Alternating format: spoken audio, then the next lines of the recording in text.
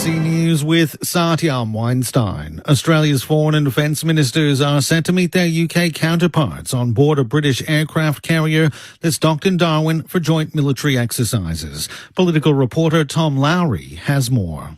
This is the first time since 1997 that a UK aircraft carrier has visited Australian waters. They're keen to demonstrate that they have the capability to reach this part of the world with an asset as powerful as HMS Prince of Wales. It is arguably the most powerful surface vessel they attain. It is a visit designed to send a particular message. Foreign Minister Penny Wong and the Defence Minister Richard Marles met their UK counterparts David Lammy and John Healey in Sydney the other day. And John Healey made the point in a press conference that the UK does have concerns about the situation in the Indo-Pacific. They're concerned about China's behaviour in places like the South China Sea. The Israeli military says it will establish humanitarian corridors in the Gaza Strip and has resumed airdrops of aid. The BBC's Hugo Beshega reports. With mounting international outrage and reports of more Palestinians starving to death, the Israeli military has announced a series of measures to ease the worsening humanitarian crisis in Gaza. Airdrops of aid have resumed, and perhaps more importantly, humanitarian corridors are to be created to allow the safe movement of UN convoys to deliver food and medicine. The military also said it was prepared to implement humanitarian pauses in densely populated areas in the territory. Doctors Without Borders says 600 children have died from malnutrition at its facilities in Nigeria in the past 6 months. The medical charity says cuts to foreign aid by the Trump administration in the US are worsening the crisis. It comes after the World Food Programme announced it was suspending all emergency food aid to Nigeria. MSF's Nigeria's spokesperson, Dr. Ahmed Al-Dikari, says a lack of funding means aid groups are unable to provide vital supplies. The situation that we are currently witnessing at Doctor Without Borders is really indicating that there is a huge increase in the number of the patients that we keep receiving, suffering from the acute malnutrition, but also the complication of acute malnutrition. There have been intense discussions between EU and American trade officials ahead of a meeting between US President Donald Trump and European Commission President Ursula von der Leyen. The talks will be held in Scotland, where Mr. Trump is visiting his golf course. The US president says he thinks there's a 50-50 chance of reaching a trade deal with the EU, while European leaders say they're cautiously optimistic. Mr. Trump has threatened a broad 30% tariff on EU goods from August 1st. At least 11 people have been stabbed in what authorities are calling a random attack in the U.S. state of Michigan. Police say a suspect's been arrested following the stabbings at a Walmart in Traverse City. 6 of the victims are believed to be in critical condition. South Australia's Premier has announced a $15 million rescue package to stop disability provider Bedford from going into voluntary administration. Rachel Merritt has the story. Premier Peter Malinauskas says the rescue package will consist of 2 parts. The first will be to immediately secure the jobs of Bedford's workers, which will buy time for the federal government to step in and develop a long-term business plan. Mr Malinauskas says Bedford's management has made poor financial decisions and CEO Myron Mann has resigned. Not that long ago, Bedford was in a really strong financial position with a healthy balance sheet and strong cash flows. That is not true now. Restructuring firm McGrath-Nicol has been appointed to work with Bedford as part of the package. The Veronicas say they're honoured to be recognised in Triple J's Hottest 100 of Australian songs. The twin sister duo's 2007 electro-pop track Untouched was voted the 3rd best Australian song of all time. Jess Orglasso, who makes up one half of the Veronicas, says they're proud to be acknowledged among other Australian talent. We are on top of the world right now. We are actually in shock. I'm in tears. I feel very emo right now. It blows our mind to be included in this list of all of our heroes. We grew up on Australian rock and roll. Our parents raised us on Sky Hooks, Crowded House, John Farnham, AC/DC, In Excess. And Turkey has recorded its highest ever temperature as the country endures a heat wave and widespread wildfires. The Turkish Environment Ministry says temperatures of 50.5 degrees Celsius were measured at Salopi in the southeast. Heat records have been smashed across the world in recent years as global temperatures rise. You're up to date with the latest from ABC News. Ben Cameron and Corbin Middlemass from ABC Sport here. Alongside Paul Roos, Brett Delidio and Poppy Penny, we bring you all the latest AFL news from both on and off the field on the ABC AFL Daily podcast. You can hear it all on the ABC Listen app. Up to steady and pull the trigger! Get ABC AFL Daily Podcast. It's your daily footy conversation. Find it on the ABC Listen app. ABC Sport. We begin this broadcast by acknowledging the traditional custodians of the land on which this match will be played today and pay our respects to their elders past, present and emerging. We extend that respect to Aboriginal and Torres Strait Islander peoples listening.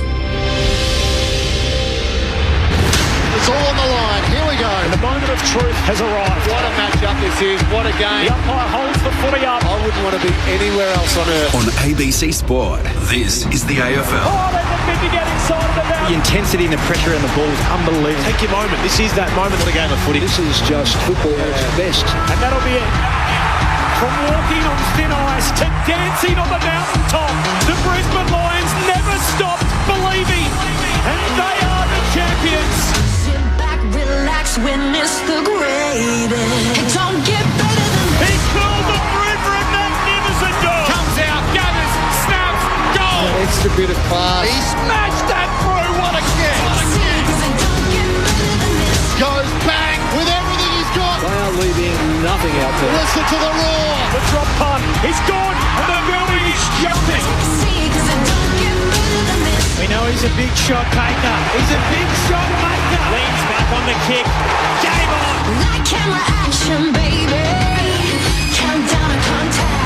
From the right forward, off it. Oh, he's a sharpshooter, all right. Step up in the big moment. Points to the man on the mark. Drop punt. He's there. Gathers, snaps. He'll bring the house down. Sit back, relax, witness the greatest. It don't get better than this. He'll put it on the boot. Kick up towards the logo. You take a seat, cause it don't get better than He this. defies the laws of gravity. He runs onto it 50 from goal. He's in Dusty's pockets. He shoots. Oh, he's as bloody good as Dusty. Oh, yeah. Rose snaps goal. The drop punt. It's good. And you can hear that body roar. Sports one way and the next and the snap. There's the finish. 60 out. Oh, my goodness. That's a massive kick. Big time spot. Big time goal kicker. That's why we love football. Brilliant to watch. From the centre wicket. Whacks it for 6. Scores level. Running past. Throws it on the left. Could that be the sealer? Seconds ticking down. We're not done yet. What a finish. Welcome to the 2025 AFL Premiership season on ABC Sport. On radio, on digital, and on the ABC Listen app. You take a seat, cause it don't get better than this. They are no longer the ladder-leading Pies as Collingwood look to get back on the winners list after back-to-back losses, while the much-improved Tigers claim the biggest scalp potentially in season 2025. Hello, welcome to Sunday afternoon footy on ABC Sport. We're at the MCG where the sun has gone away and some light showers are starting to fall. Collingwood will be without Scott Pennery this afternoon. The 37-year-old has pulled up sore, so he will be out of the Collingwood lineup, and Olive Markov will come in. The Pies with 14 wins and 4 losses, having gone down last week to the Fremantle Dockers.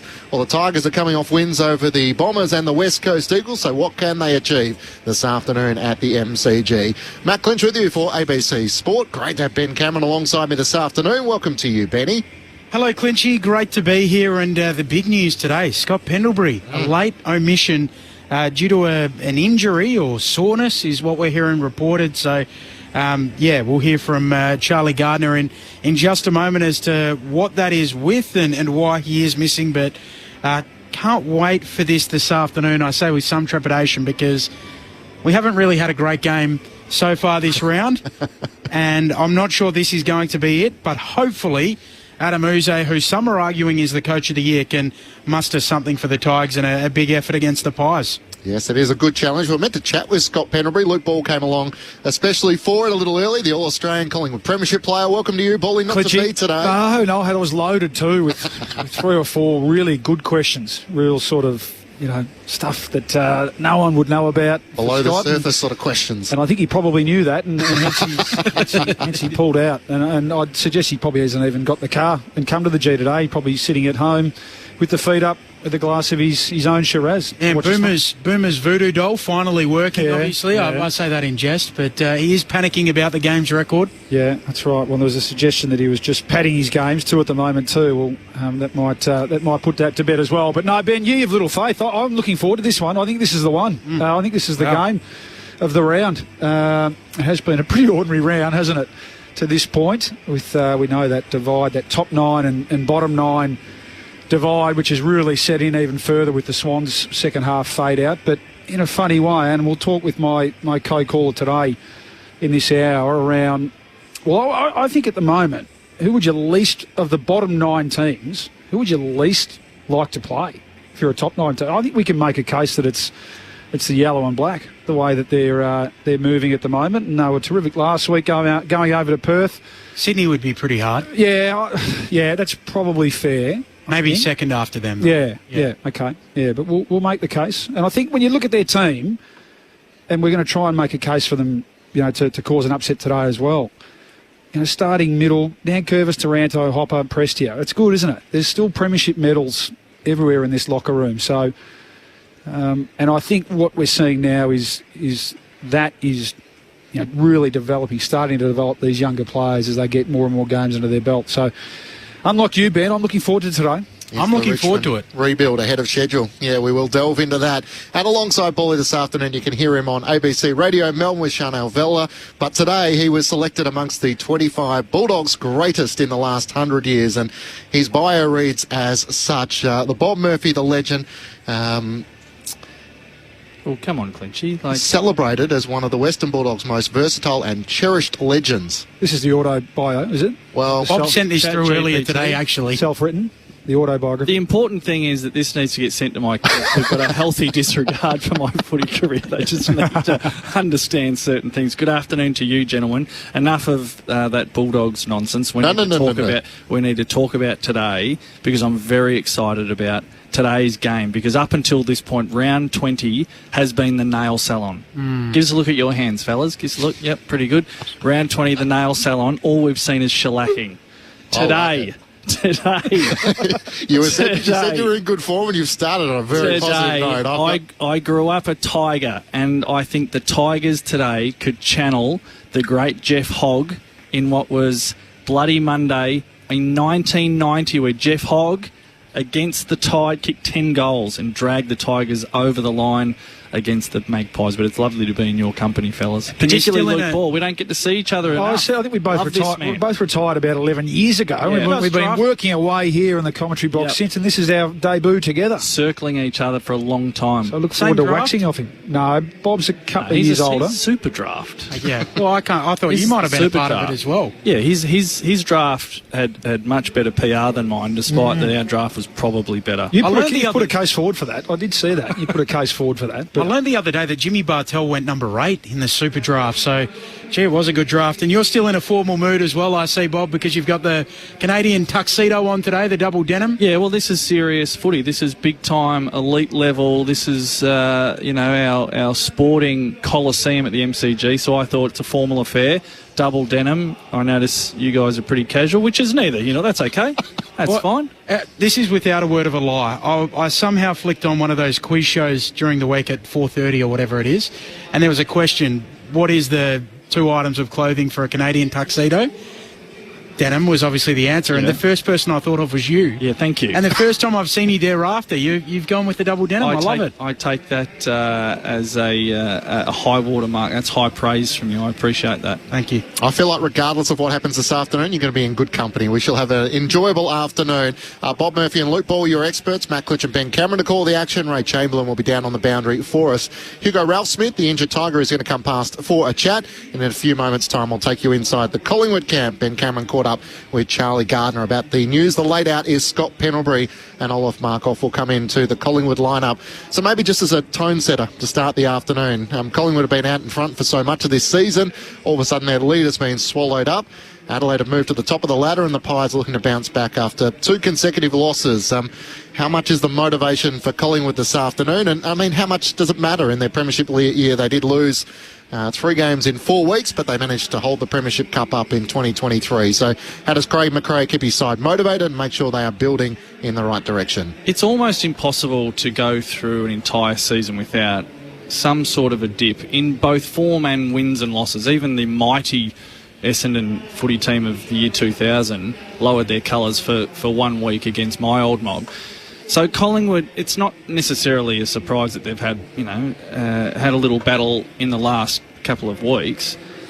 It's how you get out of it. And I suppose if you were looking through optimistic glasses for Collingwood, and it's pretty easy to do that today, they should win today. Now, should is one of the most treacherous words in sport. We should do a lot of things, shouldn't we, in both sport and in life. But this is the perfect opportunity for them to get their mojo back. But like Luke has suggested already, that the Tigers are hungry and they can also see the finish line. So they're through probably the most difficult part of the season.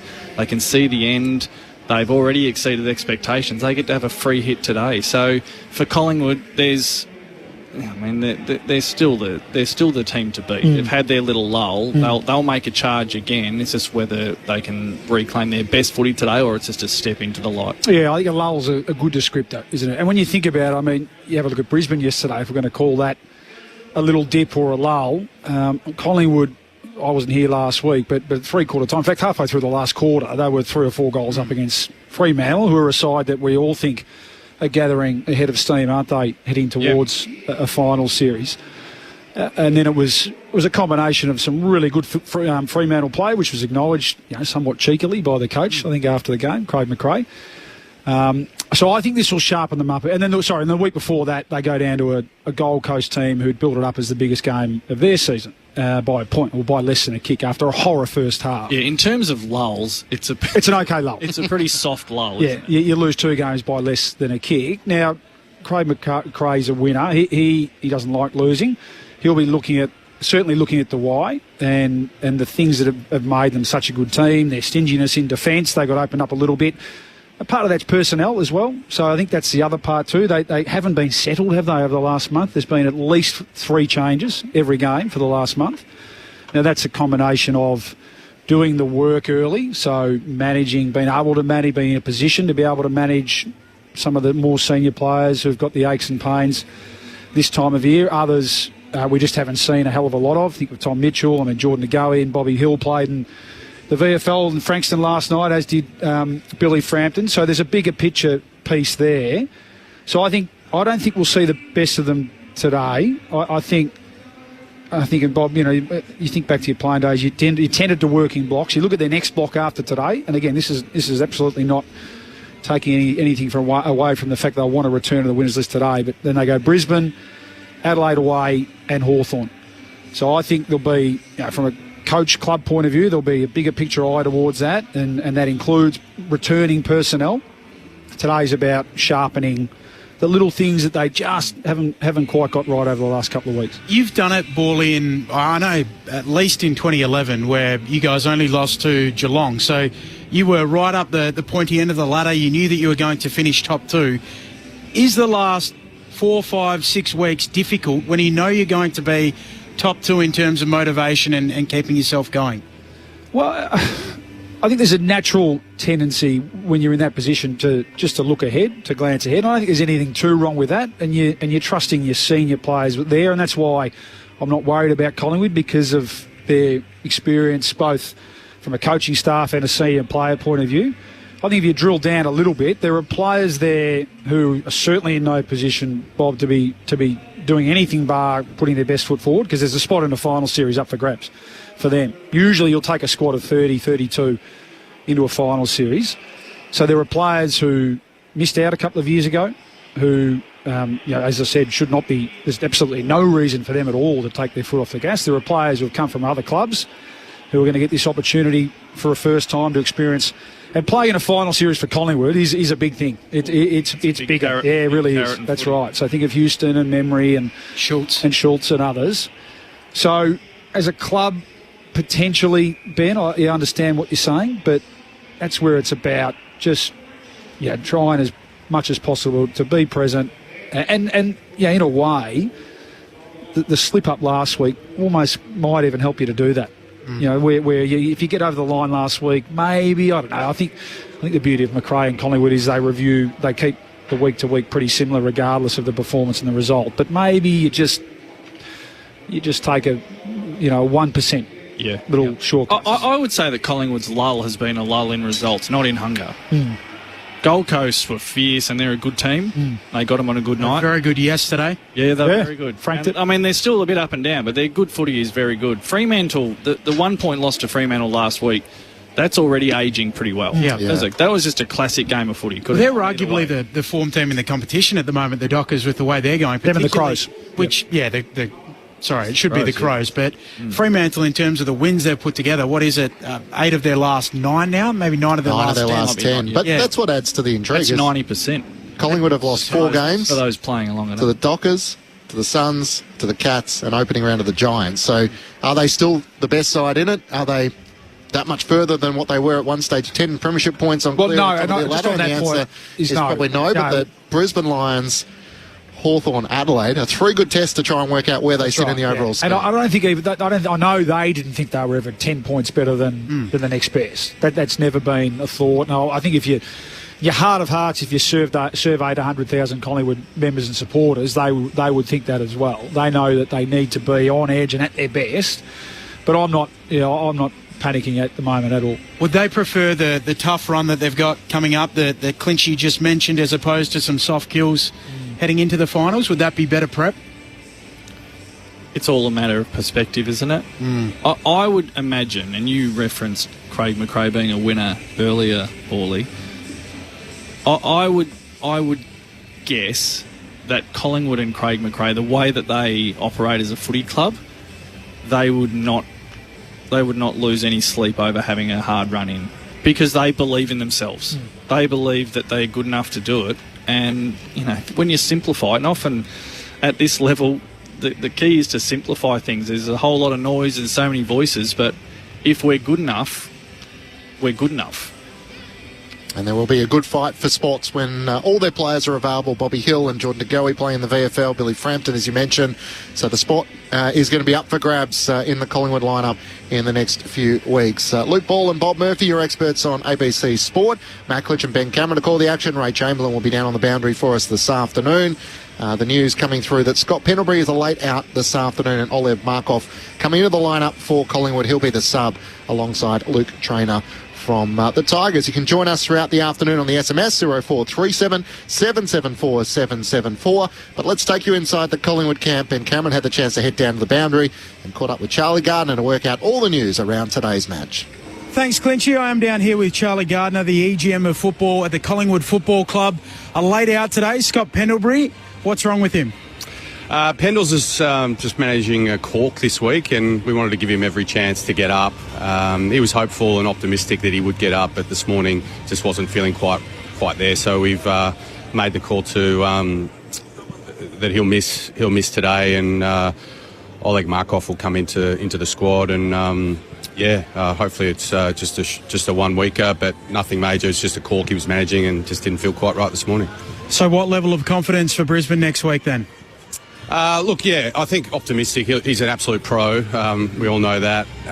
He'll be doing everything he can to get himself up. And look, I think he was close today, but we just decided that if he's not 100% right to go, that we'd be conservative, and he'll miss this week. We've actually seen you guys rest a few players or manage players in recent weeks. Nick Dacos and Jack Crisp seem to be the interesting ones, because they've got some significant individual awards, if you will, that they are dealing with too.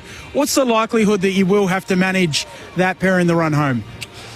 Yeah, look, I think Jared Wade, firstly, and our coaching staff have done a terrific job managing our squad across the season. And we've got a tricky run coming up with a 6-day break and then 5-day break into Hawthorn. So I know our high-performance team and our coach will be thinking a bit about how we maximise the team for both of those games and win as many games as we can in the run home. We certainly have our eyes on finishing as high as we possibly can.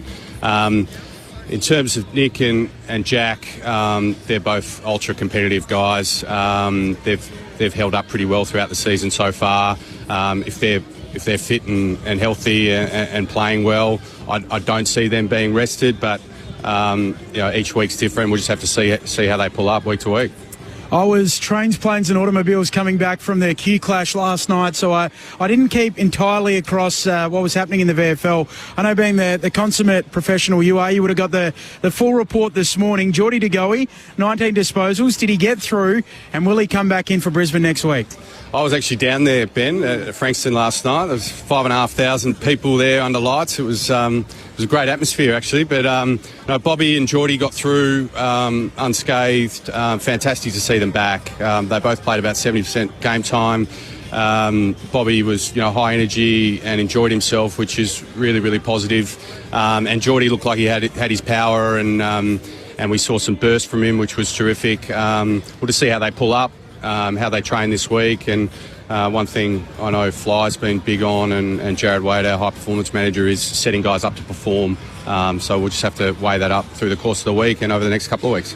Lost last week to Fremantle, a 1-point game there. Reflecting during the week, what went wrong from your point of view?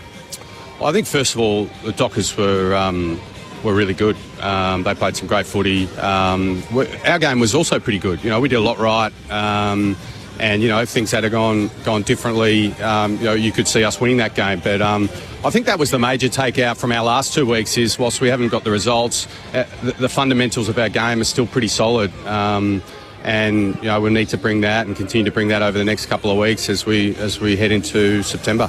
As someone who can be a little cheeky from time to time, and it can get me into a little bit of a pickle, what did you make of Craig McRae's comment about Fremantle's speed of ball movement post-game? I'm not sure I heard it, Ben. What did he say? He said they're a pretty good side, Fremantle, when they move the ball quickly. Maybe they should do that a little more often. Well, I don't know. Maybe he's just Fly. He can be a bit cheeky, I suppose. But they did move the ball well against us and opened us up a bit, our defensive 7 or 6. So, I watched a bit of the Dockers game yesterday, and they're going to be they're hard to beat when they're up and going. They're playing some exciting footy. So, I don't think he meant anything more than that they're going to be hard to beat when they play fast footy. Everyone gets stuck into me with the phrase I use about Hayden Young being the straw that stirs the drink, but I feel like he is for that Fremantle midfield. Just lastly, I know you weren't here at the Pies in 2023, but it was this point in the season where there was a little bit of a flat spot, and far and away the best team throughout the home and away season. You guys have sat at the top of the ladder for a large part of this year. What is it? Do you have to manage motivation as you approach finals? How do you handle this period? Oh, look, we're out to win every game from here on in. I think what often gets forgotten is just how hard it is to win games of AFL footy. Teams are doing their homework and scouting each other relentlessly. What they need to manage and what are the weaknesses they can exploit. And I'm sure that's what other teams have been doing to us. Gold Coast, you look at their recent results, they're going really well. They were great against us 2 weeks ago. So I don't think it's any more than teams have a bigger sample size on other teams. They can do more work on them and find ways to get over the top. So look, it is a long season, and we're getting to. I think this is the last game of the normal season. Richmond's the last team we haven't played. Teams are working each other out, but it's just a long season and hard to win games of footy. I don't think it's any more than that. Yeah, I could easily ask you about whether the season is too long, and maybe I will, but I've got to ask you about the cowboy tackle. Our experts were all over it. Brett Delidio is as sharp a football mind as there is. He called it in the moment. He said, look at the Pies players. They're not trying to tackle them. They're trying to keep the ball in motion. You guys just continue to innovate. Well, our guys tell me they've been doing that for a few years, so everyone's been a bit slow on the uptake. Yeah. But maybe Lids isn't as sharp as I thought. No, Lids is very sharp. Look, I think one thing I've been really impressed with coming to Collingwood is some of the coaches we have on staff. Hayden Skipworth's an incredible senior assistant coach, supports Fly really well. Those guys are looking at how they can maximise moments and millimetres and inches in the game, and that's a great example of it. I feel like we've covered off nearly everything. Is the season too long? Oh, Ben, I'll leave that up to other people. Look, I like some of the discussion around changing up the season and introducing competitions within the season. I like thinking about those things. How do we keep the season exciting towards the end for those teams that may not be in contention for the top 8? I really support all of those discussions. Appreciate your time. Thanks, Ben.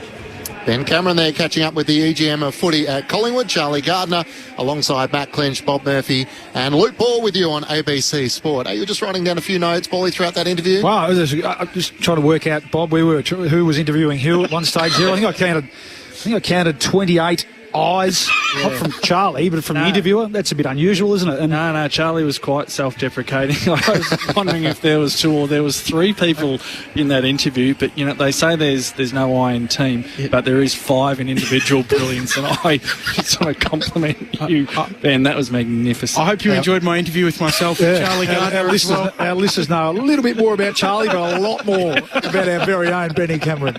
We're at the MCG in the lead up to Richmond taking on Collingwood. It is the Alana and Madeline Foundation match. There is a late change for Collingwood. Scott Pendlebury is out. Olive Markov comes into the Collingwood lineup. He will be the sub this afternoon, and Luke Traynor as well.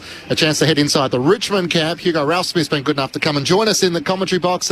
Hugo, great to see you. Unfortunately, your season is done with a hamstring injury, but what's it like when you come along to the footy this afternoon and you're not featuring? Yeah, no, it's a little bit weird. Obviously, I want to be out there, but hopefully the boys are in good form at the moment, and 2 wins on the board in recent weeks, so I'm excited to see if we can make it a 3rd.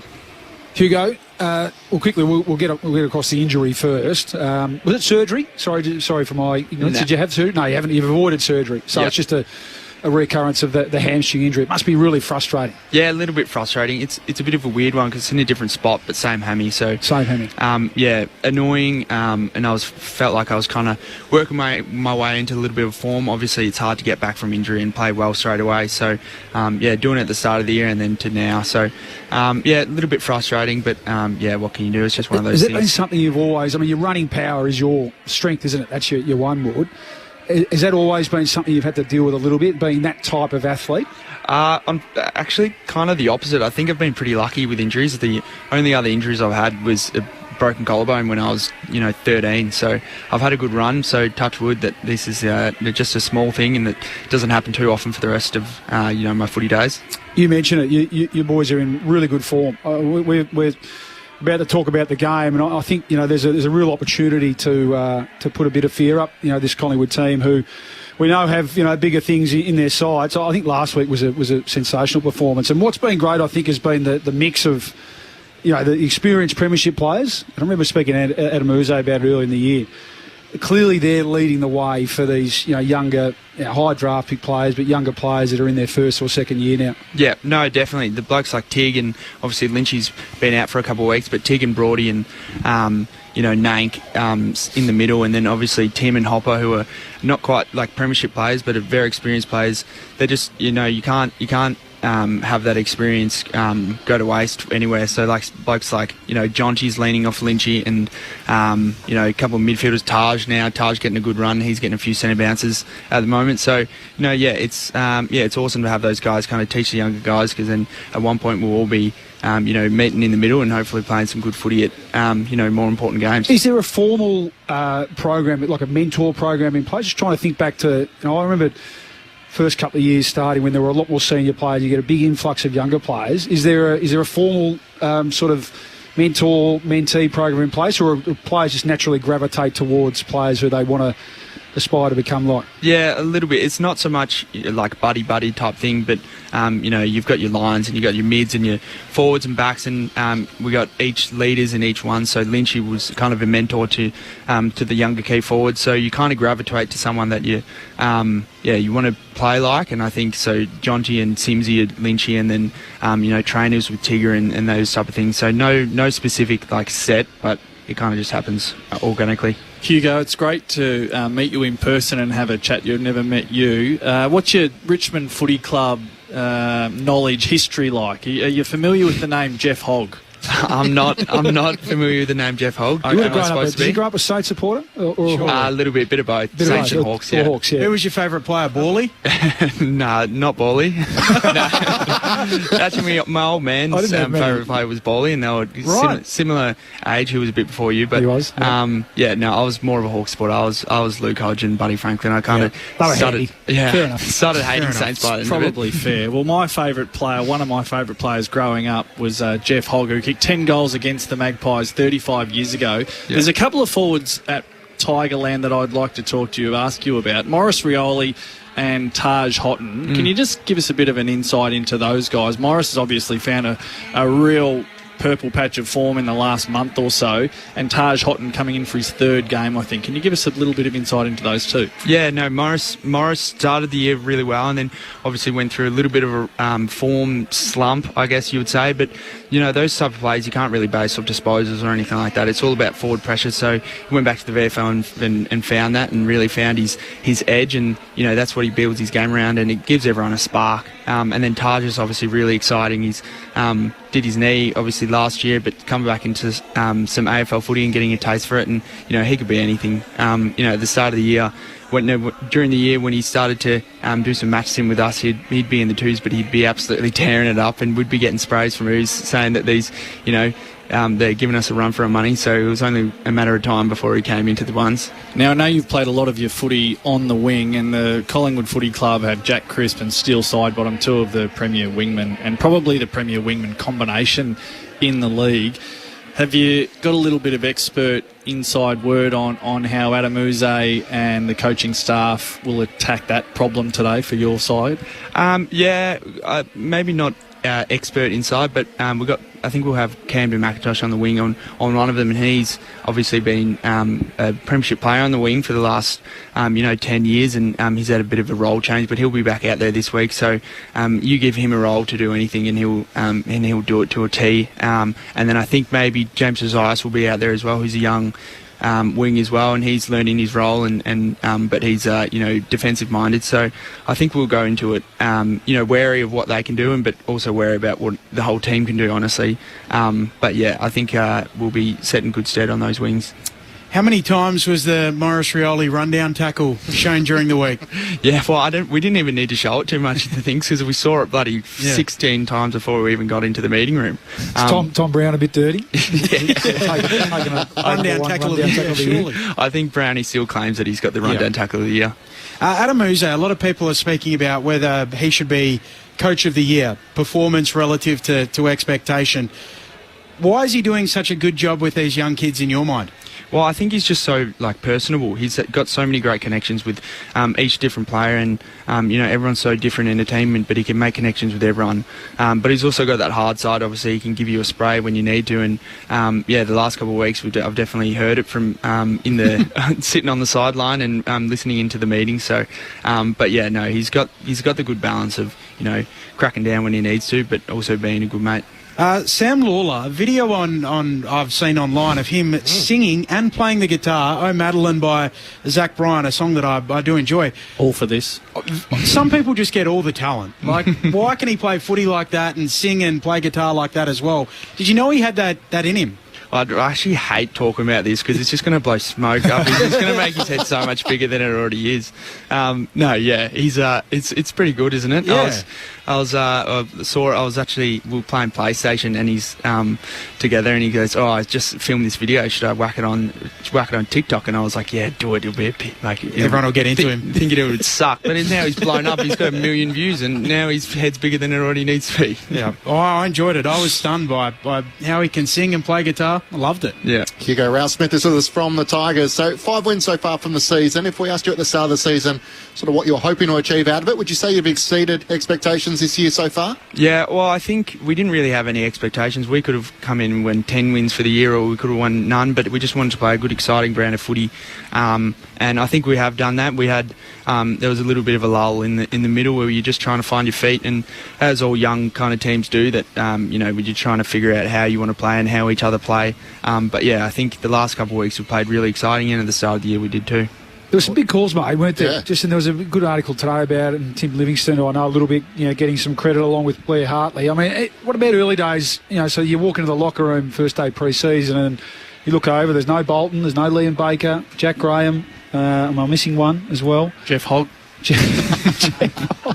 Rioli, of course. Rioli, Yeah. yep. So they're 4 champions of the club, premiership players. So there was, the club made some big bold calls, didn't they? But they look like right here, right now, they look like right calls, as hard as it would have been. And I imagine that the locker room takes a little bit of a time to adjust to those guys not being there as well. Yeah, definitely. No, they're greats of the football club, and they're also leaders. So it definitely gave a bit of a kick up the arse to the 3 to 6 year players that need to step up and take more leadership roles, and credit to where credit's due. Blokes like Sam Banks and Tom Brown, leaders of the back line, and then up forward Lynchy obviously has been a leader forever, but he's taken another step up, I believe, and so it just made everyone forced to get better, and I think that's why we're playing good footy now, because everyone's taking ownership in what they need to do. Tell our listeners that might not be aware about the Alana and Madeline Foundation, preventing children from violence, bullying and cyberbullying.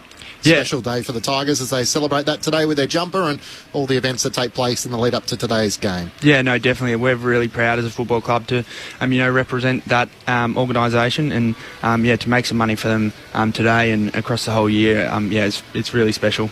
Now, you grew up in the Bayside suburb like Bawley. Oscar Piastri went to school with you. Do you follow the Formula One? Are you close mates still? I'd like to say we're close mates. That's my claim to fame. But we went to school together, and I've been into the F1 maybe the last 2 years. Me and Jacob Hoppers, he's really into it. So we went along this year to the Melbourne one, and been following on closely. And I've actually flicked him a message, but he R&R'd me. So I don't think we're two super close mates anymore. What's R&R? I'm not up with the kids here. No, he read my message and didn't respond. Oh yeah. I'm gonna start using that. I just say crowbar that into a conversation with my kids this week. Well, that happens to you a lot, so now you know. That is true, Bawley. I wish it wasn't, but it is. Now, the final question. Richmond, so many speedy forwards. Who's the fastest? Where do you sit in the grid for the Richmond small forwards / wingers? Great question. We've had many debates over this in the last couple of weeks, especially when I'm on the sideline and Seth's been on the sideline and we're doing our 30-30s where we're just trying to get a little bit of high speed. But yeah, depends who you ask. If you ask me, I say me. If you ask Seth, he says Seth. You ask Morris, he says Morris. So I'm the only one with a grand final sprint under my belt. Can you get yourself up for that now? What do you got about? Well, you've got time to get yourself up for that. Maybe we'll have to see. Well, there's rumours that Gout might be running it. So wow. Got to get to that one. If he does, then exclusive. I'd like to see how it went. Cheapers. Hugo, thanks so much for coming in. Good luck with the hamstring recovery. Hopefully we see you on grand final day, and best of luck for the Tigers in the end of the season and the home and away run. Beautiful. Thanks, guys. Thanks for having me. Good on you. Thank you. Great to have Hugo Ralphsmith from the Tigers join us into the lead up to Richmond, taking on Collingwood from the MCG. And thanks to the Tigers, it is so great whenever we get the chance to meet these players face to face and learn a little bit about their footy journey and the chance to be a part of the AFL system. There is one late change for Collingwood this afternoon. Scott Pendlebury is a late out. Charlie Gardner joined Ben Cameron before the game, the EGM of footy for the Magpies. It is a corky, so he is being rested ahead of their matches against the Brisbane Lions, Hawthorn and Adelaide in the weeks to come. So Olaf Markov comes into the Collingwood lineup. He'll be the sub this afternoon, and Luke Traynor for the Tigers. So Bawley and Bob, you look at Richmond's run. They've got the Gold Coast Suns next week at in their away clash, St Kilda, North Melbourne and Geelong. So there's a chance still for a couple of wins, 5 for the season. Would you say they've exceeded your expectation, given a lot of people said they might? That's a loaded question. Well, I know that this is a loaded question, because at the very start of this season, when it became time for season predictions, that I did put out into the universe that the Tigers may not win a game. So that. I'm just wondering how you feel about that now at round 20. Well, I think the question of have they exceeded my expectations would be a rhetorical one. Absolutely. No, they have totally exceeded those expectations purely on the win-loss, as we've articulated there, by 5. But I've got to say, even on a night from a few weeks ago where they got belted by Geelong, even within that game, I was impressed that they took the game on. They took the ball through the corridor. Yeah, of course they ran out of steam and Geelong were far too powerful. But there's certain shades of bravery in our game. There's many different shades of it. And I feel like for a side that's at the development stage of where Richmond's at, to go down to GMHBA and to not just plonk numbers behind the ball and play safety, they actually played a game of footy. And yeah, you get a bit of pain for that, whilst the list isn't quite there. But I think in the long term, I take my hat off to Adam Uzo and the Richmond Footy Club on that night in particular for a metaphor for their broader belief of, no, there's not just getting games into young players. We want to teach them the style of footy that they will play in years to come, instead of just, okay, look, we'll take a loss here, but we'll minimise the damage. There's an identity, isn't there, being built? Totally. Yeah, I think that's really clear, and that's sort of in stark contrast, unfortunately, to the Kangaroos, who last night, and one or two others who seem to be just caught in the middle a bit. I think, in a sense, they made some hard calls, like we just spoke about. We've seen glimpses, haven't we, from all these young, and not only the high draft picks. I mean, you look down today, no Layla, no Smiley. We haven't seen him at all this year. Armstrong, Hotton's second game in, which is great. Trainer's been really good, I think. But it's Fall, it's Brown, Rioli, Tyler Young. Some spine, I think, as well, which is really starting to take shape, and then they're getting well led. I think that's and that's probably the difference maybe between them and a Kangaroos at the moment. They're getting really well led by Floston behind the ball. You hear, I mean, Tom Lynch hasn't been out there a heap and hasn't been performing, but I think you're feeling, probably Monday to Friday, his impact on the group, and then Nankervis, Prestia, Taranto, Hopper in the middle. So the bones are still there. It feels like they cut deep so that they could go to the draft and get the full regeneration, but they've kept a few bull elephants as well to just bring the kids through, as Ross Lyon would say, like you alluded to there with Floston and Broad and all of the older guys, to just see them through, teach them the habits and how they need to go about it. Yeah, and I think they identified last year's draft as being really strong. Yeah. And so far, nothing to indicate that that's not the case, and potentially this one not being as strong. Hence, making the big calls on Rioli and the Premiership stars to get big maximum bang for buck for them. And in the space of a year, you'd have to say they've leapfrogged the Kangaroos. Well, I was just about to say, Paul, you took the words out of my mouth. The performance of the Tigers this year is embarrassing for North Melbourne. It really is. North Melbourne are years ahead in terms of how they've cut their list back and developed and brought in new people and done everything that there is to do in terms of redeveloping a footy team and a footy club. Where are they at the moment? So the cherry on top of that is Richmond received North Melbourne's first round pick this season, the end of this season, which is currently pick 2. So they might have pick 2 and pick 3, with West Coast potentially on what happens with the free agency around Oscar Allen, with maybe 1 and potentially 2 jagged in the middle, depending on how that plays out. But the Tigers have accelerated their progression incredibly well, and it feels like the next step will be next year the competition for spots. They have depth in their spine, in defence and in their forward line. So which of the young talent is going to step up? And maybe the challenging questions will be, can a Dion Prestia's body hang in there? Will it still be Hopper, Taranto, Prestia as their key mids, or is it time to give some of those younger guys they look rejuvenated, don't they? Because they can see it. Hang on, this can happen quicker than we may have been told or thought. Absolutely. Coming off the golden years, and I think you can tell the culture that they built through that period. And culture's a moving thing. I know you'll be on the spot, but there's enough of it. There's enough of the spirit of it still hanging over the club that these guys have picked up. It seems like they kept enough of those torchbearers: Nathan Broad, Toby Nankervis, Floston. Floston. Floston should be top of the list. But can it? Well, because he's got red hair? No. Oh, Ben. No, just because of the way he plays. He just seems like he is the perfect embodiment of what that side was, I think. I didn't know if that's where you were going with it, but a shout out to all the gingers out there as well. While we're there. The point around whether it can turn quickly as well, I think is fascinating, because I agree with you that Taranto and Hopper would be seeing that, but I feel like when I look at rebuilding sides, it feels like it takes a long time. I mean, you were at the Dockers for a long time, Bob, as they rebuilt, and it feels like, you need these guys to have 5, 6, 7 years in the system, all of those pre-seasons before they can be, really dominant AFL players. And we saw that with Melbourne when Petrarca and Oliver got to that age. They won the flag in 21. And it feels like the Dockers with Brayshaw, Sarong and Young are starting to get to that point I now. actually think it's really dangerous for players to hear development in 3 years, in 4 years. Now there's a responsibility of football clubs behind the scenes in terms of leadership and administration, list managers, to go through that process. I'm not ignoring that for one moment. But it is a bit of a trap when players start to hear, oh, yeah, we're a developing team. Oh, in a couple of years, in a few years.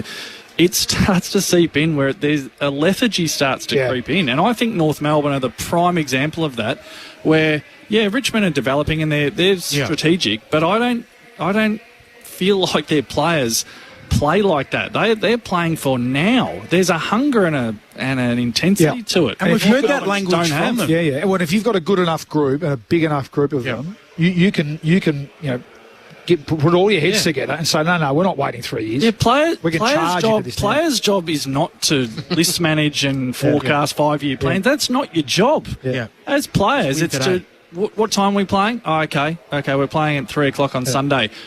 Red line it. Which even Hugo, speaking before, we had no expectations for the year. They're thinking, let's see what we can put together. And I think we've heard, the language around that from Richmond far less than North around development, Bob. So you might be onto something there in your cultural space. Bob Murphy alongside Luke Ball, Matt Clinch and Ben Cameron to call the action. Ray Chamberlain down on the boundary. Scott Pendlebury a late out. Olive Markov comes into the Collingwood lineup.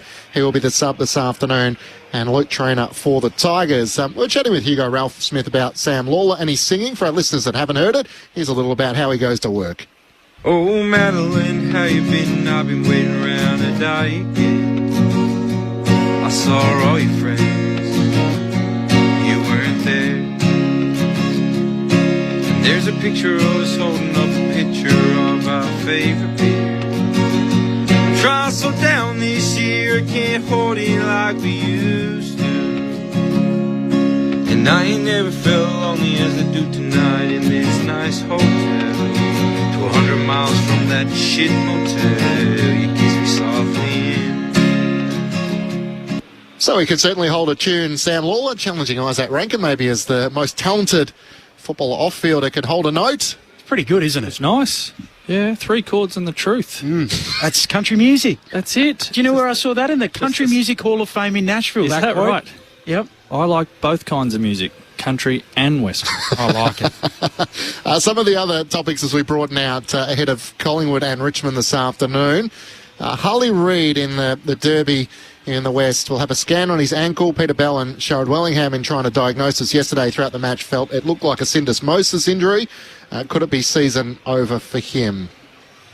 Oh, it most certainly could be. You'd think where just West Coast's season is at and how much, how important Harley Reid is to the West Coast Eagles, future plans if he stays. I would think he'd be in serious doubt for the last little bit of this season with that injury that is a bit of a curse of modern footballers.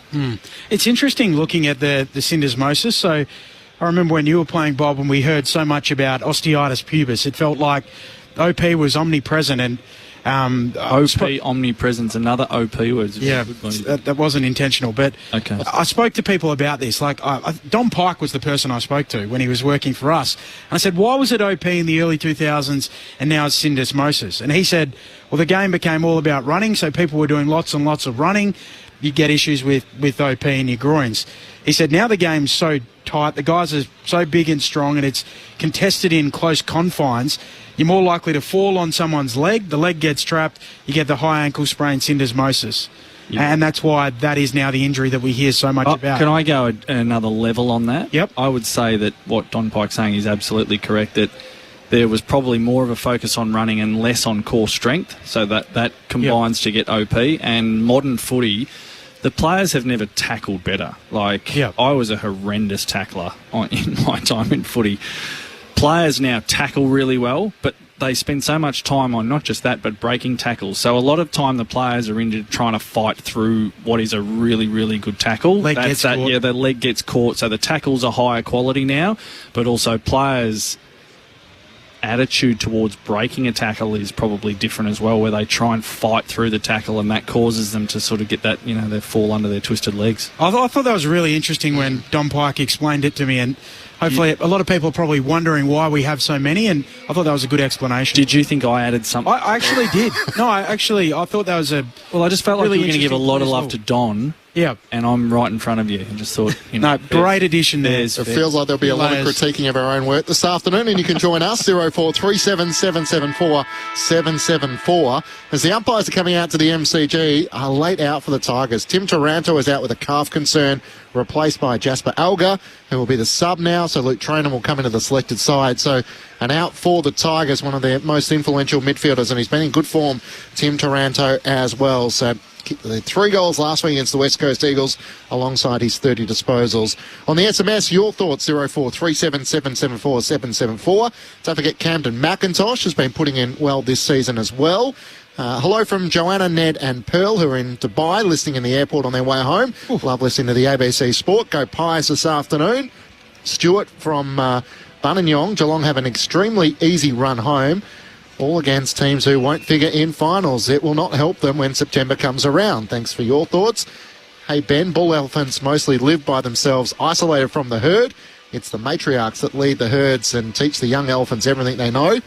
Well, I was just repeating Ross Lyon. So he told me that the bull elephants educate the young elephants. So blame Ross. Maybe you should stick to big cats, Ross, being a lion, I'm just having some trouble scrolling down my mouse, so I'll sort that out. But the Giants have confirmed calf strains for Josh Kelly and Jack Buckley, so both will miss the remainder of the home and away season. So each week, Bob, you're familiar with this question, who will finish 9th on the AFL ladder? The potential that if the Bulldogs win, let's say 4 of their last 5, then they could finish on 14 and a bit wins with a big percentage, which might mean sort of 15 would guarantee you safety in finals. So all of a sudden with Toby Green with that suspension for one match They're against... probably vulnerable, aren't they? Isaac Heaney. Gee, the Thursday night now Giants builds versus us in Bulldogs is a massive to game. a massive game between the Bulldogs and the Giants on Thursday night. How much do you think that'll shape the run home, and who do you think in your eyes, for just this week, you can change week to week, will finish 9th? On the basis of those injuries, I think the Giants are now vulnerable. I think they might be the ones to slip out. So the Giants have the Dogs, North Melbourne, the Gold Coast Suns and St Kilda. Could be game of the year Thursday. Yeah. We need to win 2 of those on the run home. The Bulldogs have the Giants, Melbourne, West Coast and Fremantle. Yeah. So they probably need to win 3 or 4. Need to win 3, so it comes down to that last game potentially. Slip up 4. Hawthorn have a couple of tough ones coming up. 3 tough ones. Yeah. They have Adelaide, Collingwood, Melbourne and Brisbane. Yep. They're the team I think a bit vulnerable all of a sudden. So do I. I'm with you. It'd be hard to fathom, wouldn't it, the Hawks missing out? Because you feel like their graph's trending up. But probably need to win 2 of their 4. Yeah. Adelaide, Collingwood, Brisbane, Melbourne. So you think that we'll give them Melbourne. They need to pinch one of those other games. Yeah. Which, if they go 0-3 there, they don't deserve to play finals, do they? Really, you've got to earn your way in. You've got to beat a team in the top 8. That's an ex-Magpie there. That's exactly what I was talking about, Craig McRae and the Magpies earlier. That's how they think. I think you'd want to too. Into them. The good thing is, there's going to be no falling in this year. You've got to win your way in. And the Dockers have Carlton, Port Adelaide, Brisbane and the Western Bulldogs. So it feels like with their win over the Magpies last week, they've just about locked up their spot. But it's so even on the AFL ladder. While the top 9 might be decided, the gap between 4th on the AFL ladder, which is currently Geelong, all the way down to 7th, is just separated by percentage. So we should have a thrilling last 4 rounds of the home and away season. You can hear in the background, Collingwood have made their way out onto the MCG. There is no Scott Pendlebury this afternoon. If Markov comes into the Collingwood lineup, he'll be the sub this afternoon. And then the late news is Tim Taranto is out with a calf injury. So Jasper Elgar will be the sub for the Tigers. Luke Traynor comes into the selected 22 for the Tigers this afternoon. It is the Alana and Madeline Foundation match for the Tigers as they're about to make their way out onto the MCG. And the crowd is building. So I've had a bit of rain around Melbourne this morning. It is a coolish Sunday afternoon, but the Richmond faithful have come along. They think there are chances the Jungle Drums are beating below us before Richmond making their way out onto the MCG. So we're about 11 minutes away from the opening bounce. So Bally and Bob, maybe a few early thoughts about what you're looking forward to this afternoon, and Collingwood looking to bounce back after back-to-back losses. Gave the weather report there. It's a classic last weekend of July day as it was. As I'm looking out. It does look very traditional. I can't remember whether I looked forward to playing. I know these sort of days potentially suited me a little bit more, but look, all I will say about that is that I love driving under the roof at Marvel in July. Would you be long sleeves today? I would have wanted to. put it that way. I would have wanted. Not with Rocket though. Yeah, no, just Get I would those have been off. too sheepish, but I would have wanted to. Okay. Yeah. Can you make the case for Richmond today? We've tried to, haven't we? Or a case? We're trying to, and if you were going to make the case, because I think we all expect Collingwood to win, and we expect Collingwood to win pretty comfortably, but if you were to make the case for the Tigers today, you might look at the recent form slump of the Pies. Maybe they're still in it. They could, in terms of win-loss, maybe they're just a little bit off. Maybe they're a little bit lethargic. The Tigers have got the Lions next week, so they could potentially be a top-of-the-table match next week. Has their attention just drifted, or has some of their attention just drifted? Scott Pendlebury's out. Now, I know Taranto's a late out, so this kind of, they kind of cancel each other out. But is that a genuine corky, a genuine injury, or is that just a little clue? And if we are collecting clues of, well, this is a Collingwood footy team that is planning to fry bigger fish down the track, maybe this encounter today just isn't as important to them as the Tigers. The wings. I'm going to keep a close eye on the wings today. Become a real specialist position, hasn't it? Absolutely it has. And I think if Jack Crispin steals side bottom lineup today on the wings, I wonder if Adam Uze has a target for them. Camden McIntosh is a name that is familiar to us. I wonder if they do go a wing-on-wing scenario at stoppages, or even further than that, some in-depth close attention on their wings just to sort of shut them down. You'd think Collingwood will win, but I just think that the Tigers are hungry, and there's a month to go in this year. They've got a bit to play for. Can you just explain to people who are listening as to why the wings are such a specialist position in modern-day footy? Well, it's interesting. So the centre back, the ball goes down now. Now, 20 years ago, the wingers would charge in, wouldn't they? And try and create numbers around the corner. You never see that now. Well, they don't even take a step. It's really interesting. It's become a real tactical or strategic shift. And the best ones, and you think of the Dempsey at Geelong, and there'll be others. Help me out. Goulden at Sydney. The guys you mentioned here, Lipinski's played that role really well. So there's definitely an athletic profile around them. There's speed. There's outside speed. There's endurance. And I think what we're seeing now is there's size too. The ability to be able to go forward and take a catch, deep forward, take a catch and hit the scoreboard. And then just as importantly, obviously, go back, read the play on the fat side of the ground, go back and support your defence.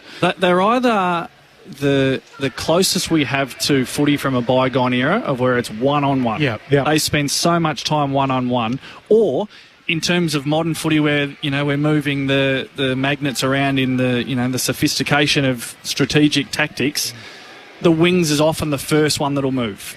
Okay, we're going to change things up. Okay, we're going to go wing on wing. Actually, we're going to separate it. We're going to take him further off the stoppage.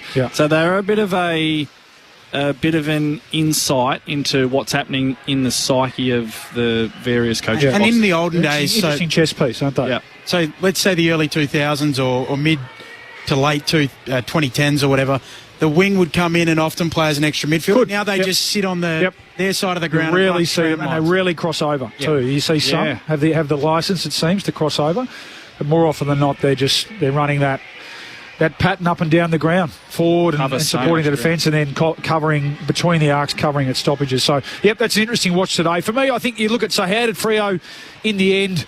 You look at that last quarter in isolation, how'd they get the Pies last week? It was boldness and braveness and accessing the corridor, catching the Pies off guard there, and it was speed.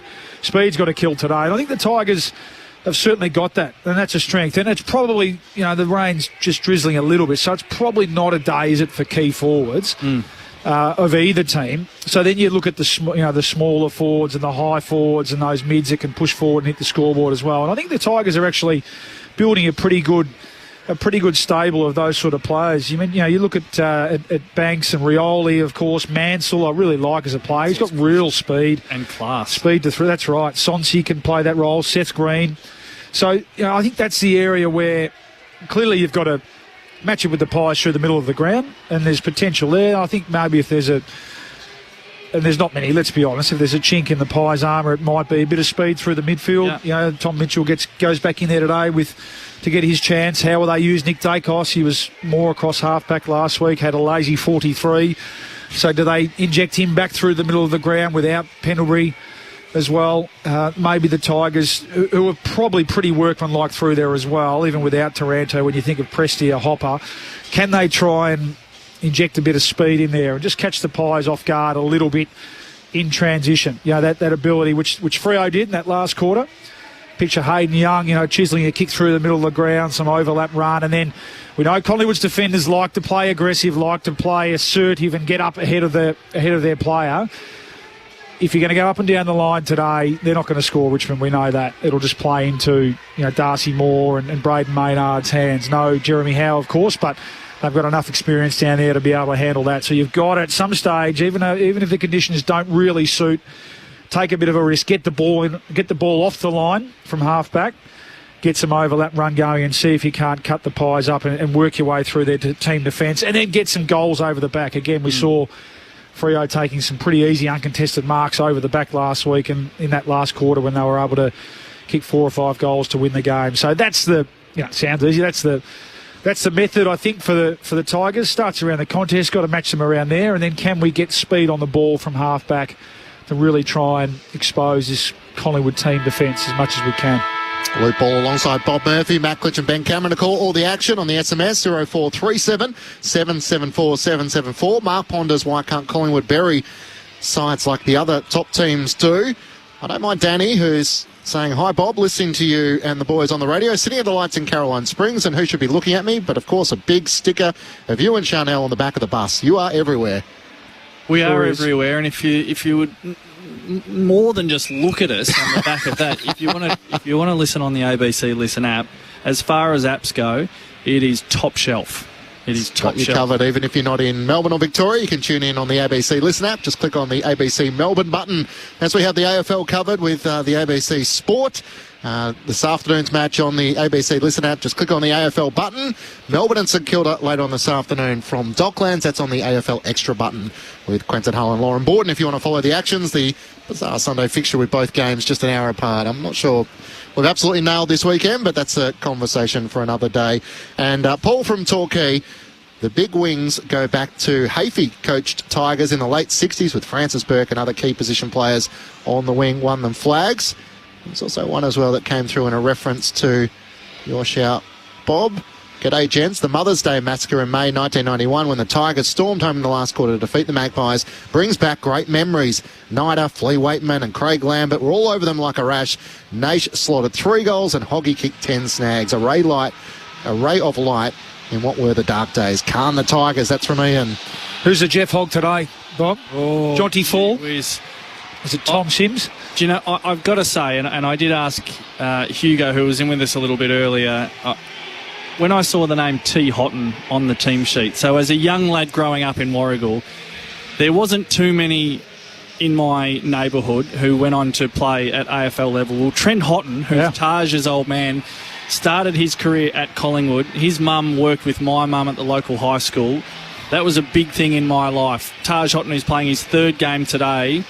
Trent, his dad, was a really athletic, exceptional sportsman, let alone footballer, and could play in a multitude of positions. So he's one of those players that I keep an eye on. I would love today for him to announce himself. It's a big ask. He's only in his 3rd game playing against the mighty Collingwood Footy Club. But I just know his pedigree, and I know that they're excited about him at Richmond, and I would love to see that young man step up today and have a day out. Yeah, the final member, jumping in for a sec, Ben, sitting in the front row as the captains are not too far away is Ray Chamberlain. Ray, great to have you back on a Sunday afternoon. Hopefully the dark clouds stay away and the floodlights are already on here at the MCG. Welcome to you. Guys, it's a pleasure to be here, and where else would you rather be than out in the elements today here at the MCG? I will say this, it's not cold, there's no wind, and these players are highly skilled with the wet ball. They know how to position their bodies. I'm expecting a pretty solid early sort of tussle, I think. The Tigers have ripped into their warm-up, and I think they want to get off to a good start, so fingers crossed we get that. Darcy Moore just heading out to the middle, and Nathan Broad is going to do the captaincy responsibility this afternoon, so interesting for him in his 167th game. I'm not sure there's a reason why he's taking the honours over Toby Nankervis, but maybe trying to get a bit of luck for the Tigers to start the afternoon. It's interesting that I think it was the text, that initial text now, just about the Pies putting teams away in percentage. We've seen the other top 8 teams do that, significantly, powerfully. When we think about Adelaide last night, now it was pouring rain, and they absolutely put Port to the sword. It's been the nail salon. It really, I did like that. That was terrific. Bob. I like that. But Adelaide's percentage 146, Collingwood 133. So they win today. First, obviously, port of call is to bank the points. They go ahead of them. We know they play each other in a few weeks' time. So I don't mind that call. I think Collingwood supporters, they can be pretty hard taskmasters at times, but maybe the one thing in recent times is they haven't really, once they've had foot on throat, they've just let it off a little bit. So, of course, first port of call is today to make sure they sharpen up and get the win. But can they, if they get into a commanding position, can they put a team to the sword? Yeah. That was Mark on the SMS 0437774774. Who wins and by how much, Paulie and Bob? Well, I'll go the Pies, but no, I'm just going to answer my question I just asked. I think maybe only 5 or 6 goals today. That's the feeling I've got. Bob? My logic tells me that the Pies will win by 7 goals. Danny? I think the Pies by 8 goals. What about you, Ray Chamberlain? By 60. 60 goals? Just a point. That is a nail salon. Richmond at the MCG. Collingwood without Scott Pendlebury as the Pies looking to return back to the top of the ladder and break back-to-back losses. Here's Ben Cameron on ABC Sport. Up it goes, Nankervis and Cameron. Nankervis wins the tap. Mitchell gets it for the Pies. Off to Nick Dacos. Opening clearance. Up to half-forward. Bouncing ball. Vlosten's there. Gathers for the Tigers across half-back. Away to Ross, to Short. Chaining handballs. Hopper misses Short. Loose ball half-forward here for the Pies. Schultz punches it on. Gathered by Elliott. High kick into the pocket. Schultz is there. So too Broad. Broad punches it away. And a throwing coming 40 around from the attacking goal here for Collingwood. Straight back into the centre bounce. And Dacos. Side bottom and Mitchell in there. So we'll see. Looks like Prestia is going to spend a bit of time on him. But first clearance for Nick. Now Myercheck's going to do the rucking in the forward 50 for Collingwood against Nankervis, who wins down the tap. The Richmond captain trying to get a clearing hand pass. Elliott bumped out of the way. Hand pass from Ross away to Hopper. The Tigers out of defence with a kick up towards half back. Now Bolter used his body well against Darcy Moore, and the Tigers break on the outer side. Steely Green's hand pass inboard. Down low for Mansell, has to slide in and try and win it back once more. Over the top comes Josh Dacos. Perryman taps it towards the boundary line, and eventually it goes out of play for a throw-in. No score through the opening minutes here at the MCG. Dark clouds above, and the floodlights are on. Collingwood attacking the city end of the ground after Darcy Moore won the toss. The gentleman doing the coin toss went with the old catch it, flip it, put it on the back of the hand. Haven't seen that one for a while. Throwing on the wing. Is it a wet weather coin toss? Yeah, it might be, Paulie. That's a good point. Umpire balled it up in the middle as well. The wet ground, there's probably as much chance that it lands on its side. Yep. And you just have to toss it again. So I think it's really good. That actually really happened smart. at the Q Clash yesterday. There you go. The second tape. There you go. Yep. So that's really good stuff from the coin toss today. Yep. Ray Chamberlain happy with the ball up to begin as well. Throwing on the wing here, taken out of the ruck by Nankervis. Just check sides one inside 50. Socket away there by Houston for the Pies. Onto it, Nick Dacos. Back flank. He'll kick the Pies to the wing, and a good kick for Schultz. He's got it on the worn wing. Slips over as well. Schultz looks up towards half forward where Houston's the target. Coming in from the side, Miller makes the spoil for Richmond. Bounces out the way of Hopper. Gets a hand pass away. One way, then the other. Then the kick from Ross, who comes inboard, and the mark is taken by Steely Green. The Tigers look to transition inside 50. Morris Rioli Jr. dropped the mark in the end. He was uncontested. Dean with a hand pass to Maynard. Back to Jack Crisp, who kicks Collingwood out of defence, although Allen dropped the mark. Regathers for Collingwood. Hand pass to Nick Dacos. Links up with Tom Mitchell. Back to Nick Dacos on the Shane Warne wing. He looks up towards half forward. Elliott's the target. He flies up with one arm. Can't take the mark over the top of Myercheck. Ricochets off Nankervis. Back to Elliott. Inside 50. Kick over the head of Hoskin Elliott. And Nick Flostone, the secure hands, takes the mark for the Tigers. 3 minutes in, no score here at the MCG. Just a couple of poor kicks from Jamie Elliott. Inside 50, unlike him. Vlosten kicks up to the wing. Bolter's playing forward, brings it down, gathers the footy on the wing, shanks it inside 50. Bouncing ball for Dean. Fights after it. Does well. Flicks it out to Cameron, the big ruckman for the Pies. Exits defensive 50 to Crisp. Back flank, Sunday footy on ABC Sport. Matt Clinch, Ben Cameron, Luke Ball, Bob Murphy and Ray Chamberlain. As Crisp kicks to the wing. Vlosten drops the mark for Richmond, gathers at ground level, then he's dispossessed of it. Hoskin Elliott right there with him. Out of play it goes.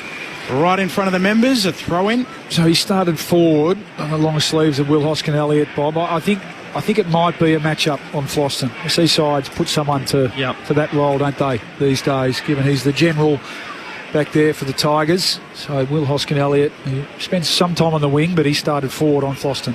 Cameron and Nankervis. Cameron gets it down to Nick Dacos. Hand pass to side bottom. Releases Tom Mitchell. High search and kick inside 50. Elliott in front position. Broad makes the spoil for Richmond. Houghton runs onto it. Tackle dispossessed. Spills out to Jack Ross.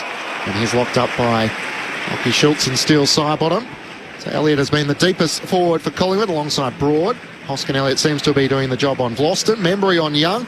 And Myercheck has the company of Miller inside the forward 50 for Collingwood. Up it goes. They play some volleyball. Houghton trying to go in, and Curvis does. And holding the ball.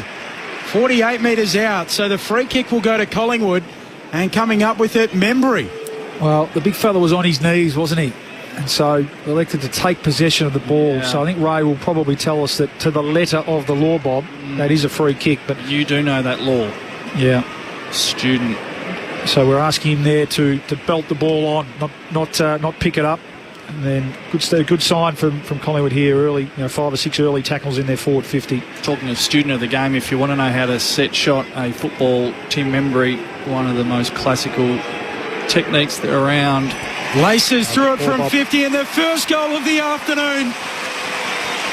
It was managed last week and he's managed the first goal of the Arvo today. 1 straight 6, plays no score. It's all Collingwood through the opening 5 minutes.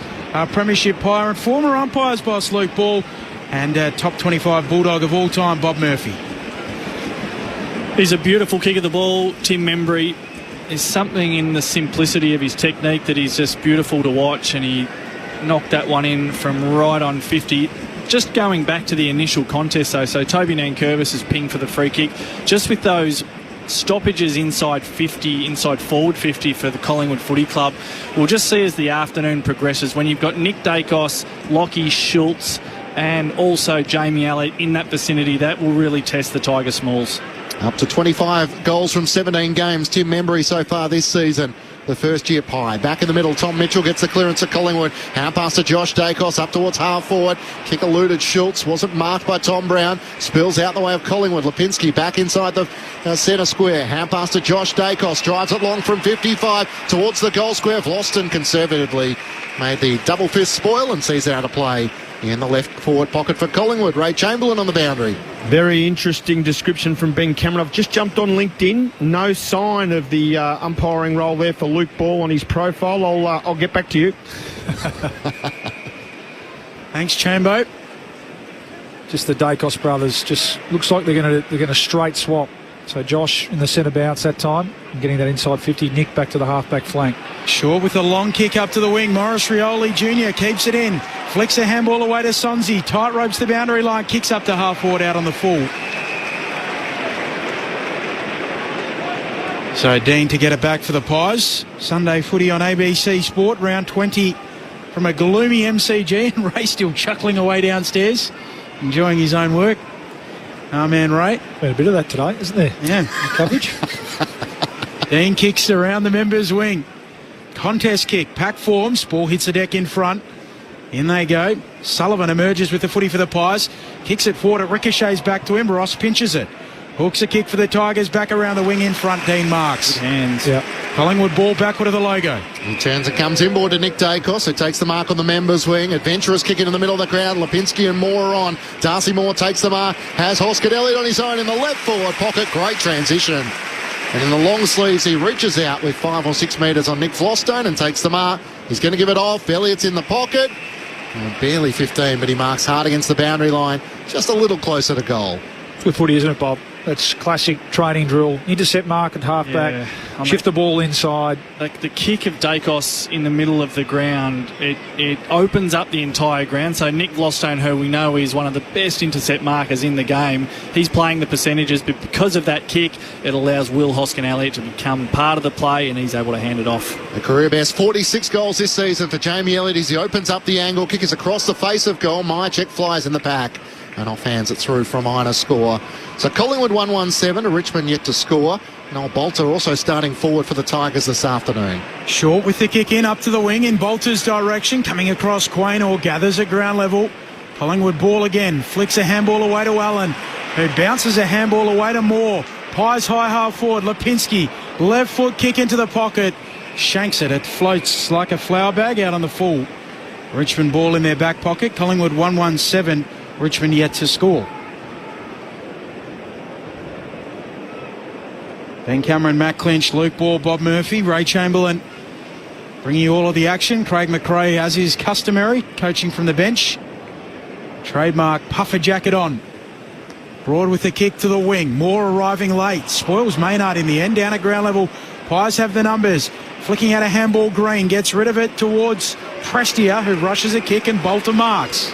Bolter looks up towards half forward. Doesn't have a lot on offer. Morris Rioli Jr. is the deepest target, so he tries to pull his kick in the direction of Mansell. Spoiled away from him by Dean. Out pass to Sidebottom, run down by Morris Rioli Jr., who's first back onto it. Hand pass to Steely Green in the right forward pocket. A centering ball looking for Tresice, who hugs it to his chest. The pressure of Morris Rioli Jr. once more on display. Yeah, well, if you weren't watching last week, Collingwood defenders, and that time it was still Sidebottom actually. Yeah, well, you haven't got that long, have you, to get rid of the footy? League footballers, there was a few years there where Cyril Rioli steps out of the game and all of a sudden footballers could just breathe easy when they had the ball, and all of a sudden there's a shark back in the water. Morris is going to get you.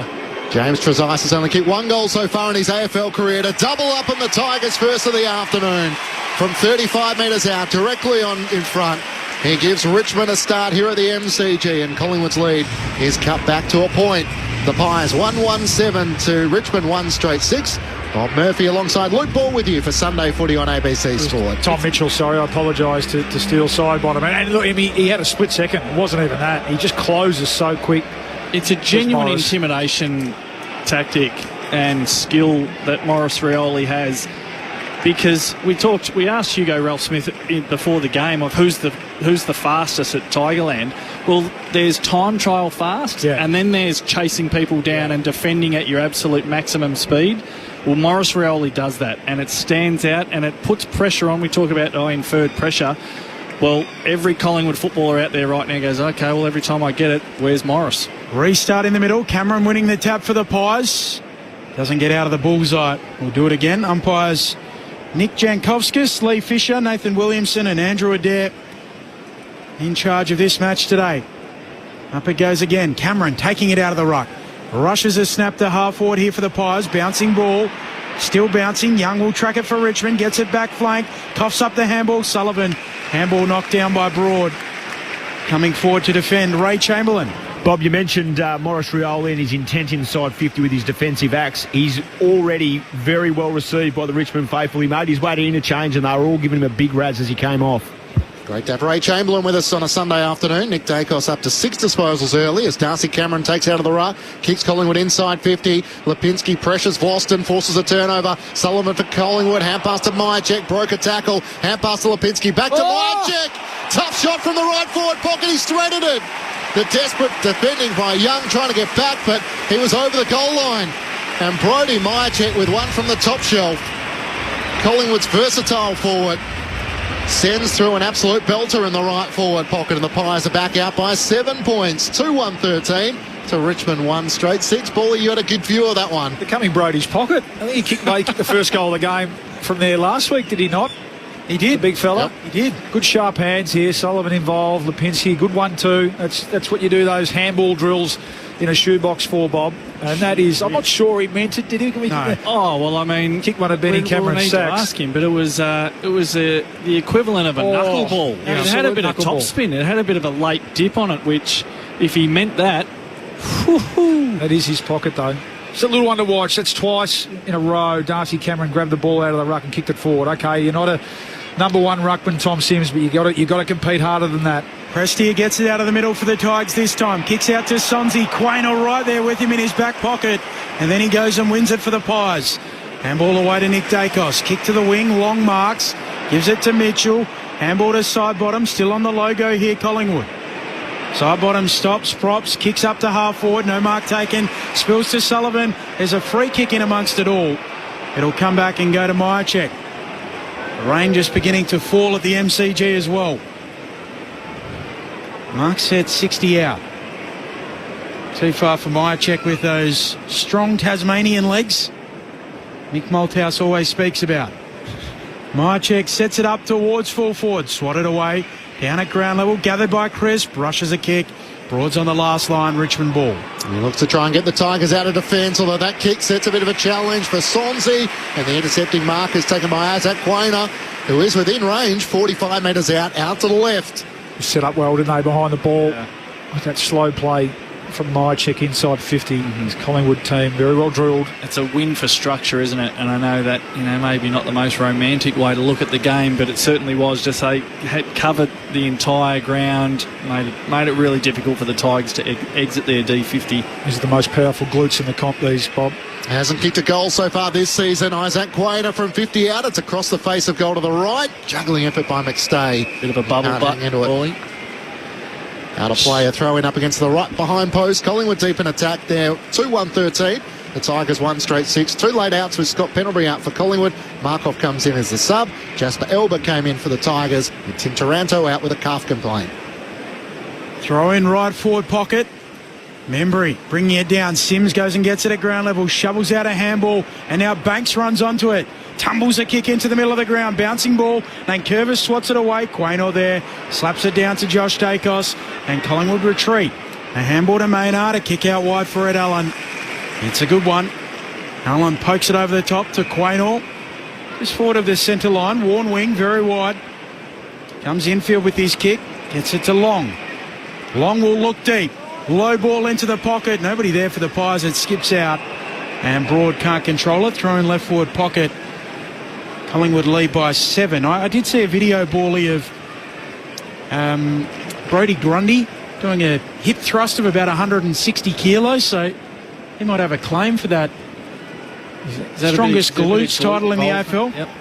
Myercheck doing the rucker against Nankervis. Gets it down. Hand pass came out from Ned Long. Collingwood now at the top of the 50 is Josh Dacos one way, then the other. On his left, kicks it back towards the teeth of goal. Richmond are well set. It's spoiled down in the path of Loston, who with a clearing kick tries to just bang it out of there. Mansell one-on-one with Maynard. Darcy Moore makes the spoil. Spoiled it down straight in the hands of Ed Allen. Hand pass to Long. Outside of the boot. Curls it towards goal and misses to the right-hand side. Now with the banana across his body rather than the left, a minor score, and Collingwood lead by 8 points. Membry and Myercheck, the goal kickers for the Pies, while James Trezise, the goal kickers for Richmond. Bob and Bawley, where are you on whether Long and Tom Mitchell can play in the same Collingwood midfield? Still TBC, I think. I mean, today's a good day for it, you feel. Yeah, with the inclement weather, you mean? That's right. Suits both of them today. And Pendlebury out. Yep. As well. Yep. Pies win it back on the logo. Maynard kicks laterally to almost the boundary line for Quaynor. I think the answer's probably no, but there's a bit of time to find out, because I think what it did when they both came in last week, it squeezed side bottom out of the centre, who's been playing great footy in there. Quaynor kicks to half forward. Nankervis spoils it down. Here's side bottom on cue, dispossessed. Holding the ball, Richmond free kick at centre half back. Collingwood by 8 points. Just needed a bit of a breather here, this Richmond defence. Just been defending, hanging on for dear life. 12 inside 50s to 4. Taj Houghton takes the free kick, kicks it out towards Tyler Sonsi. Can't take the mark with Quaynor spoiling it, and Ed Allen running out of room. Ray Chamberlain's down there in the wet this afternoon. I was just watching the replay there. I reckon still side bottom a little bit stiff. I don't know whether that was prior opportunity, but I will say this. I like umpires paying free kicks in these conditions. How heavy is that rain, Ray? I hadn't noticed it. Tough as they come. McStay takes it out of the ruck. Hand pass to side bottom. Loose hand pass into the middle of the ground. Looking for Josh Dacos. Bumped off it. Loston feeds a hand pass back to Hopper. To Trezise. The Tigers now with a bit more space with a hand pass to Tom Brown. Kicks up to Noah Bolter. And on the second bobble grabs the mark. Head to the centre square for the Tigers.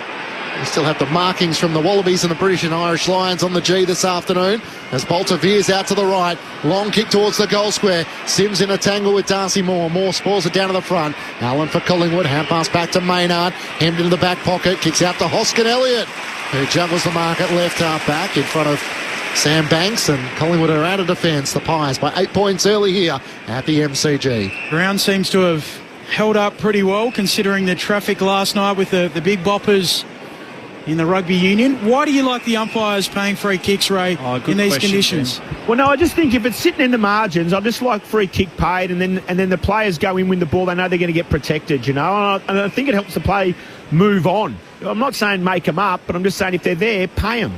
Maynard kicking around the worn wing. Membry spills it, goes and tracks it, picks it up, handball to Allen, pies it half forward, long punches it on, Vlosten pinches it. Richmond ball again, gets rid of it to Young, hooks it back to the logo. Mansell takes the mark, yes. Just need to show a bit of composure here. The Tigers start to accumulate uncontested marks. There's one. Currently they're 6 to 18 in arrears to Collingwood with uncontested marks. Just a bit too quick to go to contests. Mansell works it out wide and then inboard the kick to Traynor, who was the late inclusion of the 22. Up towards Camden McIntosh, can't take the mark. Tola Swansea taken high. Umpire missed that one, play on's the call. Collingwood take it through Quainer, hand pass to Allen. Kicks up the Shane Warne wing where Will Hoskin-Elliott takes the mark. Now he looks into the middle of the ground where Jamie Elliott has the support of Long. Takes the mark and gives him the hand pass. He streams through the middle of the MCG. Looks laterally. The target is Schultz. Great defending. Nick Vlosten got in there. Not only won the battle, bat the footy as well. Kicks up the outside of the boot. Up the wing, a bounce which eludes Jack Crisp and Mansell as well. Maynard gets back for Collingwood. Taps it back, but only towards Steely Green of Richmond. Hand pass to Bolter at half forward. Trying to show a show of strength against Moore. The hand pass away to Trezise. Kept his footing. Chips it in the pocket. Green dropped the mark at the last moment. They've done all the hard work to get it to there. And it's seen out of play by Charlie Dean. And a throw in for the left forward pocket for the Tigers. It's a shame, wasn't it? It was a really nice build-up from the Tigers. And it was probably the first time they've probably played with a bit more flair and creativity. Collingwood by 8 points, 20 minutes into the first term. Nankervis slapping it down to the front. Hopper trying to burst through, wanted a free kick. Socket on by Maynard, up towards the logo. Coming in again is Miller. Hop up, Burrows in, Maynard too, spits out to Myercheck. Collingwood extracted. Away to Schultz, tumbles a kick around the wing. Brown does well to keep it in front of himself. Wins it back for Richmond, off to Short. Shorter kick up to half forward. Looking for a marking contest. Green caught behind Perryman. And he punches it out, throwing 60 around from Richmond's goal. Ray Chamberlain. Yeah, in fairness, Clinchy, in terms of that rain, it is coming down the heaviest it's been today, and so the ball is getting very slippery. Got a body line the pill, Bob, don't you? That was a great example of it there, Tom Brown. Clean hands too, isn't it? Thrown back in. Darcy Cameron wins down the tap for Collingwood, but it's Camden McIntosh who wins it. 1-2 with Hopper. And he's pushed over the boundary line by Tom Mitchell. Now on the SMS, Dan in Tassie, my TV wants me to believe that a young Cameron Ling is umpiring the boundary line. If you look down and see the orange hair, does that look a little like Lingy? Gee whiz, does a little bit. Mullet too. Shout out to Lingy, who was a part of the AFL Sunday broadcast earlier. Let's name names, Chamber. I want the name of that young chap soon. Ray Wood, but he didn't know the boundary umpires' names. Pies through Lipinski, a couple of drive-bys there. Got it from Schultz, kicks up towards Membry. In front, Broad, thought he was held when not in possession. Short gets back for the Tigers. Hand pass to Miller, hand pass to Ross, floating hand pass to Houghton. Has to sidestep, side bottom. He did so successfully, but his hand pass let McIntosh still a little bit of work to be done. Feeds the hand pass back towards Young, who bangs it up the members' wing. Swansea takes the mark for Richmond, inside 50. Bolter on the lead. Can't reel in the mark with his right arm. Had a few metres on Darcy Moore, but sliding in the greasy conditions.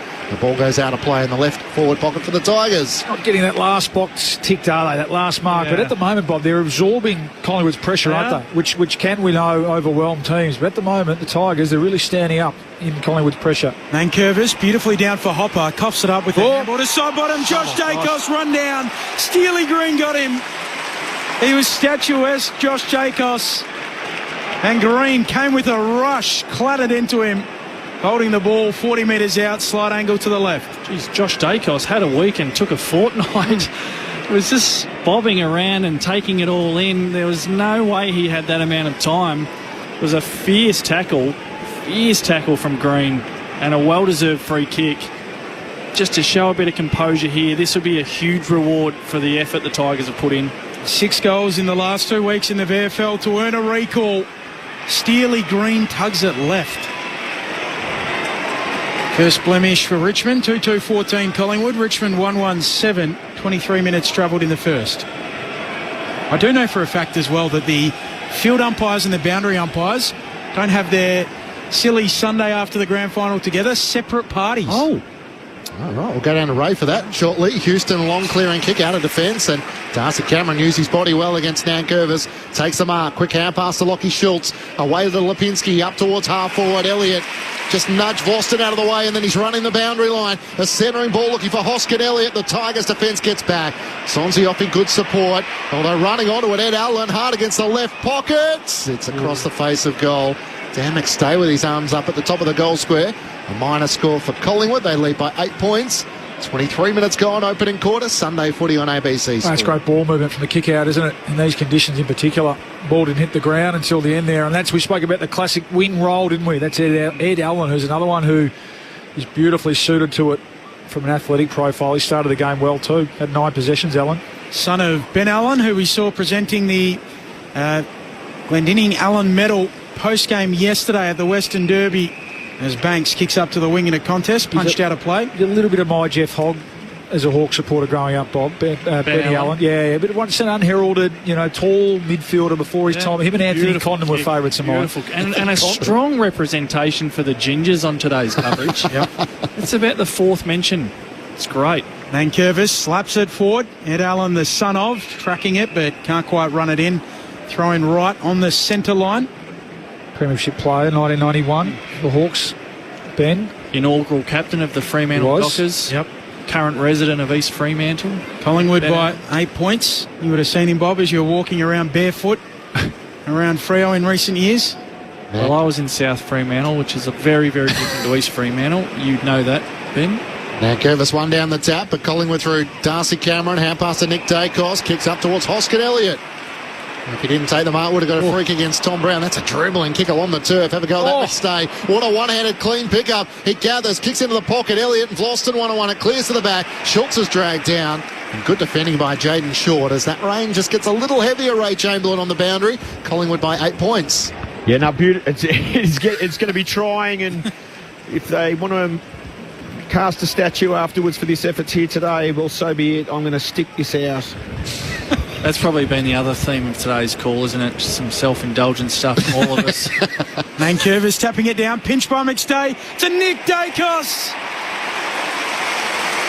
As I always say, DNA doesn't lie with Nick Dacos. At his brilliant best in the wet weather. 3-3-21 plays 1-1-7. Collingwood by 14 points. 26 minutes into the first term. Sunday footy on ABC Sport. Yeah, these forward 50 stoppages for Collingwood, they are proving problematic for the young Tiger defenders. This time it's Nick Dacos. If he's not the best player in the competition, he's certainly in that conversation. Just given way too much space. And I know they've got their problems down there. They've got Elliott to contend with. They've got Lockie Schultz, who's also dangerous in this situation.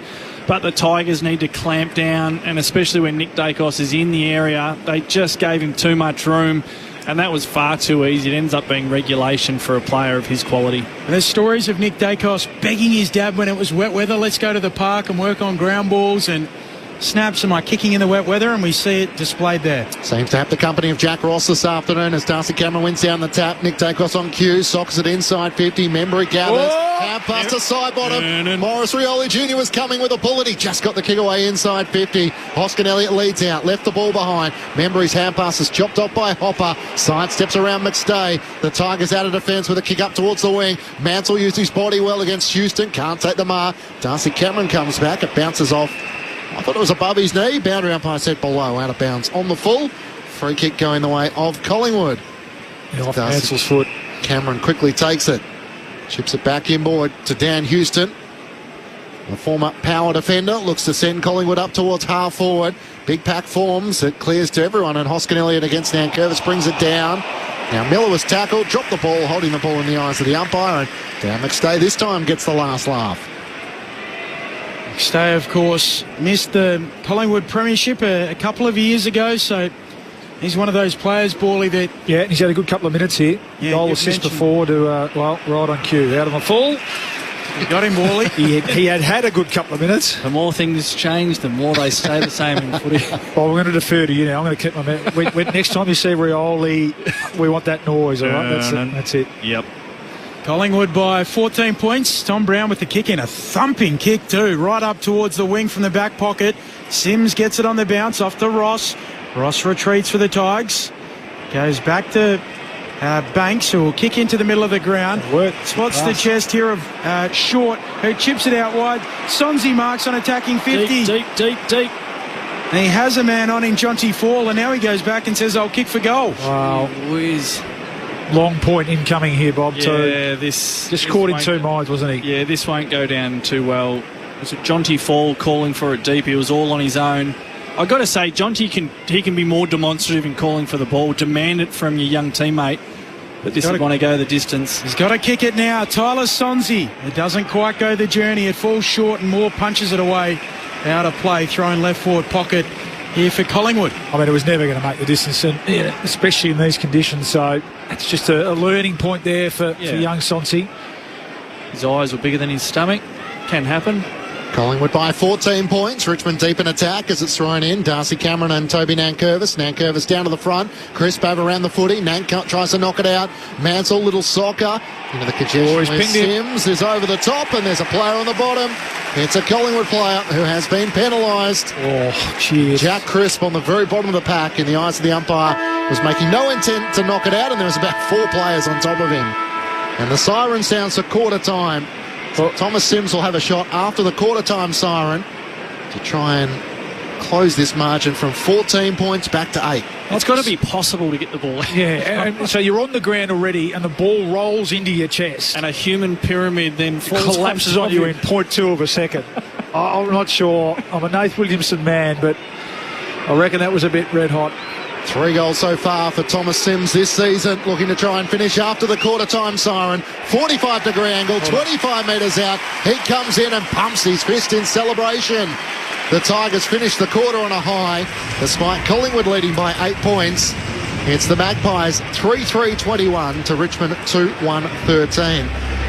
The Pies through Brodie Myercheck's goal at the 13-minute mark, and then there was a big gap of over 12 minutes till Nick Dacos kicked the next goal for Collingwood.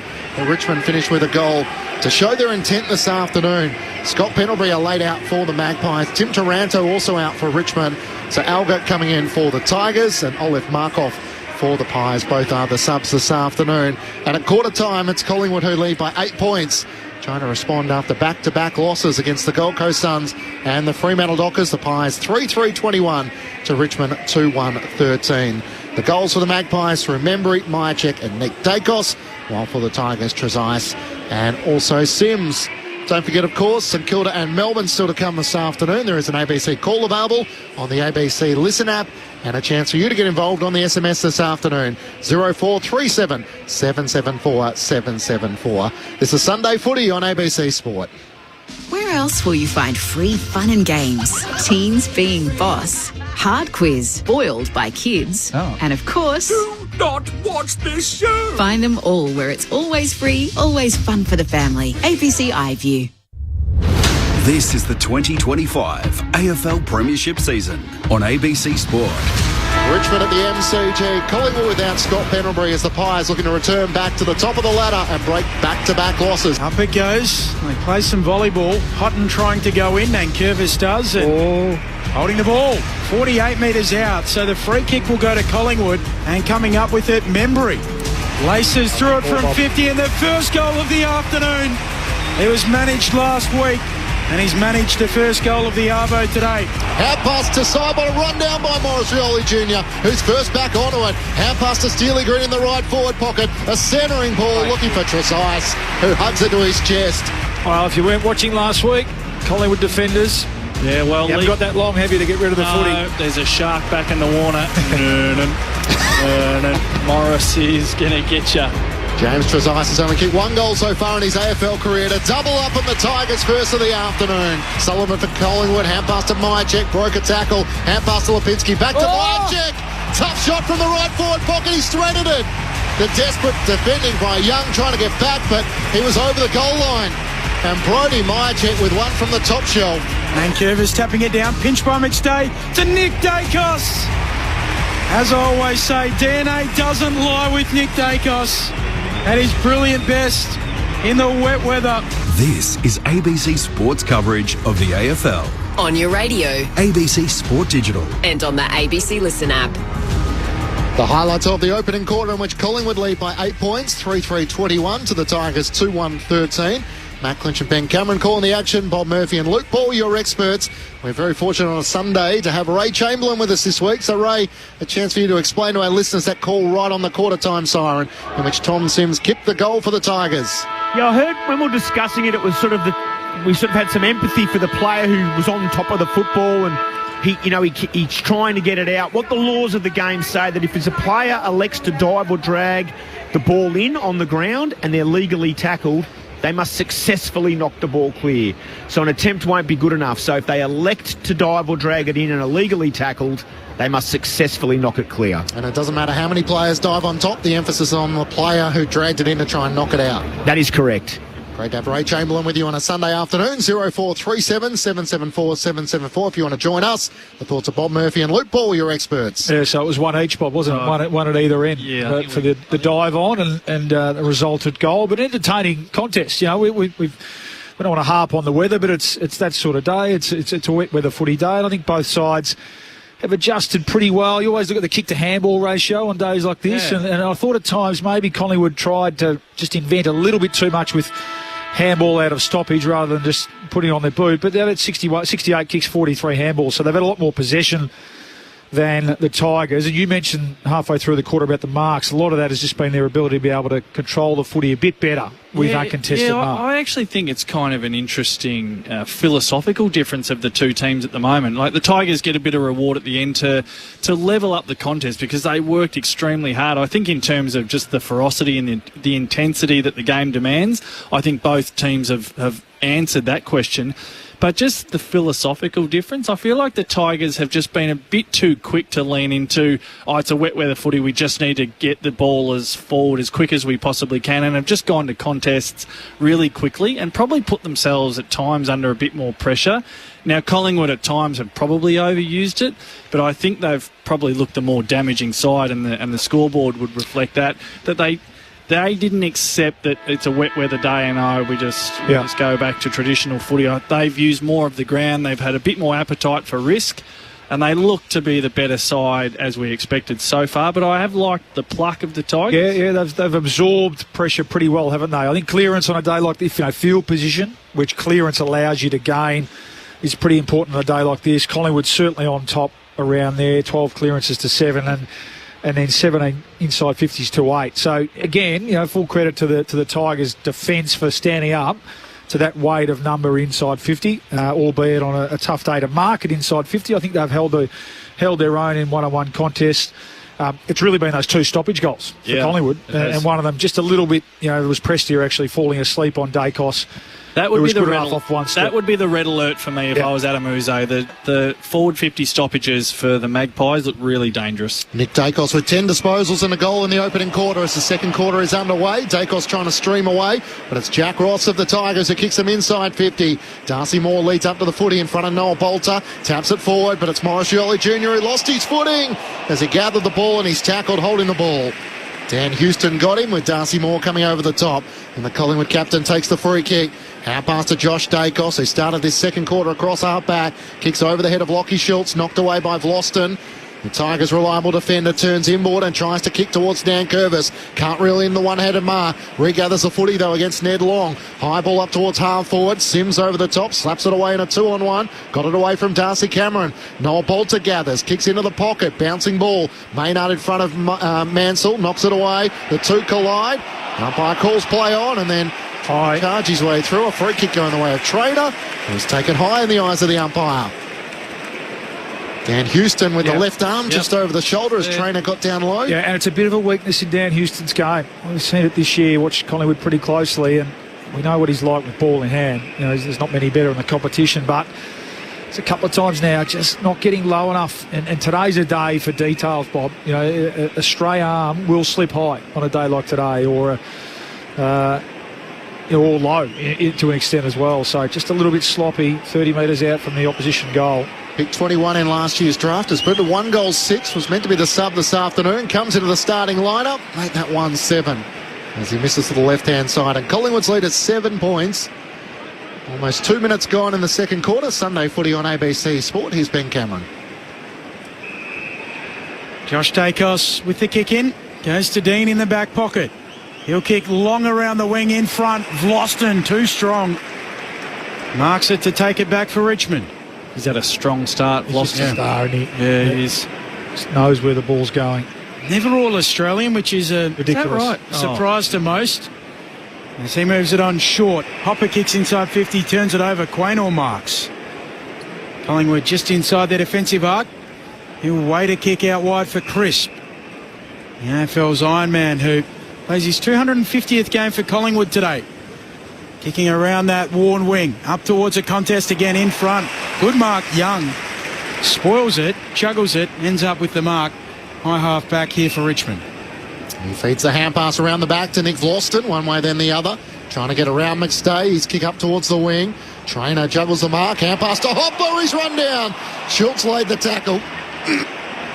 Just got the hand pass away as McIntosh gave it back, and this time run down. Morris Rioli Jr.'s got another. Steele side bottom run down by Morris Rioli Jr. He only had 2 tackles last week against the West Coast Eagles, but he has left an impression. Everyone's fearful when he's around. Houghton inside 50. Nankervis takes the mark. Out to the left, 45 metres out from goal as he thought about the hand pass around the back from Banks. Now, Big Nank, this time he will give it. As running around the back, Banks from 45 metres out, kicks to the goal square, bigger eyes, and Houghton takes the mark. There he is, T. Houghton. That is an impressive mark from the first-year Tiger in the goal square, despite being heavily contested in the pack.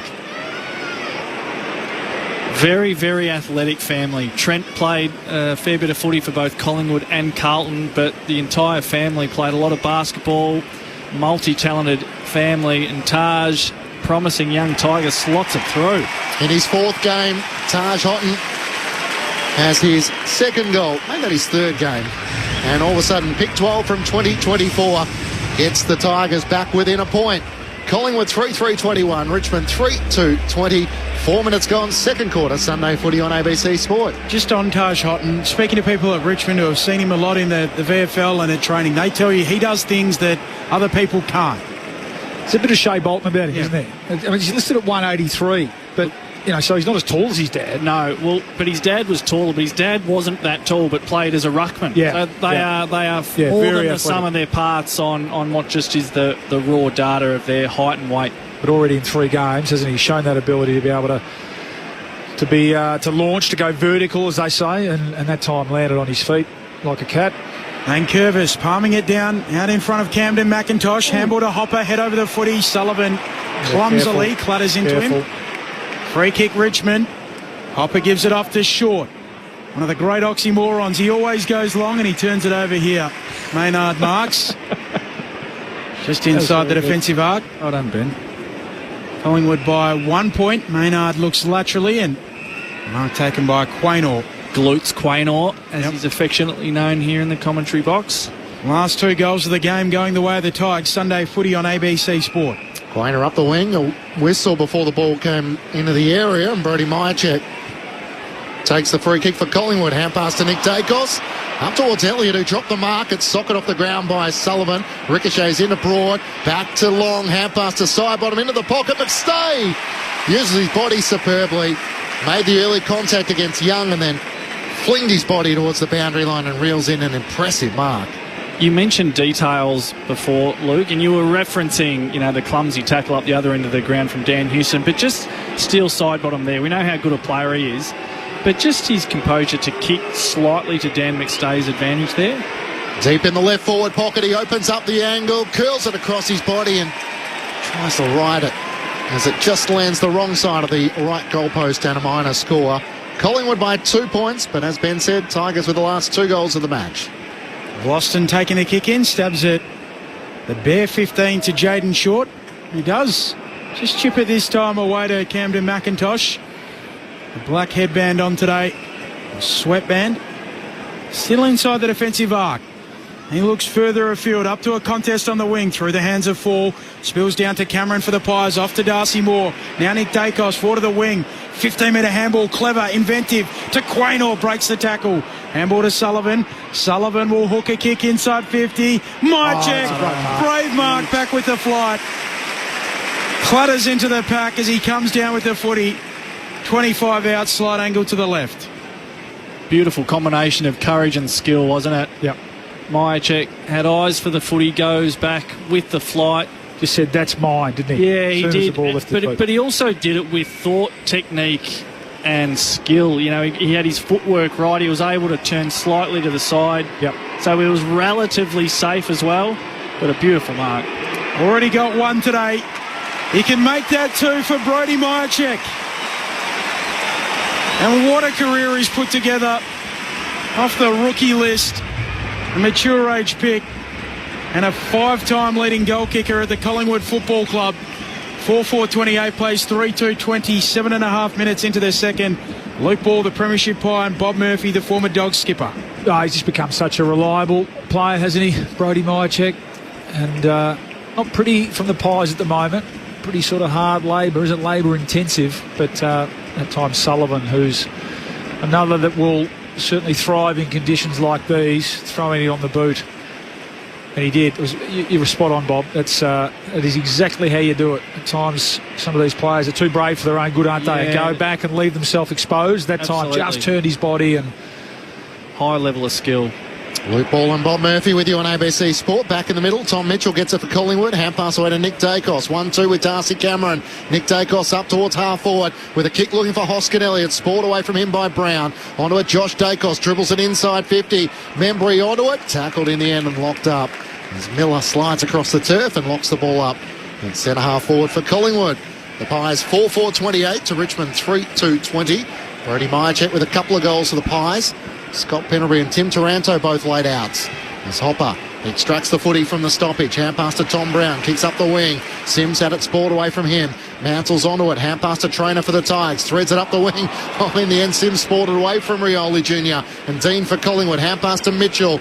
Away to Darcy Moore. Links up with Nick Dacos. Back to Mitchell. To Allen around the wing. Hand pass over the head of Brown. Bumps off Quaynor by Trainer. Mitchell down low. Can't gather the footy. Trying to knock it out. Vlosten it was for the Tigers as the kick up the wing in the direction of Mansell. He drags down Darcy Moore. Ball spills out the way. Nick Dacos composed. Possession number 16 as he tries to come inboard. Interesting kick looking for Schultz. It's Prestia gathers for the Tigers. Pulls his kick at the last moment. Spotted Fall. He tries to just bang it up inside 50. Tough one in the end for Sterling Green, who comes in from the side on the back of Perryman and he's landed awkwardly. What? Paid a kick. Paid to Shepherd. He just stood his ground. Now he got sat on. Oh, no. Landed here very awkwardly and got a good ride. And 1-2, enough for the umpire to say. I hope he's okay. It's not a good decision, in my opinion. I don't think that was a mark, was it, Bally? No, I think he paid the free kick. It was Ray Chamberlain. Now, Ballie's right. He's paid a free kick in this instance for a block. Now, you'll watch on the replay. Collingwood player does turn his head and look for his opponent, but that doesn't constitute a free kick. To award a block, you want to see the defensive player who's not contesting the ball step off his line. Yeah. He held his ground, which he's permitted to do. I don't know if you saw Ray Dan Houston point towards the big screen as well. That has been a topical one this weekend. And Steely Green now is back on his feet from just inside 50. He fires on goal, and that's how you finish it. Steely Green with his 9th goal of the season, and Collingwood's lead once more is cut back, and the Pies lead by 2 points. 4-4-28 to Richmond 4-2-26. Regardless of whether the free kick was there or not, courageous from Steely Green and a great finish to go with it. Luke Ball and Bob Murphy with you on ABC. Yeah, that's right, it was. It was a courageous effort, and looks like he's okay. If anything, I thought it might have been a head knock on the ground, but no, just the hip hitting the ground hard. But yeah, they get a bit lucky there, but it's the pressure here, Bob. And I think Collingwood just being a bit too cute here. I think that's sometimes they can fall into that trap a bit with these, such brilliant players like Dacos and both Dacos. It was a poor kick, it really was. And just a few, again, not acknowledging that the Richmond are bringing the heat today. A few of the sort of look away over the head handballs that Collingwood are going to have to shelve here, or they're going to really give the Tigers a sniff. Sims and McStay back in the middle. The ball up, neither decisive, and we'll get another ball up. And Tom Mitchell just overrunning the ball down here. He struggled to bend over, didn't he? Didn't get low enough at all, Tom Mitchell. That was his bread and butter. Yeah, certainly in his Brownlow year of 2018. Richmond have the footy again across halfback. Short kicks laterally and spots up Brown. Defensive point of the square. He bites off a kick up the middle, turns it straight over. Nick Dacos marks. Collingwood football. Pokes it short to Tom Mitchell. Handball releases the run of Quaynor. Forward handball to Josh Dacos. Eyes the sticks from 55. It'll go right to the line. Broad's back there. Halves the battle with Elliott right on the goal line. Minor score. Collingwood's lead moves from 2 to 3. 12 minutes into the second. Sunday footy on ABC Sport. They just need to tidy up their ball movement from half back, the Tigers. I feel like they're kicking either recklessly in the middle or too quickly to a contest. They just need to keep their composure, hold their nerve a bit more. Banks into Vlauston to Miller up the wing. Sims competes in the air. Dean brings it down. Gets the hand pass to Perryman for Collingwood. Up towards Sullivan in a tangle with Miller. Miller wins the show of strength there at half back for Richmond. As you heard, an adventurous kick into the middle of the ground that finds Ross. Had McIntosh with the hand pass. Goes for the short pass to Hopper. Allen makes the spoil. Into the middle of the ground. Ned Long for Collingwood. Hand pass to Myercheck. Side steps Banks. Hand pass to Nick Dacos. He breaks the tackle. The little champ from 45 out. Bounces through his second. 17 disposals and 2 goals for Nick Dacos, who is putting on a show in the wet. And the black and white army rise once more to salute their little master. Collingwood by 9 points, 5-5-35 to Richmond 4-2-26. Bob Murphy and Luke Ball, your experts on ABC Sport. Well, it ends with the genius Nick Dacos, who he's had 18 possessions today. That's his first goal. He may end up with 500 possessions today. It's his second goal. Pardon me. He's clearly the best man on the ground at the moment. But again, from the Tigers' perspective, they've lost momentum in the game, and they had it. They worked so hard to get momentum in the game, and it's just been through a lack of composure when they move the ball from deep in their defence up to half-back, and they just put it to a contest and bring the Pies back into it far too easily. Coming off a career-high 43 disposals last week, Nick Dacos. Tom Mitchell scooping up a handball. It's a turnover. Camden McIntosh to Sonsie to short. That's better. Richmond kick it out wide to the wing for Sims. Sims accepts it. The thoughts of Bob Murphy, top 25 Western Bulldog of all time, as Sims. Shallow inside 50. Pack forms. Moore spoils it away. Ross roves for Richmond. Handball to Sonsie to Hopper. Half forward flank. He'll kick to the pocket. Up they go. Fall creates a contest. Down at ground level. Houghton gets it out. Still they fight after it in the forward pocket. And Collingwood get there through Moore, and now they rebound quickly. Nick Dacos once more up towards the wing. Jamie Elliott outmanoeuvred. Broad. Good contest. Really good contest. Elliott just gave away the free kick at the last moment. Yeah, it's a good battle, this one. Elliott, Collingwood's best forward this year. Nathan Broad, the premiership Tiger, still showing that he's more than capable. He's just won a couple of one-on-ones today. Broad inside the centre corridor to Banks, who gives it back to Nathan Broad. Switches across half-back. Vlauston takes the mark. Plays on immediately around Tim Membry. High kick up towards the wing. Jonty Fall got there late. Quaynor makes the spoil and it goes out of play on the Shane Warne stand wing. Collingwood by 9 points. Ray Chamberlain on the boundary. Yeah, there's no doubt that the Richmond Football Club have sort of their first 40 minutes, they're the team that have brought most of the fizz. And I know that a few of our listeners have been waiting with bated breath. Our boundary umpire throwing the ball in here, boys, is Sam Button. Thanks, Ray. Sims wins the tap down on the wing. Away towards Hopper. His handball goes straight to Tom Mitchell. Gives it to McStay. Big don't argue now. Snap around that Warne wing. Vlauston. Here's the spot. Back there and marking. Let's see what Nick Vlauston can do. This is where the Tigers have been falling down. So he's switched it across. Yeah, they're going with the big V switch as he goes back inside defensive 50 to Broad, and he brings it out the other side for Miller. Better. He'll kick into the corridor now. Sonsie releases Banks from the logo. Long kick inside 50. Bolter goes up, hands to it, doesn't mark. Houghton swoops on it. Handball away to Ross. He'll kick into the pocket, falls down there, reels it in. One-handed sticky fingers. Left forward pocket. 15 metres out, hard up against the boundary line. It's a Miller kick, isn't it, Bob? It's a Miller kick. much better kick, and then they come back into the corridor, still at half back, but this time they go with the little handball to a running small, and then you break through the Collingwood defence that's set. They're up to their eyeballs in this, the Tigers. It's like his namesake, Jonty Rhodes, with the impressive catch as he snaps and can't quite curl it through on the left. Gee, he was a good fieldsman, Jonty Greatest of all Rhodes, time, I reckon. Yep. I think I'm with you on that Outside one. of the slips, I reckon. The diving run out was unbelievable, and I loved him at backward point. Who was the worst? Phil Tufnell? Let's get into the nitty. Tuffers on the BBC batters at the moment. Phil Tufnell, Collingwood by 8 points, 17 into the second. Dan Houston into Isaac Quainer, sends it up the wing on the members' side, and Dan McStay rises up and takes the mark against Sims. Turns it comes inboard immediately to Tom Mitchell. Getting his opportunity again this afternoon, one of 4 inclusions for Collingwood. As Mitchell looks up towards half forward, sends a long ball in the direction of Tim Membry. Mychek tries to put a block onto it. It's spoiled down by Young. Membry goes to work at ground level, trying to tap it out for Collingwood. Gathered by Sullivan. Hand pass back to McStay. At half forward to Allen. Searching hand pass to Long. He and Sullivan collide at half forward, and ricochets out in front of Lockie Schultz at left half forward for the Pies. Now, just a shout out to some of our listeners throughout the eastern suburbs of Melbourne and regional Victoria. We have had some issues with a transmitter on standby on reduced power. So for listeners in the out areas of Melbourne or regional Victoria that regularly tune into 774, you may get some dropouts or some loss of signal. So we suggest ABC Ballarat, which is on 584 AM or 107.9. ABC Gippsland, of course, on 892 AM or 100.7 on the FM, and of course the ABC Listen app.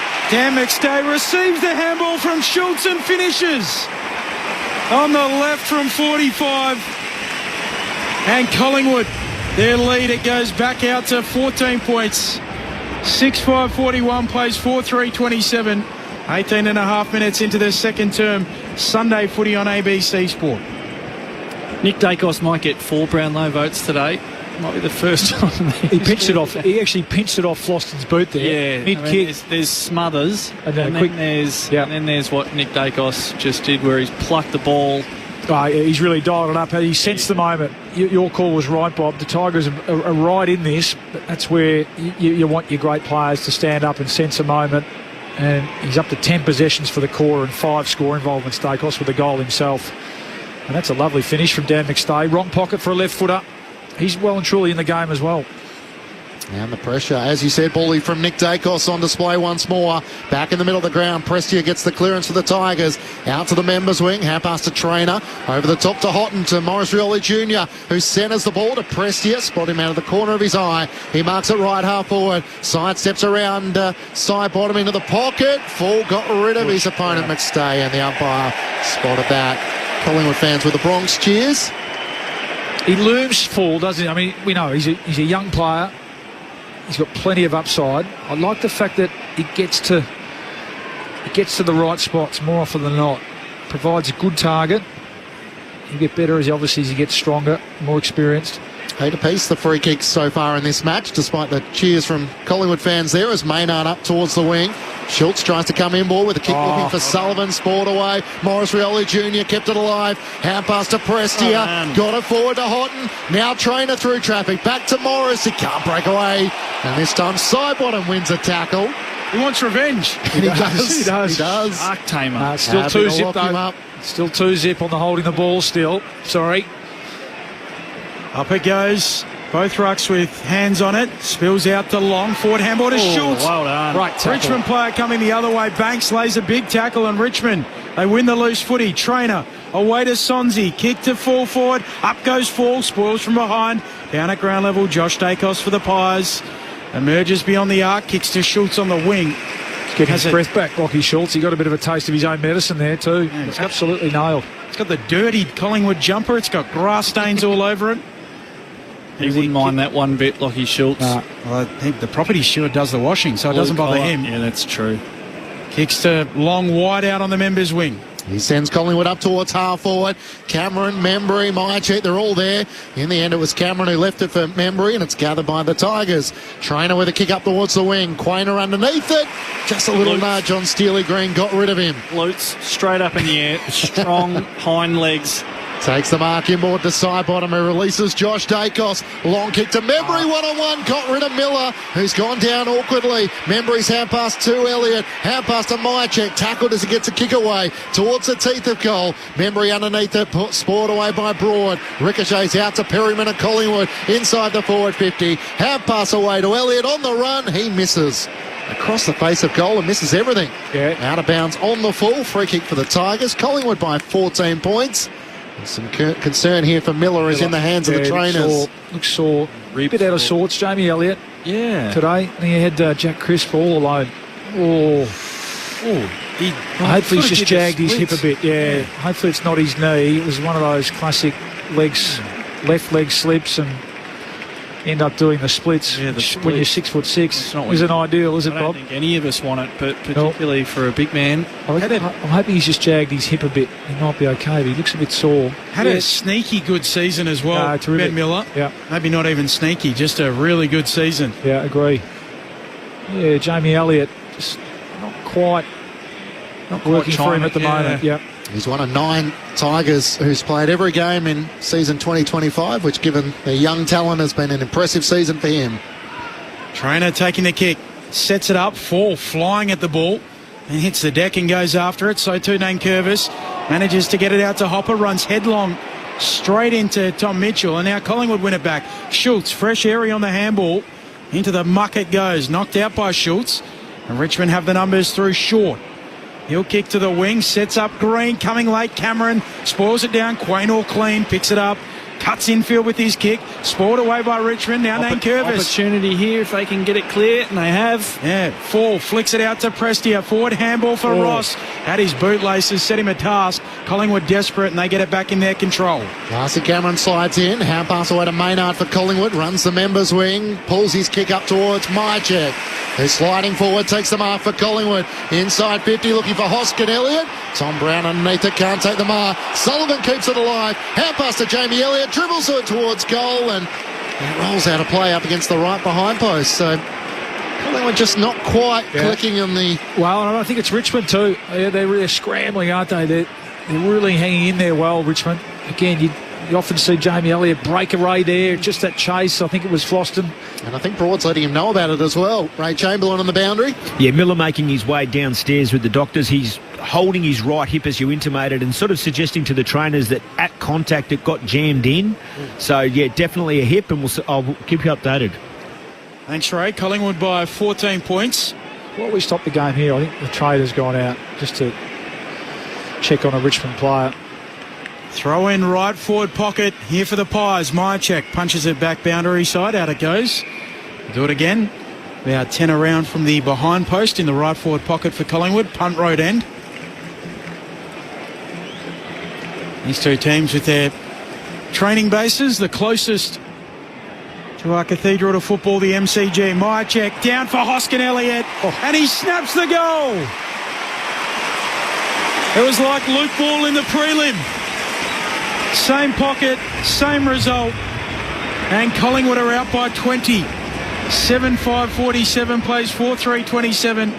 25 minutes into their second term. Sunday footy on ABC Sport. There were certainly shades of Luke Ball in that exchange. Enough of that today. Probably the least inclined of the four of us to talk about himself. It was a brilliant goal, though, isn't it? It's a brilliant goal. We have talked about, well, let's be honest, I've been talking about the danger of the forward 50 stoppages for the Magpies when you've got Dacos, Schultz, and who's the one I'm missing? Bawley. Elliott. And Elliott, of course. Then Hoskin Elliott gets off the chain. So just the gap there, the Tigers, they're just laying off him. Hoskin Elliott, might be the fourth banana in that quartet, but he's beautifully skilled as well. Great finish. So 4-2 Collingwood's way in this second quarter as Josh Dacos volleys it forward for Collingwood, but the intercepting mark is taken by Banks across half back. I know we're joking about it, but the tap back towards the arc, the left foot snap, same pocket, it was a little bit similar. Banks up towards half forward. Morris Rioli Jr.'s there. Ross as well, but it's Josh Dacos of Collingwood who gathers and turns up the wing. Kicks to Perryman.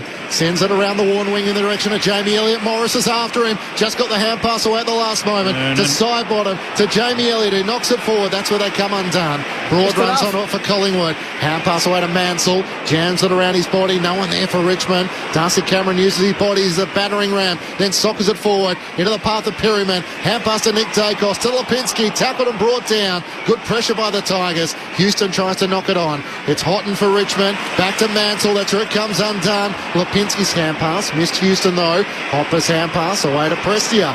Through the middle of the ground. They've turned it over a few times here. And Nick Dacos onto it once more. He chips it short for Perryman. He kicks inside 50 through the hands of side bottom. Out the back it goes, and Broad cleans up for the Tigers. Mansell coughs up the handball. Allen pinches it. Fires on goal across the goal mouth.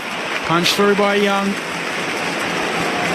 Minor score. Collingwood lead by 21. They've kicked the last 3 goals in the game, 4 of the last 5. So all of a sudden just getting it on their terms. Dacos, 12 disposals in this he's had a big second quarter. Over 20 for the match. So Jeremy Cameron had 5 to half-time before finishing with a career-high 11. Matamuse's tried a couple of different approaches but haven't been able to quell Collingwood's main man. The kick from half-back from Tyler Young up towards Hopper. Tries to keep it alive. Touch hot and clever around the boundary line. Got it to Jonty Fall. Hand pass towards Banks. In fact, it was Swansea who was bumped off it. And Cameron with a little topo for Collingwood. Gets it up to Maynard. He quickly blazes away to half-forward where Myercheck was out the back. And Nick Vlostone with another intercepting mark for the Tigers. Collingwood by 21 points. We've ticked past 27 minutes gone in the second quarter. Sunday footy on ABC Sport. Vloston, pinpoint onto the chest of Swansea. Yeah, just got to hold up here, the Tigers. They important last 90 seconds. They concede right in this game, like we've said. Kicks up towards Bolter. Moore comes through, double fist. Strong spoil, isn't it? Yeah, punches it back to the wing. Crisp gathers, gives it off to Maynard. He'll kick Collingwood to half forward. Elliott flies, doesn't mark. Down in front, long. Free kick anyway. Yeah, against Myercheck, who he's hurt too, actually, Floston. He really pushed him into that contest, didn't he? Jeez, the great battles these, the Floston and Broad against Myercheck and Elliott battle. Beautiful kick from Vloston. Up to Hopper. He'll chip it short. Bolter, 51 metres out, he marks. He's Maynard stood inside 50. Bolter pokes it into the pocket, and his kick is good for Jaden Short. 40 metres out, 45-degree angle right half forward. It's better composure from the Tigers. It certainly hasn't been a game where the Tigers have flown the white flag by any stretch. They've been ferocious, to be fair. It's been a tough battle. Maybe Collingwood just shading them with their composure with the ball, but that was a nice build-up from the Tigers. The best and fairest in a premiership year in 2020 just tugs this kick, and it's swatted through on the line. Minor score, one of the highest honours you can receive in football. Collingwood by 20 points on the stroke of half-time. I mentioned we've had some transmitter issues in the outer suburbs of Victoria. We're coming through loud and clear on the Listen app. As Michael's listening to us from Berlin, having brekkie over there listening to the match, and also a cheerio to Maddie, who's listening on the ABC Listen app from San Francisco on holidays here and having a great time. Go Pies, 0437 774 774. As the Pies bring the ball back into play as the siren sounds for half-time, and Collingwood having led by 8 points at quarter time, lead by 20 points at the main break. 7-6-48 the Pies to Richmond 4-4-28. 2 goals to Brodie Myercheck and to Nick Dacos. Individuals to McStay and Membry for the Pies, while for the Tigers, Houghton, Trezise and Sims alongside Steely Green, the goal kickers for the Tigers. Collingwood by 20 points at halftime here at the MCG. The match at Docklands just getting underway between St Kilda and Melbourne. Charlie Spargo and Boxall, the sub there. There is an ABC call available. It's on the ABC Listen app. Just search for the AFL Extra button if it's not on your radio. The thoughts of Bob Murphy and Luke Ball. Halftime here at the MCG. Collingwood by 20 points. We've been impressed, Rob, by the Tigers. I think that's what they take out of this game. And I think you're right. In the end, it's probably going to be just a bit of class. And in the moment, it's in the form of Nick Dacos, really, that's separating this game. And that quarter as we said, what did he have? He had 12 possessions. Yeah, I think himself. it's almost twofold, that there's a difference in class, and Nick Dacos is probably the most obvious example, or is the most obvious example in terms of personnel. But it's also the way that they structure up around the field, particularly in offence. I think defensively, they're pretty reasonably evenly matched, I suppose.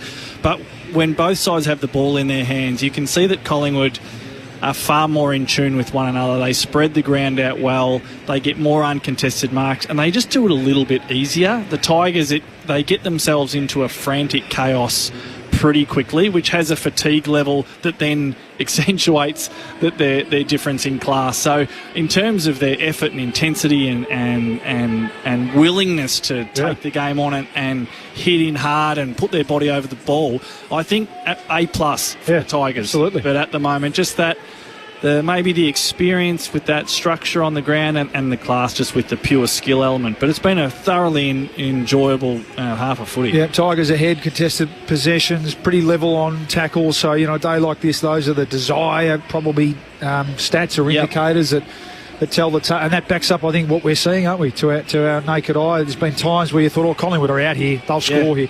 They've just fought and scrapped. I just love. I mean, we spoke about it before the game, but Broad and Floss, that's why they've been able to be so competitive.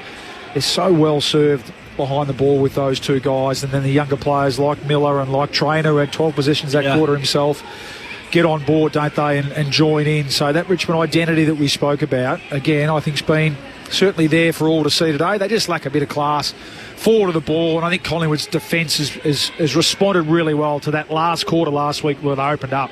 Think about Darcy Moore, and I've loved Quainer's game. He's had 7 intercept possessions, 3 intercept marks. So it's been a struggle for the Tigers to score. Really, they got that lucky free kick that quarter, and then I think it was that transition sort of play where they were able to score as well that quarter. But other than that, it's been a challenge for them to score. Whereas you're right, Collingwood have just looked a little bit more dangerous going forward. And Nick Dacos, really, that quarter, was the difference in the end. 5 score involvements, a goal himself from his 12 possessions. Almost a metaphor for the Tigers, I think, because, clearly they don't have Tom Lynch out there, but they are lacking a couple of those workhorse big forwards.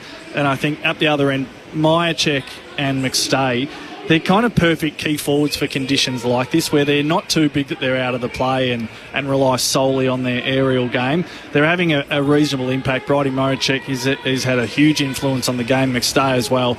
So they're big, they can cover the ground, but they can just link from half back to deeper forward, and that's what the Tigers are missing out on. And that's a good point. I mean, Bolter's leading up at the footy okay. You probably How are you seeing that role?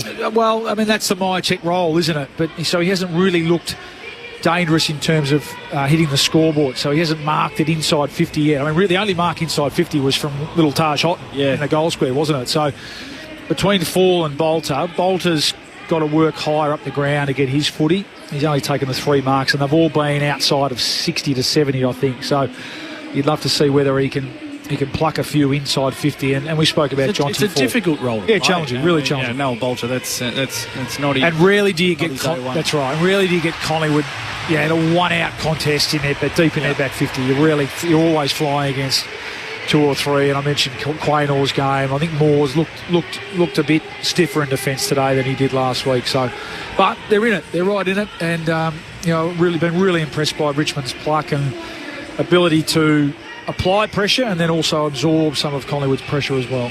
Half-time at the MCG, as you heard from Luke Ball and Bob Murphy. Both sides will feel like they've had some wins on either side. Nick Dacos with 22 disposals, 4 clearances and 2 goals. Jacob Hopper with 19 disposals and 2 clearances. And Nick Flostone with 12 intercept possessions across half-back for the Tigers. There were 2 late outs, with Scott Pendlebury out with a corky. He is expected to play against the Brisbane Lions next week. And Tim Taranto was out for the Tigers. So Alga coming in for the lineup, and also Markov for Collingwood as well. And both are the subs this afternoon. We'll keep an eye on Ben Miller, who left the field in that second quarter with a hip injury as well. Half-time here at the MCG. It's the Pies who lead by 20 points. Let's bring you the latest from the ABC newsroom.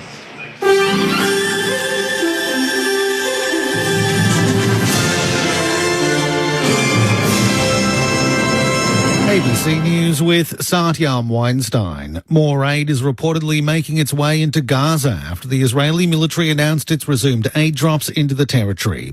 Middle East correspondent Matthew Doran reports from Jerusalem. We've heard the Israeli military is flying planes over Gaza, dropping pallets onto the territory there. These pallets are containing items such as flour, sugar and canned food. In addition to that, we will see over the next short while the creation of these so-called humanitarian corridors. These are going to be areas where it is safe for the UN and other aid agencies to drive convoys of trucks to pick up some of the aid which is making it across the border and being dropped. We are also seeing an announcement that so-called humanitarian pauses will be put in place by the IDF. That relates to the bombardment of Gaza, both from the air and from the ground. Meanwhile, aid trucks have started moving towards Gaza from Egypt. Footage aired on Egyptian media shows aid trucks lining up at the Rafah border crossing.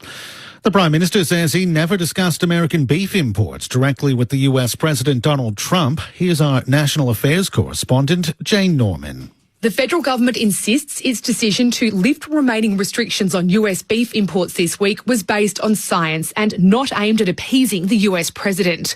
On Sky, the Trade Minister Don Farrell was asked if Donald Trump had raised his concerns directly with the Prime Minister. I'm aware that this issue was raised by the President of the United States. That prompted this response from Shadow Foreign Affairs Minister Michaelia Cash. I was honestly astounded by that interview. Anthony Albanese later clarified that Mr. Trump had raised his objections publicly and not in any private conversations. Donald Trump, though, did raise it at the so-called Liberation Day. The opposition is demanding an independent review of the decision.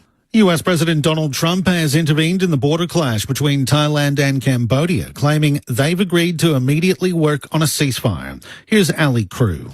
Taking to social media, Mr. Trump says he's spoken with the leaders of both nations and threatened to halt trade talks with them if they don't agree to work out a ceasefire.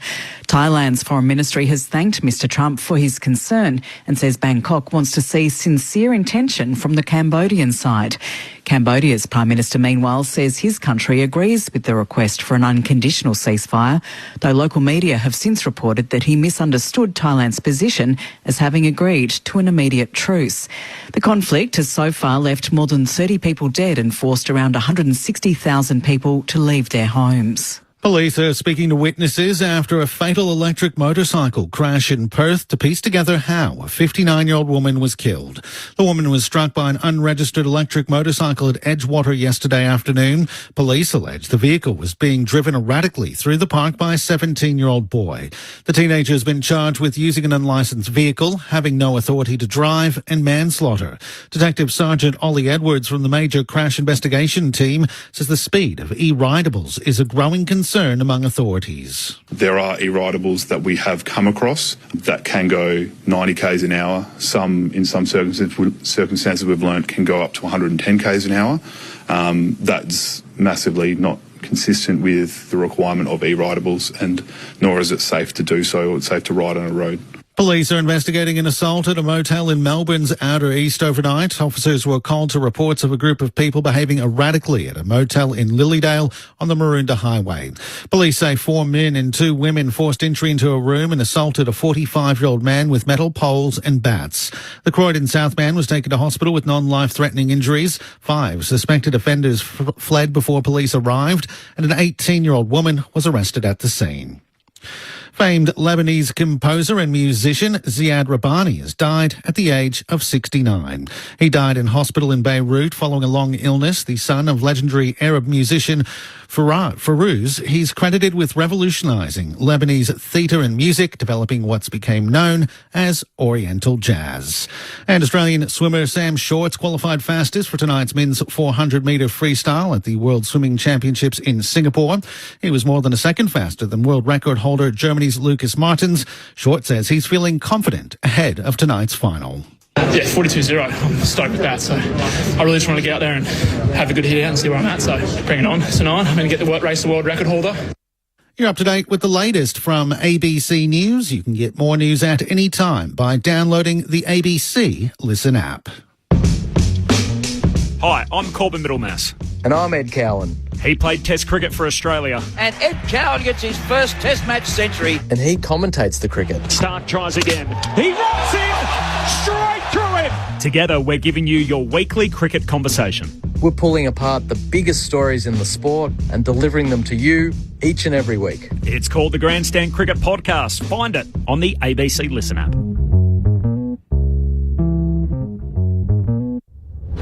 This is the 2025 AFL Premiership season on ABC Sport. Banks from 45 metres out, kicks to the goal square, big rise, and Houghton takes the mark. There he is, T. Houghton. Promising young Tiger slots it through.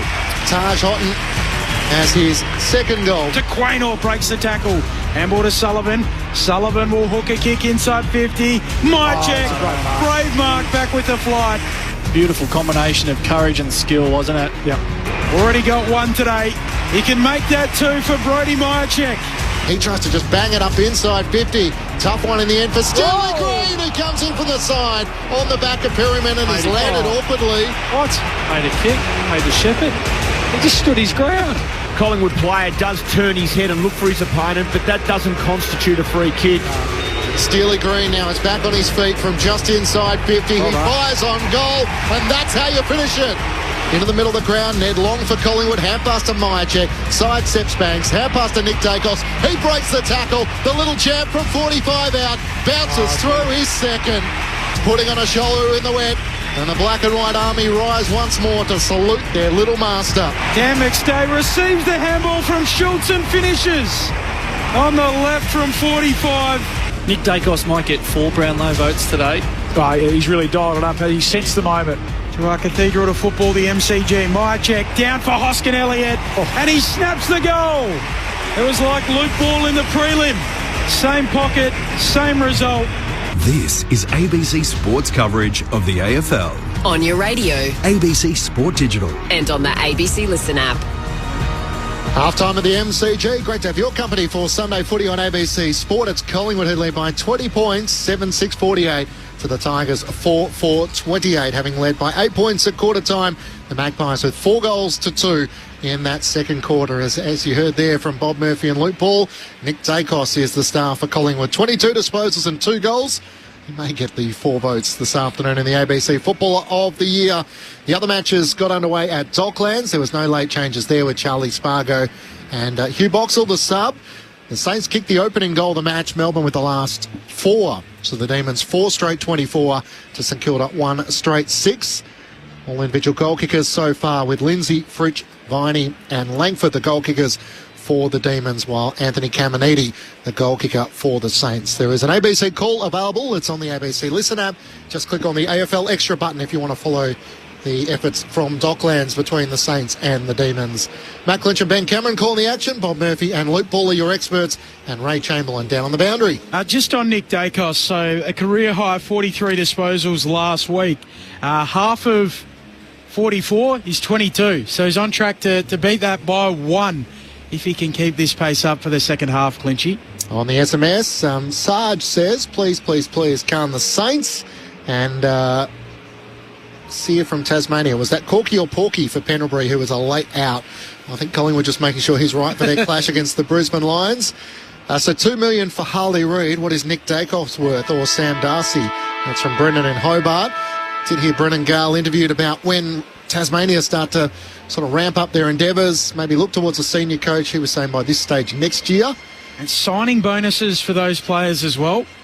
I think the understanding is that they will have some money for signing bonuses, so it would have to be pretty appealing if you're Nick Dacos or Sam Darcy, and it would certainly complete the Gary Ablett Jr. arc for Nick Dacos. If he starts at Collingwood, goes down to the expansion team of Tasmania, and then comes home to the club that he was drafted as a father-son to. When you say signing bonus, what sort of figures are we talking about? I don't know. I must admit I need to investigate that further, but I've heard people speak about the fact that they will have signing bonuses to dole out. Big money. Lump sum offer just for coming down would be pretty nice, and then they've got to pay, a large chunk of the salary cap from year 1, so there will be some heavily front-ended deals that will be pretty appealing for players. Donnie in the dairy on 0437 774 774. G'day, fellas. There's Tom Mitchell in the Pies, best 23. Well, we've sort of answered that he's getting his opportunity this afternoon alongside Steele Sidebottom with Ned Long in there. Is there a spot for all of them with Scott Pendlebury missing this afternoon? So I guess we'll give you a better answer at the end of the match.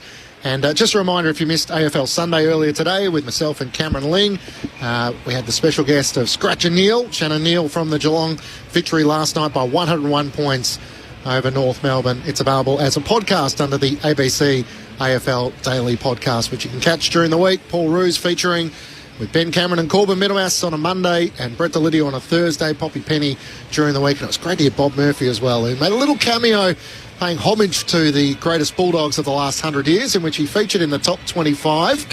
So where did he land? What was the number? Well, I was trying to build this, but he dismissed it straight away. He didn't want to talk about it, but we there was no What?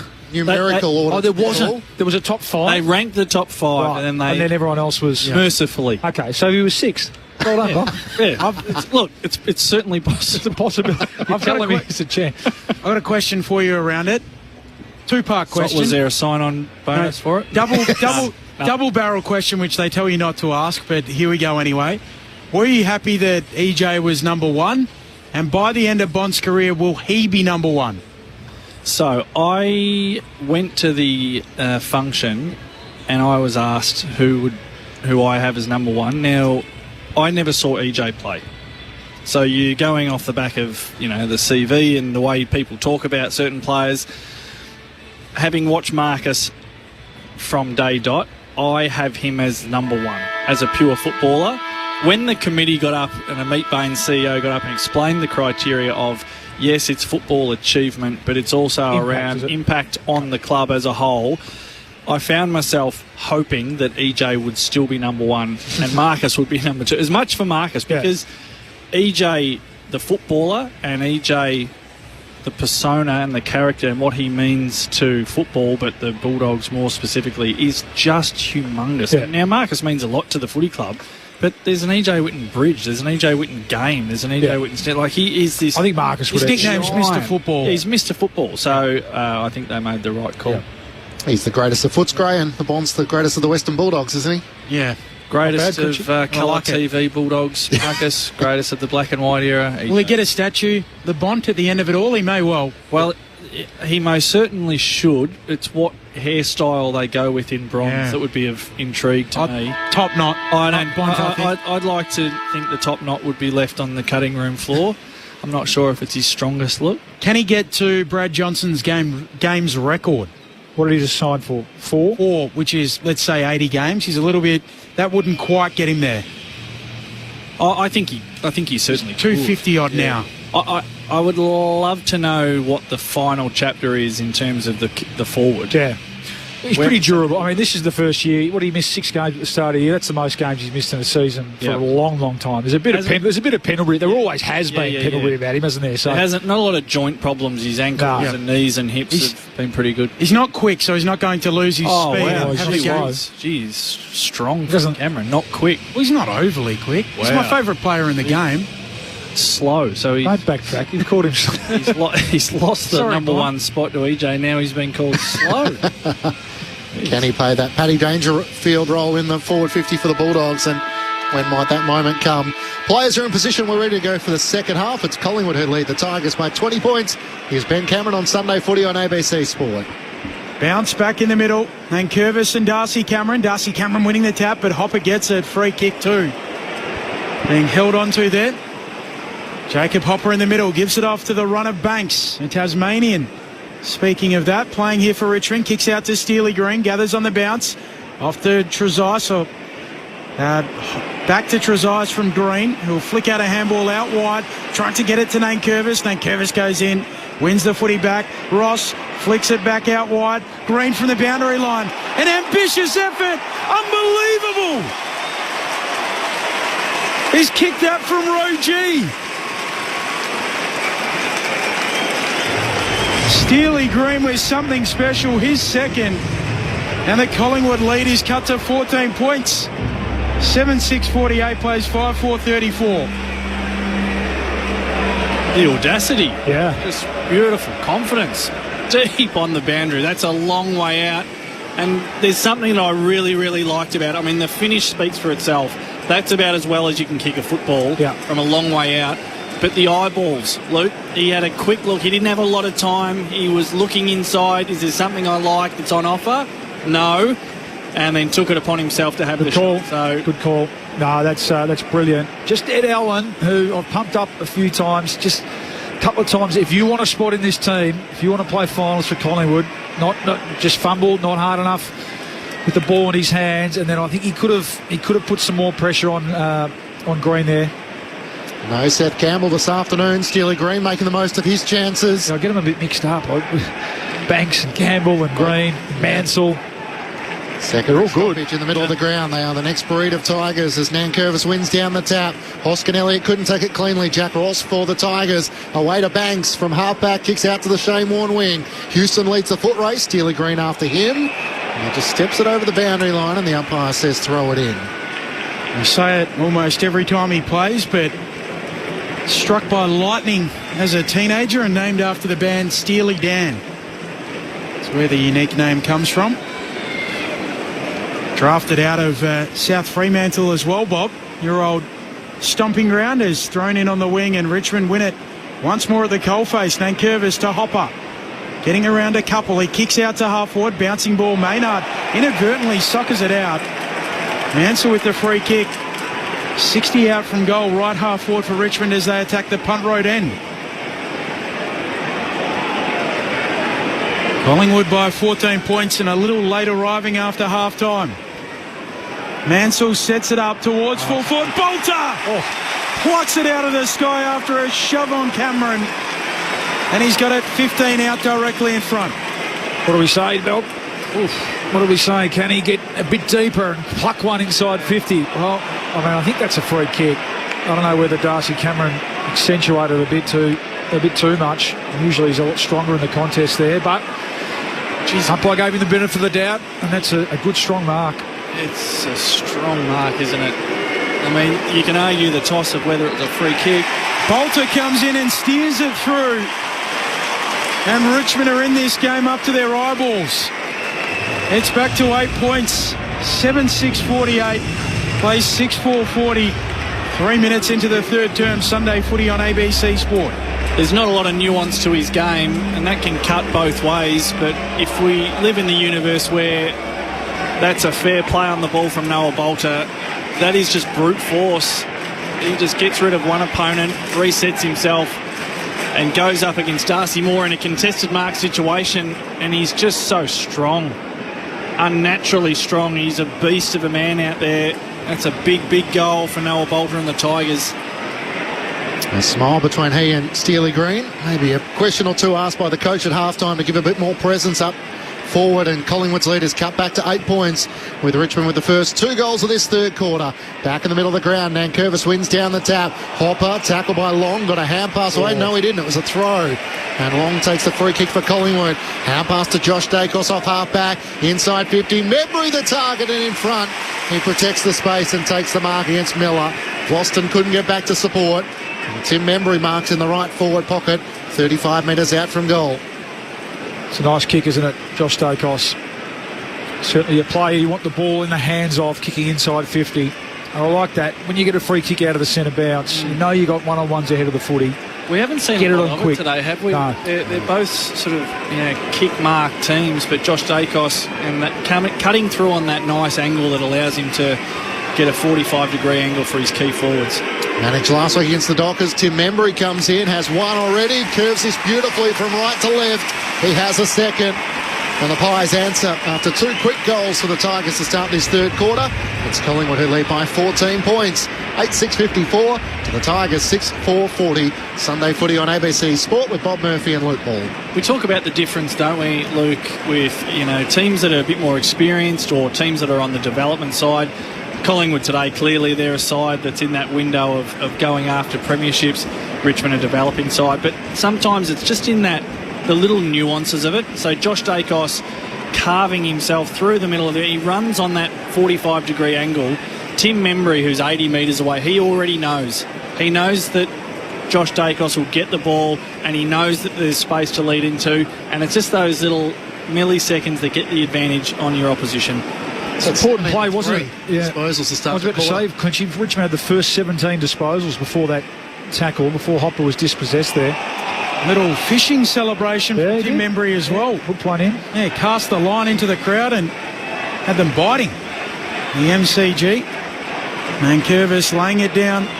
Sonzi, handball back into the muck, gathered by Schultz, who's bracketed by a couple of Tigers. Fishing. Is that I'm not sure what to make of that. Is there something we're missing there? He's just had a young son, Ted. Okay. Didn't go the rocking baby celebration, but fishing instead. I think that's just an old boy just playing in a space that he probably shouldn't be, the Sally space. Leave that for the young bucks, Rob. Perryman gathering on halfback here for Collingwood and tackled out of play. They just don't hit, do they? When the 30 pluses do it. If I kick one today, it might be imitate a ginger tea. Ray Chamberlain. Rock and roll. We had 20 minutes without any rain over half-time. How good is this ground? They had the rugby union here last night.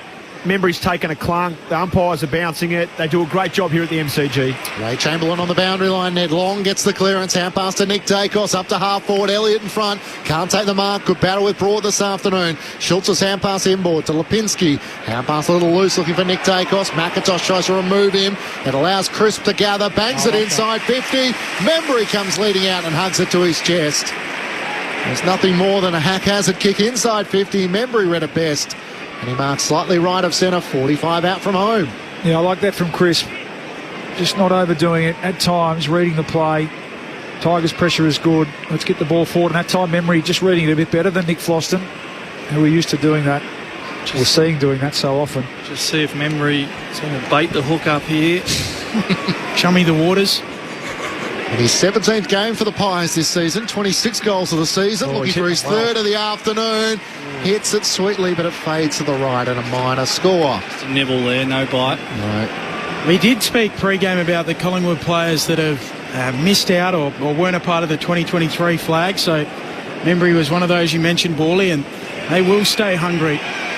15 points Collingwood's lead. The short kicking goes about 7 metres, and then the Pies players thought so, swarmed on Brown, and he'll get 50 as he's marched into the middle of the MCG.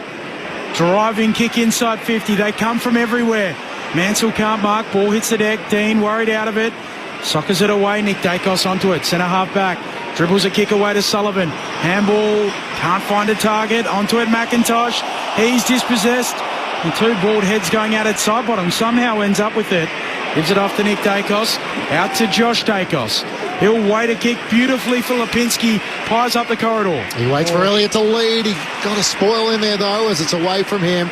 Great defending in the end by Young, although Pressy was a little slow. Just got his kick away before the chase of Schultz. The kick finds Mansell sliding in front of Quainer. At left half forward for Richmond. Gives it back to Pressy. Inside 50. Bolter leading out. Morris Relly Jr. almost got flattened. Well done, Moore. Darcy Moore sliding in. Slaps it out for Collingwood. Finds Josh Dacos away to his younger brother Nick, who kicks it out towards the Shane Warne wing. Out in front of Sullivan. Gloston just shoved him out of the way and wins the footy back for Richmond. He's been superb today, Gloston. Works a hand pass back to Miller. So good to see him back there in the third quarter, and goes short to Tyler Swansea. Swansea goes for a gallop. Pokes it out wide, outside of the boot. Out to Vloston again. Just such a good one-on-one player, isn't he? Reminds me a lot. I played with Heath Shaw. Very similar. Stabs it short here. Doesn't quite get to the target of Trezise. Swansea comes back in to mop it up. Back to Vloston. High kick into the pocket. They fly from all angles. Cameron brings it down. Long gets rid of a handball away to Josh Dacos. Runs to the arc. Run down from behind. Just got a handball away back into the mark. Vloston dispossessed in the tackle. Richmond ball through McIntosh. Handball too hot there for Miller. Miller now under the pump with a couple of pies. Slaps it out. Gets it off to Hopper. Richmond ball again. Sonzi turns it over straight to Ed Allen, who gets a handball to Lipinski on the wing. Through the middle of the ground to Nick Dacos once more. Fifth disposal in this third quarter. Up towards Elliott. Tries to slap it onto Schultz. That was clever. Directly in front. 40 out. Bounces it towards goal. And in the end, Nathan Broad gets back. Didn't quite deal with it as comfortably as he could have, but it ricocheted off him and through for a minor score. Collingwood by 16 points. at the 11-minute mark of the third quarter. Good passage of play, Bob. That 30 seconds from Braden Maynard then, that'll be shown. I don't know if he got a stat, but that will be shown at the review meeting on Monday. No doubt about it. Shorts kick up to the wing, pinched by, or gathered by a fall for Richmond as he kicks up to Bolter. Bolter drops the mark, Moore goes in. Handball goes back towards Bolter, allows him in. Josh Dacos picks it up. Collingwood ball flicks it to Long, who goes with a flick over his head to Nick Dacos. Handball back to Long, just backward of the logo. Richmond bringing the heat as they always do. Trezise gathers the footy. Off to Hopper. Handball to Fall, who runs over it twice. Kicks it into Nick Dacos out of play. And a throw in on the wing. Great call, Benny. They're bringing the heat. And they've got the Pies a bit spooked at the moment. Again, a bit of that just one-handed stuff there. The knock on, not taking possession. That won't please Craig McRae. That's not finals footy, Bob. Is that you who said nope when Long did it, Borley? Sure did. Thrown back in. Darcy Cameron knocks it down to the front. Ricochets off McIntosh. Trying to bust his way through. Trezise got a hand pass forward for Richmond. Gathered by Houston. He wins his own hand pass back. Knocks it on to Long, who tries to slap it forward in tow. A whistle. That's going to be a Richmond free kick. Allows us to go down to Ray Chamberlain. Yeah, Lockie Sullivan spent the last minute and a half making his way across the ground with the trainers. He's gone straight down into the rooms. Tyler Sonsie gets the free kick against Dan Houston at right half back for Richmond. Spots McIntosh on his own around the Shane Warne wing. He takes the mark with that black headband and the fluorescent pink boots. He's called to play on because he stepped off his line. Maynard comes at him, so he's going to switch across half back. All the way back to Nathan Broad at centre half back. I don't mind this from the Tigers, making the ground big, forcing Collingwood to defend. Through the middle of the ground, short pass to Sonsie, who takes the mark and plays on. Out to Miller, inside the centre square, kicks up to Trainer. Trying to find the loose player for the Tigers. Beautiful kick, Miller. He kicks it like a mule, doesn't he? Just got Houghton, but he ignores that. And Trainer's looking longer and deeper than that. Noel Ball to the target. Falls in the pat. 1-2 bites, not paid. It spills out the way of Houghton. Tries to knock it out to Sims. Dragged down by Darcy Moore. Ball still alive for the Tigers. Houghton has another go at it. Spills out to Mansell. He's tackled by Quainer in the left forward pocket at the punt road end. Collingwood by 16 points. 2 goals to 1 the Tigers way in this third quarter. It's like a rugby scrum there on the remnants of the British and Irish Lions and Wallabies ground markings from last night. Another throw-in coming. Wallabies robbed late in the game. Our man's got it, Benny. He does. His name's Sam Button. Yeah, sounds like a Roald Dahl character, doesn't it? Sam Buttons. Throw-in. At half forward, tapped down by Sims, pinched by side bottom. Rushes a kick into the middle of the ground, and Richmond have the numbers. Mark taken by Brown. Now Tom Brown here for the Tigers. Driving kick back inside 50. Wants a marker. Fall and Bolter, neither can take it. Roving the pack, Long for the Pies, off to Dean. Now to Nick Dacos, running through the middle of the G. He takes a bounce and then spots Will Hoskin. Elliott is streaming towards half forward. He long kick inside 50. Elliott the target. He can't take the mark as he and Broad both collide in the left behind post, and it goes through for a minor score. Good battle between Jamie Elliott, who's fighting for his first ever All-Australian spot. 46 goals for the season. He can't get away from it, can he? Broad, he's got his measure at the moment. 3-time premiership Tiger. Collingwood by 17 points. Kick into Short in the pocket. Now Prestia off the back flank, kicking Richmond to the logo. Sport away from Mansell by McStay.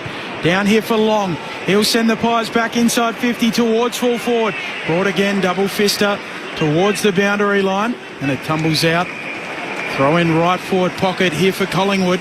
Orly, we've talked about it a couple of times today. The endeavour of the Tigers, hats off, A+ all day. Just in this third quarter, just with their drop of ball technique, feel like that Collingwood have got bases covered, got a bit more balance at it. Tigers just a little bit of a rush of blood. Thrown forward pocket. Myercheck palming it down, bounces away towards Broad, back there for the Tigers in their back pocket. Off to Ross, off to Trainer, flicks the handball away to Short.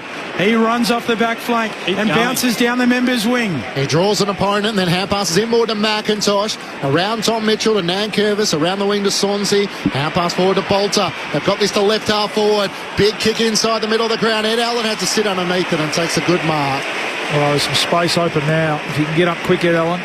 That'd be the lack of nuance in Noah Bolter's game at its worst right there. Forward craft. Just decision making so bad. Kicking's board was never on. As the Pies through Charlie Dean to Darcy Moore, around the members' wing to Perryman, who off balance kicks it up towards half forward, and Mychek worked underneath it. Miller dropped the mark, knocked out by Vlosten into the path of Banks, who can't deal with it yet for Richmond. Crisp gathers for Collingwood, and Nick Dacos, who kicks to Hoskin Elliott, and he is just a class above Nick Dacos in these conditions. And Hoskin Elliott almost had a little bobble and then eventually held on to the mark.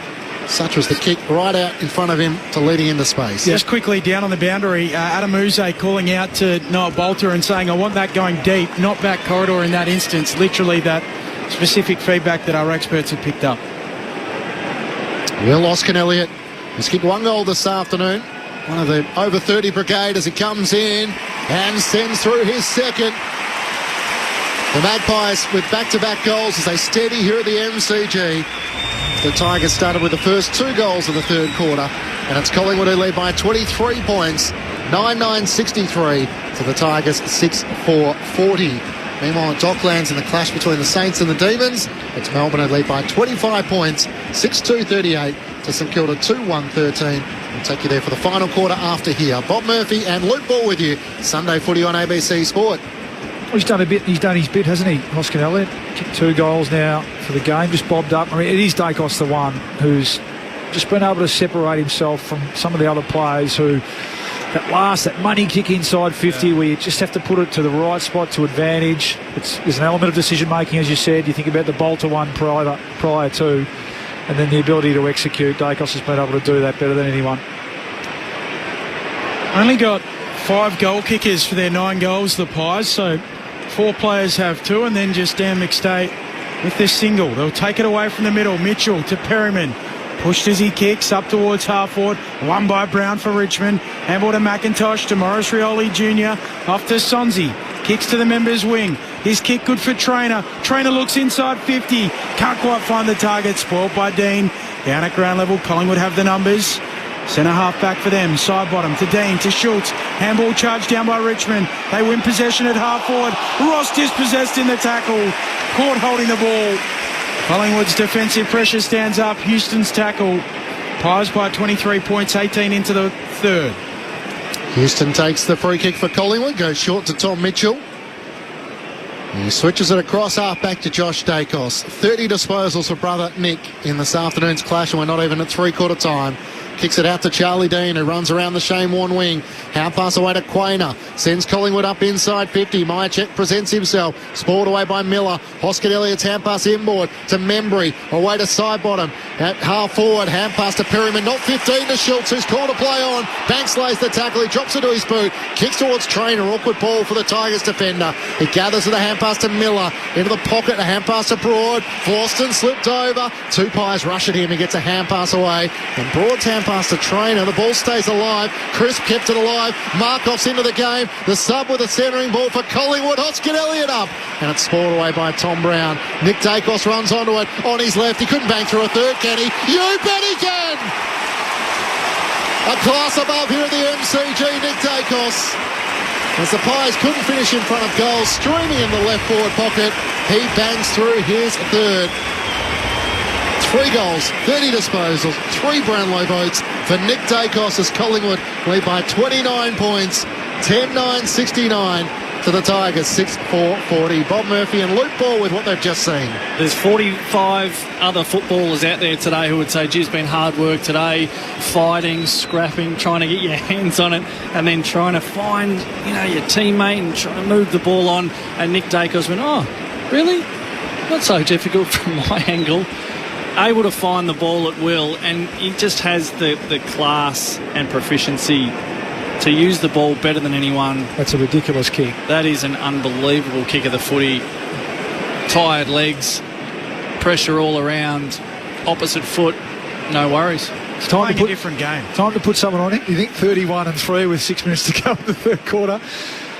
It might, in all seriousness, maybe it's an opportunity for one of these younger midfielders just to say, just see how you go for the last quarter and a half. Just go and run with him and it's interesting. Let him take you to the footy. Maybe not a traditional tagger, but a young midfielder to say, hey, this is where... Go and stand the best in the comp. This is as good as it gets. Kick up to half forward. Here for the Pies, side bottom, gets rid of it to Long. Eyes the goals from 50, into the post. Into the post it goes. Collingwood's lead 30. Ray Chamberlain on the boundary. Yeah, Clinchy, you mentioned Markov, who's into the game. Sullivan's taken out. It's definitely an injury. They haven't confirmed the injury. And I don't know whether you know this, Rob, but we have a thing on Saturday where we talk about who I've eaten a meal with in the AFL. And I had a coffee down at Sanctum Cafe at 3194 in the Mentone region with Oleg Markov. Just moved into the suburbs, so I've given him a blessing. Ray Chamberlain down on the boundary. That's a coffee, not a meal, though. Yeah. As Mitchell kicks inside 50 for Collingwood. Not a sub, not a foot-long sub.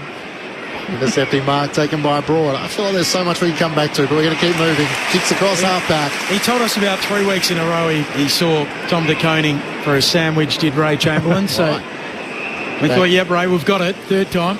Banks' kick was the turnover. Perryman takes intercepting mark. Inboard to Houston, and now Darcy Cameron. He's going to swing it back to Maynard on the members' side. Collingwood by 30 points, 10-10-70 to Richmond 6-4-40. The Pies have taken control really since the early stages of the match. Richmond got back within a goal in the second quarter. There's Perryman at right half forward. Kicks long inside 50. McStay against 2. Broad reaches up, supports Miller. Knocked down to the front. McStay tries to get a hand pass out to Myercheck. McIntosh wedged in the middle. He's tackled and brought down, and the umpire will ball it up.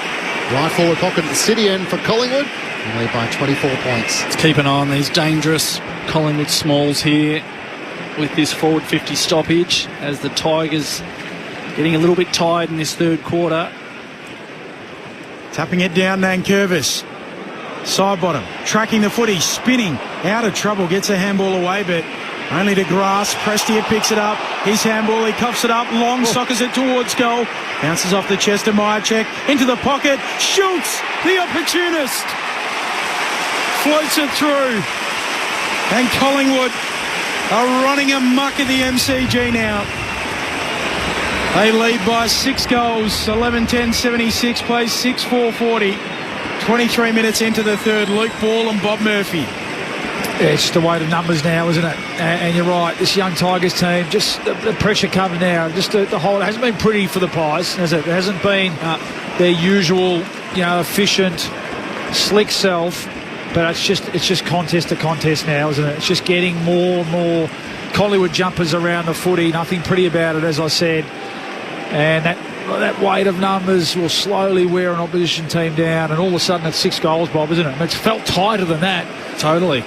But all of a sudden now they kicked 3 in a row after the Tigers really jumped out in this second quarter. You can just feel Richmond's belief just start to fade in the last 10 minutes. 8 of the last 10 scores have gone Collingwood's way. The last 4 goals in the match, leading by 36 points. Back in the middle, the Tigers through Hopper. Out pass to Nankervis. The ruck sends it towards half forward.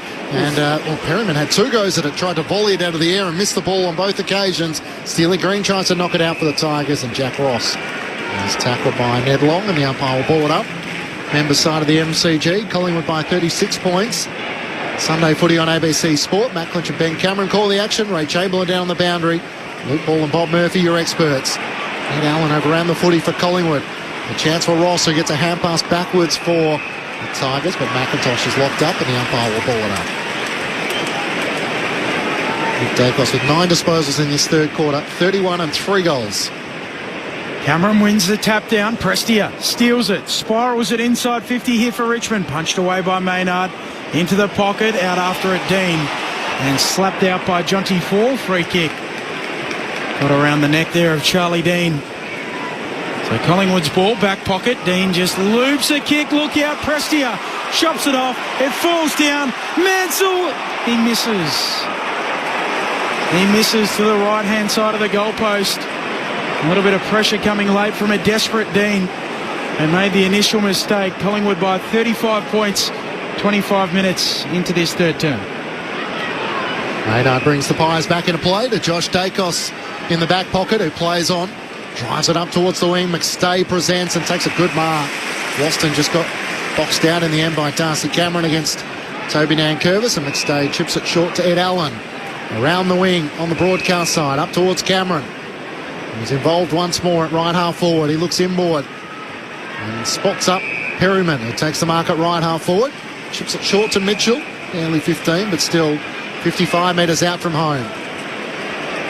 Tom Mitchell will have still been Collingwood's best side at the end of the home and away season. He points in the direction of the goal square, sends it towards there in the pack. McStay flies. Membry has it off hands, trying to break through. Hand pass looking for Elliott, chopped off in the end by Ross. It spills out the way of Jamie Elliott, who turns and fires towards goal, and he has his first of the afternoon. Collingwood with 5 goals to 2 in this third quarter. And they put in the last 5 goals of the match to open up a 41-point advantage, 12-10-82 to the Tigers, 6-5-41. Jamie Elliott with his 47th goal of the season. Luke Ball and Bob Murphy, your experts on Sunday Footy on ABC Sport. Yeah, it hasn't been his day. Jamie, we've spoken about that a lot. Had a really good battle with Nathan Broad and Floston at times.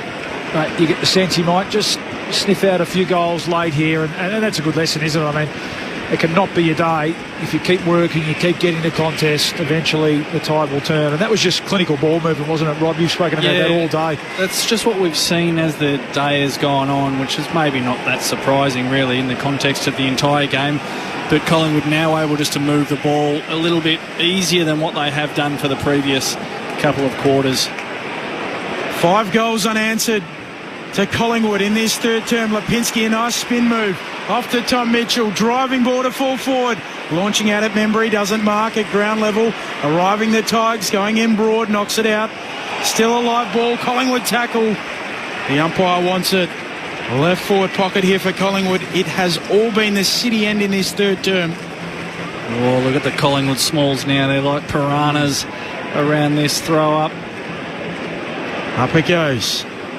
So does McStay, slapping it down Nankervis. Elliott gathers, just dispossessed momentarily, gets it back to Lipinski. High kick to full forward, punched away by Broad. Vlosten reads the punch and then clears with a spiral. And what a kick it is. Works out beautifully for Sims, who marks on the back flank for Richmond. He has players streaming past as he tries to look for the right avenue out of defence. Sends it long up the wing where Darcy Cameron's waiting for that kick against Jonty Fall. It comes down to the front. Precious hand pass. Swansea tackled by Quainer. No whistle. Prestia chips the ball up towards half forward and Bolter leads up and takes the mark in front of Darcy Moore. Oh, he's got Morris one-on-one. Get it down there. He tries to get it to him as he leads up. Dan Houston's there, makes the spoil, and Perryman getting back. So out of play for a throw-in in the right forward pocket at the punt road end for the Tigers.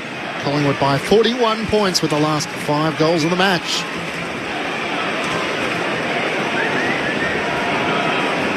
Ben Cameron, Matt Clinch, Luke Ball, Bob Murphy and Ray Chamberlain bringing you all of the action on this Sunday afternoon. Tapping it down Cameron and then slapped out by Ross. We'll do it again.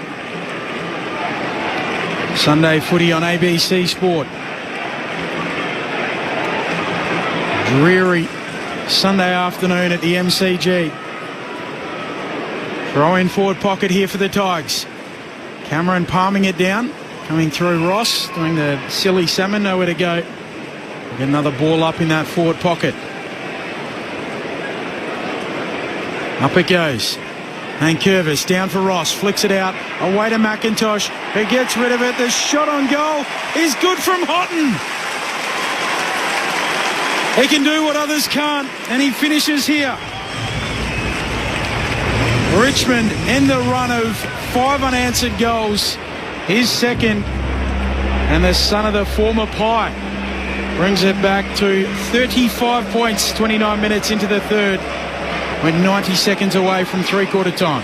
Oh, look, there's been more than a few moments of excitement if you're a Richmond supporter. 5 wins for the year, but when you see a player like Taj Houghton in his third game kick his second goal, but just the variety. The first one was a contested mark in the goal square, jumping high. That's a really, really clever and classy finish. Holding his position, ball gets shoveled out to him, pressure on his right side, and he's able just to kick the right foot banana. It's a class act. There could be some excitement ahead for Tiger fans with Taj Houghton. Collingwood's lead is 35 points. Back in the middle, Nankervis tries to go to work. Won the tap, tried to do the roving, couldn't get round long. His hand pass is chopped off, and Nick Dacos wins it back. Kicks out towards Mark off the wing. A sub into the game for Sullivan. Hand pass to Lipinski, kicks up towards Jamie Elliott. And takes the marker left half forward. 1 goal so far for the match, 47 for the season. Elliott pulls his kick into the pocket. Myercheck the target. Broad makes the spoil. Lipinski front and centre. Hand pass forward, chopped off by Broad. Knocked away. Banks gets the hand pass away to Tyler Sonzi, who links up with Ross across half back. Kicks a chiselling ball up the wing. It doesn't get to Mansell. A good quarter mark taken by Perryman. Yeah, good quarter, Perryman. He's had possession. That's possession number 9. And Luke Ball's old number 12. He moves it on to Dacos. This is Nick, who kicks inside 50, punched away from McStay. And out over the boundary line for a throw-in. Left forward pocket here for Collingwood. Nick Dacos, watch. He's up to 11 in this third term. 33 for the day, 43 last week. His career high, on track to better that. Throw in, Nankervis slapping it down onto it. Sonzi shoveling out a handball, back boundary side, and Ross sees it out, right on the elbow of 50 in that boundary line. Collingwood by 35, stroke of three-quarter time. On the SMS 0437 774 774. Rog poses the question, listening while out in Sandringham, who's the All-Australian ruck this season? As the ball is thrown in. Nankervis gets it forward to McIntosh.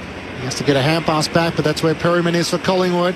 Hand pass knocked on by Lipinski to Mitchell. Hand pass is inside 50. Tom Brown gathers for the Tigers. Sends it back up the worn wing. Bolter's able to get rid of Darcy Moore and then played on immediately. He was tackled as he just blazed away to half forward. No one there for the Tigers. As it's gathered by Houston, the pressure came from Morris Riola Jr. But he chips it across half back to Jack Crisp as the siren sounds for three-quarter time. Collingwood by 35 points, having led by 20 points at half-time, 8 points at quarter-time. The Magpies with 5 goals to 3 in that third quarter. 12-10-82 to the Tigers, 7-5-47. For the Magpies, 3 goals to Nick Dacos alongside his 33 disposals and 4 clearances. 2 goals to Myercheck and to Membry, while individuals to Elliott, Schultz, McStay for the Pies, while for the Tigers, 2 goals to Taj Houghton, 2 goals to Steely Green, individuals to Sims, Trezise and Boltar. Three-quarter time of the MCG, Collingwood by 35 points. Across town at Docklands, the Saints and the Demons, Melbourne leading by 35 points, 8-2-50 to the Saints 2-3-15, with 3 goals to Bailey Fritsch there midway through the second quarter. We'll take you to Docklands and join our team for the final term. Great to have your company on Sunday Footy on ABC Sport. Hello, Patrick Stack here. Do you like sport and good conversation? Then we've got a great podcast for you. One cracking story, in depth, every day, in under 15 minutes. It's called ABC Sport Daily, and you can find it on the ABC Listen app. This is the 2025 AFL Premiership season on ABC Sport. Nankervis goes in, wins the footy back. Ross flicks it back out wide. Green from the boundary line. An ambitious effort. Unbelievable. He's kicked out from row G. Steely Green with something special. His second. The audacity. Yeah. Just beautiful confidence. Mansell sets it up towards full forward. Bolter! Plucks it out of the sky after a shove on Cameron. And he's got it 15 out directly in front. And that's a good strong mark. Bolter comes in and steers it through. And Richmond are in this game up to their eyeballs. Into the path of Banks, who can't deal with it yet for Richmond. Crisp gathers for Collingwood and Nick Dacos, who kicks to Hoskin Elliott. He's kicked 1 goal this afternoon. One of the over 30 brigade as he comes in and sends through his second. And it's spoiled away by Tom Brown. Nick Dacos runs onto it on his left. He couldn't bang through a third, can he? You bet he can! A class above here at the MCG, Nick Dacos. As the Pies couldn't finish in front of goal, streaming in the left forward pocket, he bangs through his third. There's 45 other footballers out there today who would say, geez, it's been hard work today. And Nick Dacos went, oh, really? Not so difficult from my angle. Time to put someone on it. You think 31-3 with 6 minutes to go in the third quarter. Bounces off the chest of Myercheck into the pocket. Schultz, the opportunist, floats it through. And Collingwood are running amok at the MCG now. This is ABC Sports coverage of the AFL. On your radio. ABC Sport Digital. And on the ABC Listen app. Three-quarter time of the MCG, as you heard Nick Dacos with his third goal of the match. Collingwood leading by 35 points, 12-10-82 to the Tigers, 7-5-47. Matt Klitschko, Ben Cameron calling the action. Ray Chamberlain down on the boundary. Bob Murphy and Luke Ball are your experts on ABC Sport. In other news around the country, Australia and the world, Australia won the 4th T20 International against the West Indies by 3 wickets. Australia finished 7 for 206 inside their 20 overs after the West Indies posted 9 for 205. Another half century from Cam Green, top scoring with 55, while Adam Zampa finished with 3 for 54 with the ball. And in the Super Netball Grand Final, the Melbourne Vixens have advanced through to the Grand Final. So a 66-65 goal victory over the New South Wales Swifts. And Ben, the West Coast Fever have been the dominant side in Super Netball this season, but of course the Grand Final is in Melbourne. We get robbed again. Just the rough end of the pineapple for the West Coast Fever. Again, boys aren't coming with me on that. A couple of years ago, I think the West Coast Fever were the lower seeded team, and the WA government had paid for the grand final, so they got a little lucky there. But yeah, Melbourne versus WA in the grand final with the Vixens and the Fever. Fever have won 13 in a row. Bob Murphy and Luke Ball with their thoughts at 3/4 time here at the MCG. It was almost the culmination of predictability that quarter, because Richmond, who played with so much heart, so much vigour for the day, but maybe just with their lack of depth, lack of experience, and at various times lack of composure, they were in the game halfway through that third quarter. They were in the game. They were 10 actually points, 11 pushing, points. Yeah, they were actually pushing. Noah Bolter had found himself at half forward on the end of a really promising bit of play that was run and carry handball, and he just had a moment that Noah Bolter sometimes has, where he just thought he would roost the ball into the centre of the ground, and from that moment on, it was really one-way traffic. It was all Collingwood. They were just able to tic-tac all the way through and score easily, and it was a story for the rest of the quarter. They were able to dominate inside 50s. Some of their players who'd had really quiet days up until then, Jamie Elliott being one of those, found themselves in the game a bit more. Nick Dacos took his game to a whole new level in that third quarter, which is saying something, because he's been absolutely exceptional all day. The weight of numbers was strong for Collingwood. They looked really hungry, and the Tigers, after showing such strong belief for the first 2.5 quarters, just lost their way a little bit in the back end of that third quarter. Yeah, they did. Again, couldn't fault their effort. We've been pretty consistent, haven't we, saying that throughout the call, and you hope for their sake and the supporters' sake, as the rain starts to fall again, that they can finish off this game and continue to put pressure and make it hard for Collingwood to score. And then from Collingwood's point of view, well, the caller before the game asked the question, can they put a team to the sword when they've got a foot on the throat? What are they, 5-6 goals up? Can this become a 10 or 12 goal win and a percentage booster for them? Let's wait and see. Scott Gray again as the final quarter gets underway. Collingwood leading by 35 points. Nick Dacos with an early disposal. Can he get to a new career high of 44? Legging free kick. Side bottom to get it. Yes or no, Borley and Bob? Oh, again, I think letter of the law. It didn't look dangerous. Side bottom was pretty clever then, the way he played it. But yeah, keep your feet young, hot and skidded in. Side bottom kicks up to half forward. Vlosten punches it away. Bouncing ball. Nankervis tries to sucker it on. Goes a second time as well. Yoga Benito, the beautiful game, as he keeps it moving out towards the wing. But Collingwood are there and able to mop up through Dean, who gives it off to Allen. Handball to Houston, tumbling to ground. Handball out to Markov.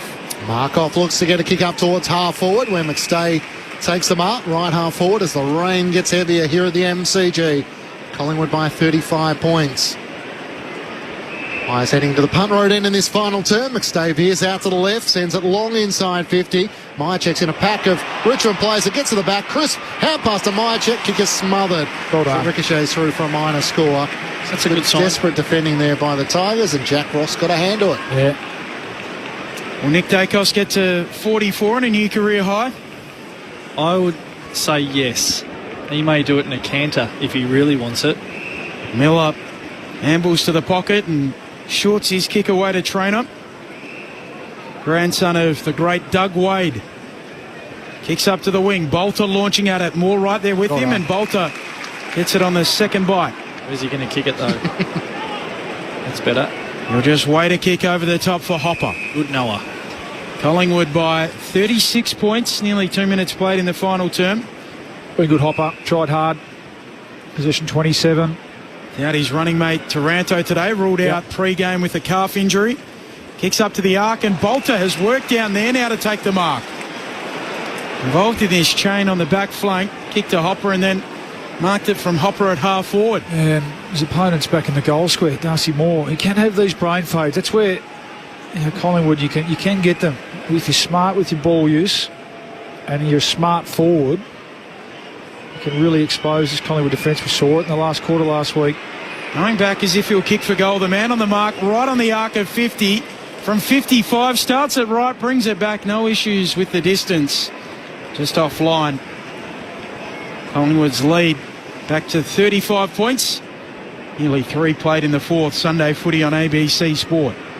11 disposals, 1-1 for Noel Bolter this afternoon. As Dan Houston brings Collingwood back into play. His kick won't get to McStay. Trainer in front, can't take the mark. Miller knocks it on to Trainer. Out pass away to Banks. They look to reload. Inboard to Prestia. Trying to find an avenue at the top of the 50. Good kick. Finds Jack Ross. Reaching over the top of a couple of pies to take the mark. He's 55 out from home though. And waiting for the leads to come. He looks into the pocket where Sims is the tallest target, or in fact more direct than that, to Bolter. Nudged underneath. Quainer takes the mark. And his calves on display there as he kicks out towards Markov. He marks in the back pocket. Glutes. I think we decided on didn't I? glutes there. You can't speak for his calves. The old baby cows as well as the Pies quickly up the wing. Markov chipping it short. Away to Membry, who comes infield, and here is Nick Dacos again. Disposal 35. As he so often does, goes back to brother Josh, shanks his kick it. As end over end, works out for Houston. Handball to Darcy Cameron, who's under the pump and coughs it up. Richmond back the other way. Here's Houghton, waiting a kick, and a good one for Sims, attacking edge of the square. Now he looks inside 50. Out wide for Mansell, juggles it, drops it. Collingwood with the numbers in their back pocket. And they do the handball drill, and then Quaynor flicks it on for Dean. Dean's hand pass inboard to side bottom. Loops the hand pass boundary side to Jack Crisp. Looks up to half forward. McStay has space. He takes the mark at left half forward. Well, 2-on-2 ahead of the ball. Oh, too slow, Dan. Now Curvis hobbles his way back. Remember, he was out the back. He probably just couldn't get it that far. So McStay turns and comes inboard to Tom Mitchell. Marks at the edge of the centre square. Chips it over the top, and Schultz leads up. That's how you do it, finding the holes in the Richmond defence. We'll stay away here. Patience. Tigers, I'm not sure he's got the journey here, Schultz, in a wet, yep. Oh, Nick Dacos around the back, receives it, sidesteps around Houghton, fires on goal from 45, off balance as he was collided into in the end, and his kick only lands 25 metres out from Collingwood's goal, although Ross's clearing kick, chopped off by Houston, on the run from 45, and Dan Houston joins the list of goal kickers. As he puts through just his 5th of the season, Collingwood all of a sudden have kicked 6 goals of the last 9 in the match and lead by 41 points, 13-11-89 to Richmond 7-6-48. The first goal of the final term comes at the 5-minute mark. Luke Ball and Bob Murphy, your experts on ABC Sport. Just another panicked kick from the Tigers. That's what's happened as the day's worn on. Their composure has just fallen away. Collingwood's been really good. Their pressure has been really good around the ball, but just their setup, one kick removed, that's probably a great example of it, where they were set up for that rush kick, and that's exactly what they got. Dan Houston was the recipient, and a class player with a class finish. He was keen to go to Carlton in the off-season. He's now at Collingwood, heading into a final series where they may well win the flag. You'd have to be thinking, gee whiz, dodged a bullet there. Clearance for Richmond, inside attacking 50. Fall doesn't judge the bounce. Quaynor does, slaps it on towards the wing. Markov goes in, dirt in his fingernails, gets low as he picks it up. Out to Hoskin Elliott with the handball. His rush kick goes forward of the wing. Broad swirls it away. Back towards the logo. Ball on the deck. Mitchell wins it again for Collingwood. Handball to Elliott. Telipinski flicks it over the top. Now they're in space. Cameron goes back. Hoskin Elliott, he'll chip to the pocket. Myercheck on the lead. Slips over as he gathers. Tackled quickly. Handball out to Elliott. Back to Lipinski. Coughs it up. And emerging with it, Banks for Richmond. Away to short. Lateral kick. Just gets to Trainer. Worried out of it. Brings it down. He'll get a free kick. Back pocket, and he'll feed it off to Vlosten. Schultz gave away the free kick as Vlosten kicks it up the wing. Jacob Hopper takes the mark. Position number 29 for him. He's kept trying all afternoon for Richmond. Nick Dacos leads the way with 36. Comes inboard. as he finds, in the end, the effort of Jack Ross, who gets the hand pass to short, sends it up to half forward, and Noel Poulter takes the mark. Right half forward, inside 50, Maurice Rioli Jr. He takes the mark, plays on, gives it to Jonty Fall, who sends it through from the goal square. Unselfish from Maurice Rioli Jr. there. It's a good contested mark, and the Tigers have their first goal of the final term. Collingwood's lead back to 35 points. 13-11-89 to the Tigers, 8-6-54. 8 minutes gone, final term, Sunday footy on ABC Sport. Well, it's good transition, Bob, isn't it? And we've seen glimpses of it today. Just that finish, that last kick inside 50 where you can get a mark, a good mark, inside 50 has been the thing that's lacking. But, yeah, I've been really impressed with their ability against this Collingwood team who have been a little bit off in terms of team defence over the last couple of weeks. And still today, they've been able to transition the footy really well. Again, started with a great one-on-one contest win by Floston deep in their defence, and then from one end to the other. And they keep trying, don't they? Yeah, they do. And Rioli unselfish. Well done. Mankervis palming it down. Hopper gathers the footy and caught by Schultz. Free kick going away the pie. Gives it off towards Mitchell. Now Houston. Driving kick to full forward, looking for a mark down there. Ball hits the deck, side bottom, trying to get it on the boot, can't do so. Elliott swoops through. Mychek soccers it into Miller, out of bounds on the full. He'll come back before that, and still side bottom, pinged holding the ball. Vlosten to get the free kick in the left back pocket. It's the third time today too, the old fella. He's just been a little bit off his tucker today still. Elsewhere, Melbourne lead by 30 points over the Saints. Same margin right here. Take you 35 here, sorry. Final term with our commentary team at Docklands. Quentin Hull and Lauren Borden. As the kick up the wing. Cameron presents himself. Can't take the mark. Inboard, the hand pass comes to Long. Links up with Mitchell. Trying to cut round Ross Rioli Jr. and Steely Green. Good movement by Tom Mitchell and a beautiful pass to Jamie Elliott leading up. Miller's run a long way over the mark. How's that not 50? The umpire almost went over as well. Both have a smile about it. And Ben Miller's thinking, I'm very lucky not to have conceded 50 metres there. It's almost like he forgot to hit the brake. And Jamie Elliott's kicked one so far this afternoon. It came in the third quarter. Do you think Ben Miller couldn't stop their post splits? Maybe. Tweak of the hip? Could be. Yeah. Good pick up. Good thought. Jamie Elliott, slightly left of centre, kicking from just inside 50. Looking for his second and to extend Collingwood's lead. It starts right, it bends back, Broad on the goal line, rushes it through for a minor score. Collingwood by 36 points, 10 minutes gone, final term. Trying to see if Nick Dacos can get to a new career high of 44 disposals. He's on 36 at the moment. Same as Collingwood's lead. Short to Broad, who goes back to short. Top of the defensive goal square, pokes it short, away to Miller. Right on the edge of the try line from last night. British and Irish Lions and the Wallabies off to McIntosh, who pokes it on slightly further afield to Sonzi. Sets off on a run. Unsure where he'll go, moves it out towards the members' wing. Trainer marks. Now he feeds a handball forward. Tough ask there of Hopper. Chris breaks it up. Collingwood swoop onto it. Schultz to Ed Allen. Looping handball. Lipinski. The run of Crisp. Man on memory. Gathers the handball. Runs to 40. Pulls the trigger. Misses. It was nearly Collingwood at their best. Membry just couldn't quite finish.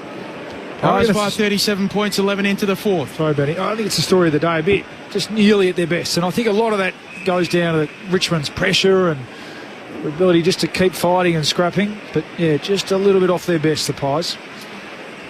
Brisbane next Saturday night for the Pies. That's a massive game. Brisbane on the bounce too after they were embarrassed yesterday.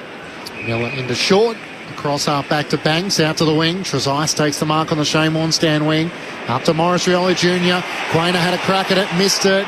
Was it over the boundary line as Rioli kicks inside 50? No. Play on was the call, and Mansell marks in the left forward pocket. Collingwood fans on the far side thought it was. Fran in Melbourne poses a question for you, Bally and Bob. Why is it that Collingwood can't blow away these sides? Be nice to get a percentage boost after the last two losses. Guess they're leading by 37. Yeah, well, again, I think part of it is due to, you've got to give credit to Richmond. They've kept at it, they kept trying, whereas perhaps other bottom half teams have put up the white flag at times across the weekend. Ryan Mansell out to the left, 13 goals of the season, comes in and just drags it to the near side. And a minor score to the left, Collingwood by 36 points, 13 minutes gone. Final term on ABC Sport. Cheer to Gaza, who's listening to the call while on the road trip towards Caravan. Cravan.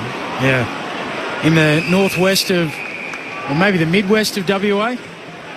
Bob's double denim would fit in there. Not bad this time of year. Could get a bit warm in, later in the year. Richie in Ocean Grove wants to know how Razor has his coffee. What's the answer, Ray? We kick off with a strong latte and then there's short macchiatos from then on in. I've got a few questions about Ray's catch-ups. I don't. Well, they're not meals for a start, and are they organised meetings, or do they just happen to be chance meetings that then Ray goes public with? Steady on. You don't lob up in your Texas suit and start throwing hands, Bobby. Canadian tuxedo. It'll be Toronto for a start, but anyway, okay. It's throwing on the wing. Collingwood by 36 points. He's up and moving, our man Ray, too. Are they chance meetings, Ray? 50-50. Up it goes. Doing the ruck work long. Slaps it forward. McIntosh diving over the footy. Maybe an issue down there for Luke Traynor. Is it, Razor, that you're keeping your eyes on? Yeah, just trying to see the substitution. It looks as though it's going to be Luke Traynor, but I'm just waiting to confirm. Long takes it out of the ruck this time. Tumbles a kick to half forward for Collingwood. Out it goes. Fish. Fish. All his former teammate Lee Fisher. Ex-player Fish, he understands that was just a hack kick forward. Yeah, it's been a tough day for everyone. It's cold, it's wet. It is. Umpires love playing it deliberate. I would. Collingwood by 36 points, 14 minutes into this final term. Miller's kick up to a contest on the wing. Here's Nick Dacos again. Disposal 37. Beautiful kick. Sliding in Elliott. Watermelon seeds all over his chest as he drops the mark. And Short sweeps in to pick it up there for Richmond across the back flank. To press here, who goes all the way back to Nathan Broad. Takes the mark at the top of the defensive goal square. At the punt road end, Collingwood by 36 points. Broad moves it short. And the mark is taken by Young. Trying to find a way out of defence for the Tigers. Swings it out to Tyler Sonzi, who marks it right half back. No one on the marks who can play on. Runs the broadcast wing. Up towards Mansell, who flies on Houston and takes the mark. Just timed his leap superbly and takes the mark between wing and half forward for Richmond. Mansell looks up, has Noah Bolter in the pocket, sends it in that direction with he and Johnsy Fall there in the pack. Fall got hands to it, can't mark. Josh Dacos, quick hand pass away to side bottom, rides the tackle, gets a hand pass to half back for Collingwood, where Banks hand passes it to McIntosh for the Tigers, to Jaden Short. Little fumble from Tom Brown as he gathers and kicks it out wide to half forward. Sims dragged down by Maynard, and off hands it goes out of play. The boundary throw in where the 50-metre up meets the boundary. Crowd posted at 59,454, so a shout out to all those that have come along this afternoon in the wet. Shout out to Tim, Jack and Will, who are watching on, cheering on their pies as well, enjoying the coverage as we'll get a ball up at right half forward here. Collingwood by 36. Going to win again. Collingwood coming off a defeat last time out to Fremantle. Stay taps it down. Mitchell's there, nowhere to go. Nick Jankowskis rushes in to ball it up. Be honest here, Ray. I've got a question for you in a moment as McStay wins it down again for Mitchell. Forward handball for the Pies. Stolen by Sonzi. Spins out of trouble. Handball to Hopper. Half forward for Richmond. Bouncing handball inside 50. Maynard goes and gets it. And he cleans up on the back flank to Mitchell. Away to side bottom. Long check side up to the wing. Nick Dacos again. Disposal 38. He'll kick up to half forward. Long's back there. Vlosten too. Vlosten does well. Paddles it out away to Brown. And his kick goes 5 metres. Turns it over. Paid the mark. Must have gone 7.5. So Membry with it, half forward flank for Collingwood. Into the middle of the ground for side bottom. 50 out, hand pass to Josh Dacos. Into the pocket, looking for Hoskin Elliott on Markov. Hoskin Elliott flies. Can't take the mark. Morris Rioli Jr. slaps it out towards the boundary line. And off he and Markov's hands, it goes out of play. throw in the right forward pocket for Collingwood. They lead by 36 points. 17 minutes gone, final term. Floodlights on here at the MCG. Crosstown will take you to under the roof of Docklands for the final term there. Ned Long does the ruck work, just sharks it forward. Miller has to deal with it on the goal line, decides against rushing it through. Hand pass along the ground to Trezise, takes a bounce as he runs out of defence, draws Ed Allen. Hand pass to Sonzi over the top, back to Trezise. Good running at half-back as he's almost reeled in by Crisp. Hand pass forward to Alga, the sub into the action for Richmond. Hand pass to Jack Ross, tries to sidestep McStay, almost brought down by Maynard. Got it back to Alga, who kept running it right half forward. Pokes a kick into the pocket. Jonty Fall, what a mark. Richmond's best transition of the match. This is in part why Richmond have won so many admirers this year. 5 wins is obviously a great result, but because they keep fronting up. Yep. Yeah, okay, they get working. overwhelmed at certain times by really good sides, and Collingwood might be the best side in it, but they just keep going. A lot of other sides, and we've named a few of them today, might just fly the white flag for the last 45 minutes, but that's not how the Tigers do it. They keep fronting up and they keep trying and take the game on.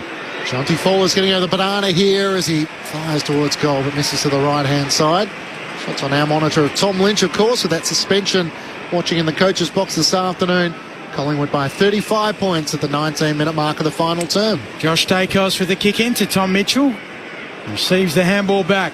Long kick up to the wing, close to the line. Darcy Cameron keeps it in. Ed Allen carries it out.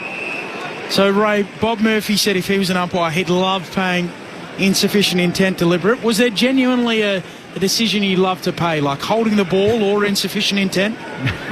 Insufficient intent, you got too close to the natives. I didn't like that one so much, but holding the ball was always a good one when you got to just sort of soak it up for a little bit. Yeah, dramatic pause. I think they should be very entitled to that. Absolutely. Ray was a master of the dramatic pause, the big hip bend, and then the big flourish of the arms at the end as well. All eyes on him.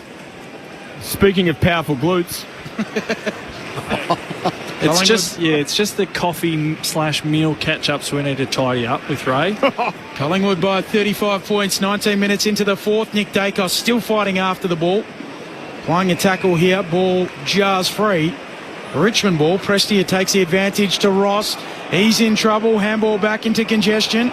And Taj Houghton showing his smooth move, slid in, slipped past a couple, and got the kick out to the wing for Richmond. Hand pass forward to Sonzi, who tries to get it up to Alga, but intercepting at Jack Crisp. Hand pass to the run of Darcy Moore, the Collingwood captain, around the members' wing to Mitchell, trying to sidestep around a couple of defenders, and then chips it back to Maynard. The marks between wing and half-back for Collingwood on the members' side. The Pies by 35 points. Maynard to Josh Dacos. The two will wax it across half-back. Where's Nick? He's the one we need to get the ball in the hands of. 38 disposals. Rebounds 43. He's gone out of it a bit, hasn't he? Yeah.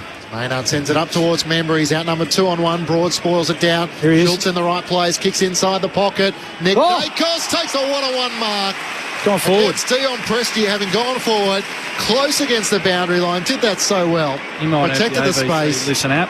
Reeled in a one-handed mark. And he's kicked 3 goals this afternoon. You would think he's up for this challenge. He's going to step out, snap it across his body, and he, on cue, just overcooks it a little, trying to kick across his body and misses to the left-hand side. 36 points, the Collingwood lead at the 21-minute mark of the final term.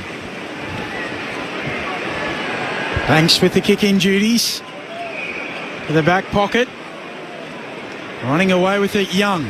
Long kick for Morris Rioli on the wing. Gets a favourable bounce. Paddles it out in front of himself. Now runs on. Fall comes to help out.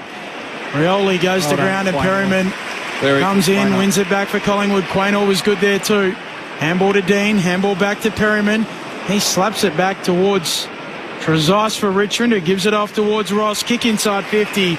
And Mansell marks 40 metres out directly in front. Selflessly gives it off. And spots up a teammate just inside 50. With the mark taken 35 metres out on a slight angle here for the Tigers. Elga, the sub. Yeah, the sub into the game. Young algorithm, as they call him. Yep, rhythm, definitely. It's good. Warrigal boy, Bob. He is. famous name in Warragul. It's been a big day for Warragul. Taj Houghton. Alger comes in. His drop punt, 40 out, floats it across the face of goal. Town of 20,000 people just groan. Not to be. Presented his first Richmond jumper by Brett Delidio just a couple of weeks ago. As Josh Dacos brings the Pies back into play, chips it out to Jack Crisp, who marks it left half back for Collingwood. They lead by 35 points in front of just under 60,000 here at the MCG. Back inside defensive 50. Charlie Dean takes the mark and he chips it to Josh Dacos. Have you been down to Warragul before, Bally? You don't leave the city limits too often. Hang on, Bob. No, I've still got relatives in Pakenham and Monbulk, absolutely. Okay, take it back. Yeah.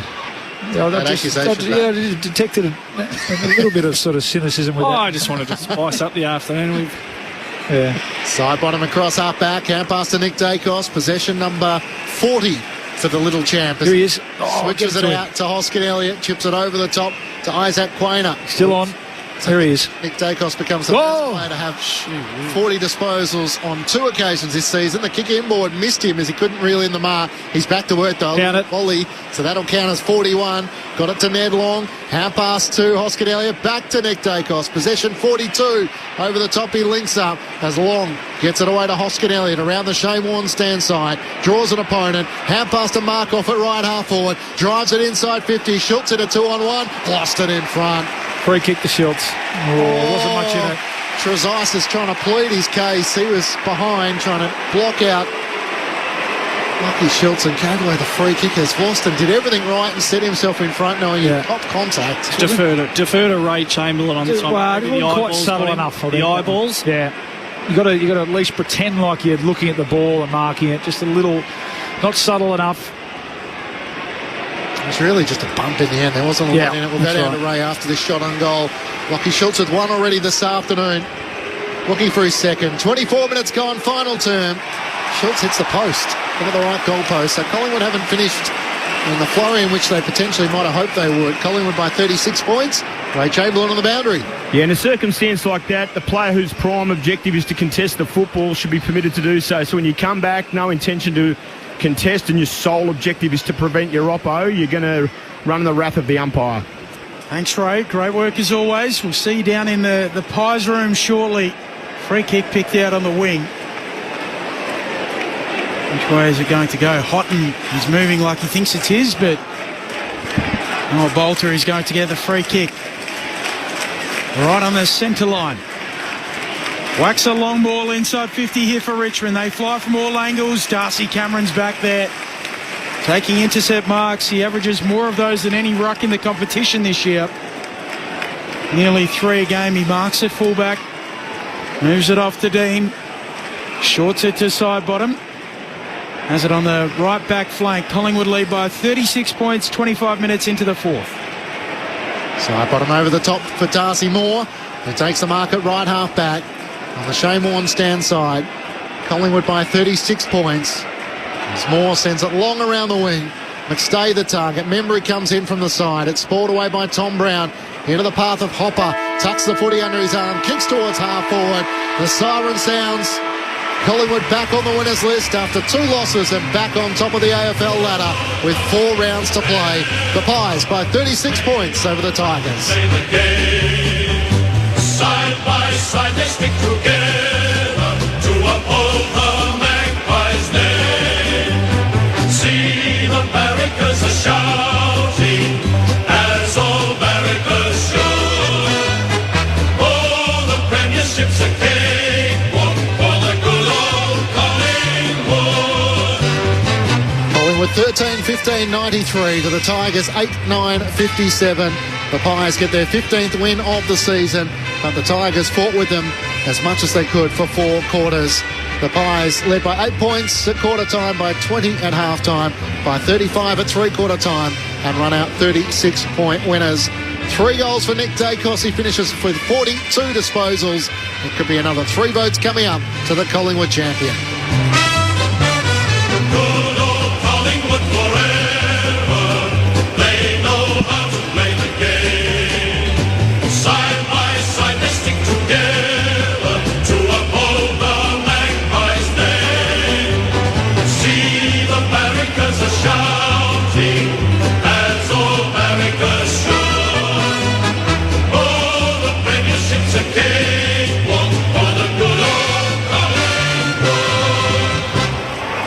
Collingwood by 36 points, 3 goals to Nick Dacos, 2 goals to Brody Myercheck and to Tim Membry alongside Will Hoskin-Elliott.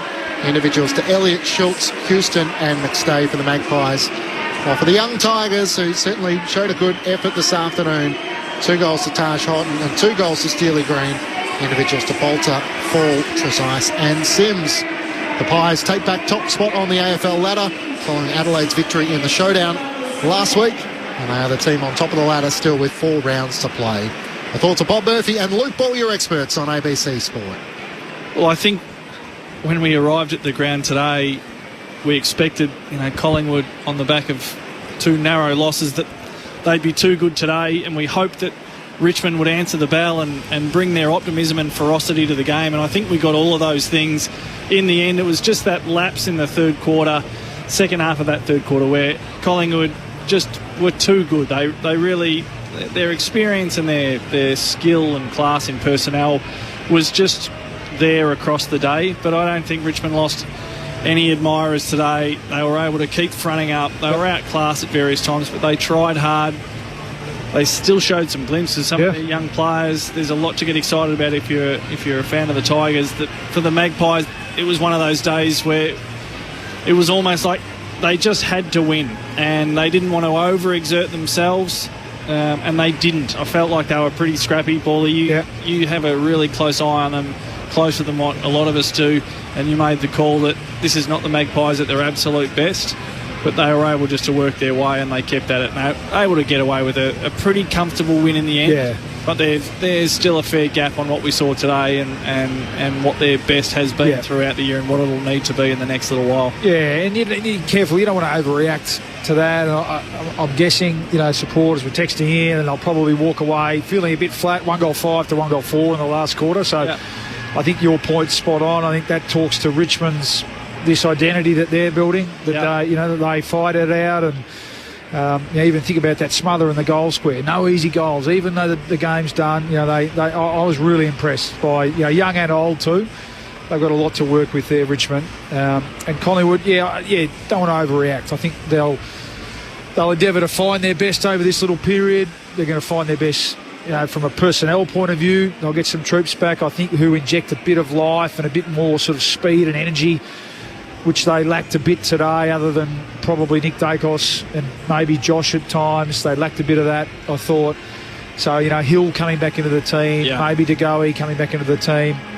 They were pretty, Pendlebury. They were pretty sound behind the ball today, even though at times, though, I think they're still, we know that the way that their defenders like to play, they give you an opportunity, don't they? And that's an area that you're going to have to be a little bit careful with. Don't want to be too flippant with that sort of team defence. Defenders just playing a bit high and a bit loose at times. We know that better teams, better kicking teams, will be able to pick them off through there. We saw that again, last week with Fremantle's last quarter. So get through the game. Oh, I was about to say unscathed. Sullivan, will be one that we'll get a medical report on, I'm sure, after the game. But troops to come back. So. But they'll have the next 3 games in their sights. We've got Brisbane back here, we know that. Brisbane coming off on the rebound. Then they go to Adelaide, probably for first or second, really, that game, I think. And Hawthorn after that. So bigger fish to fry. Still plenty to work on. Really impressed with Richmond's attitude, given the game. Was probably out of reach. I think you're right. They kicked the first 2 goals of that third quarter, didn't they? And you thought, OK, game on here. And then they just made a few blues, and Collingwood's class allowed them to kick 5 in a row, and really that was the margin from then on. In the last quarter was a bit of a non-event, unfortunately. I do love the way they take it on, and I like the way that Adam Uze is developing this side, that they don't sit on their heels and get comfortable. They put themselves out there, they take it on, they run with hands. They don't have the personnel quite yet to match it with the top sides. But I thought their performance today showed a fair bit of heart and resilience to it. Collingwood in the end were just a bit too good. There's certainly some improvement, isn't there, from Richmond. That will still come with some names that are missing from their lineup, but with 5 wins and 14 losses for the season, you could say their fans might be a few steps optimistically ahead in front of a couple of other sides I've had struggles this year. Well, Melbourne, that's a look. Look at the Port context Adelaide, of the Carlton. competition and this round 20. Yeah. You're a Richmond supporter. You'd be thrilled. Oh, you're pumped, yeah. Yes, And the way the game's going, I think they're clearly aware of that. They've got speed behind the ball. They've got good small forwards, which are key now. Like the ball hits the ground in Richmond's forward line, you've got to be on your game. Think about not just Rioli, but I love some of them. I get them a bit confused sometimes. Banks, Mansell, Campbell was out today. He's arguably been the pick of them, hasn't he? Trezise. And a handful of, and then young Houghton with a bit of class, on top of Lawler and these other guys. And they're showing more than glimpses, and they're doing it without an established key forward at the moment. Noah Bolter's doing a good job, but he's not Tom Lynch. Tom Lynch should be out there. He's not. So you think they'll be able to build a bit more structure around those smalls. Collingwood players were waiting at the top of the race for Tim Memory, and they decided, bugger this. Let's go into the rooms, and here comes sprinting in behind them. Let's join Ray Chamberlain in the Collingwood rooms. Boys, as is Collingwood's way, they've got all the kids in the circle, so they'll start nice and quiet and then they'll build their enthusiasm. But I know that they're pretty happy to get back in the winner's circle. Speaking to a couple of their staffers, and actually Craig, even Ned had a smile, which is always unusual.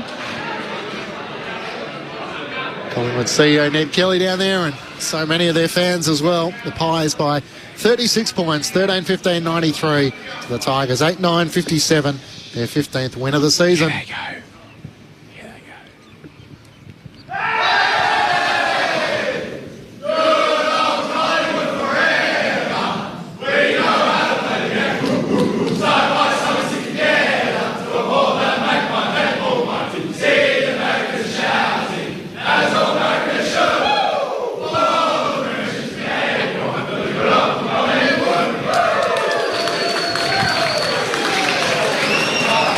There was a Nick Dacos masterclass at the MCG. 3 disposals alongside his 42 disposals in Collingwood's 36-point win in front of 59,454 here at the MCG.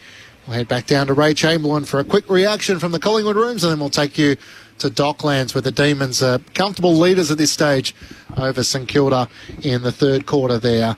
The Demons able to take control in the second quarter, 10-4-64 to St Kilda 4-4-28. And in that second term, in fact, it was the first term, the Demons put it 6-2 that really established the break. So where is Collingwood's biggest challenge? I mean, in the next 4 weeks, we're going to learn a lot more about them. They take on Brisbane, cracking game at the MCG, Adelaide on the road. Where would you feel like Craig McRae would spend his time and interest, other than the obvious answer around personnel, which will come back? I mean, that's where my mind went to straight away, finding they've got a month, haven't they, to really hone in, narrow in on what their best mix is. I think they've been pretty solid behind the ball. I think Frampton comes back in to allow Darcy Moore to play to his strengths. Jeremy Howe's the other one as well. Forward of the ball, they've had opportunity to see what it's like without Memory, without Myercheck, I think I really like what Memory's brought to the team. And I think with McStay's ability to pinch hit in the ruck, I think it's probably those, the 3 M's down there, Memory, Myercheck and McStay. You'd think it'd be a problem at their feet. If it was just the two of them. If it was just McStay and Myercheck, you think, one short. Is that going to stretch, the top sides enough? But with Memory in there, it is, particularly with their combination of smalls, which are just absolutely deadly. Yeah, that's pretty consistent group of forwards that can all defend for one, but they can all play in the air, and they're so damaging on the ground as well. So it's a pretty good mix. Yeah, which I felt like Memory at the start of the season might have been the insurance policy if they got an injury, and yet he's proved throughout the season that he belongs in Collingwood's best side.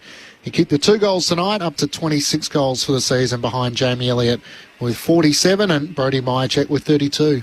Yeah, that's right. And McCreary's another one. So although they won't take any chances with him, I think he's a really important player and a player that relishes the finals type atmosphere and pressure, Bob. And then to go, he's the wild card, isn't he? Yeah. What role, if any, can he play? He's just missed so much footy.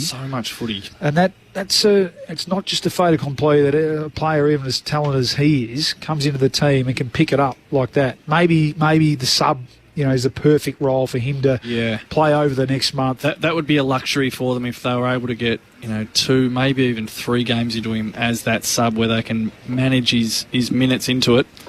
Collingwood by 36 points. Now our favourite part, to head to the post game, down to Rain Chamberlain.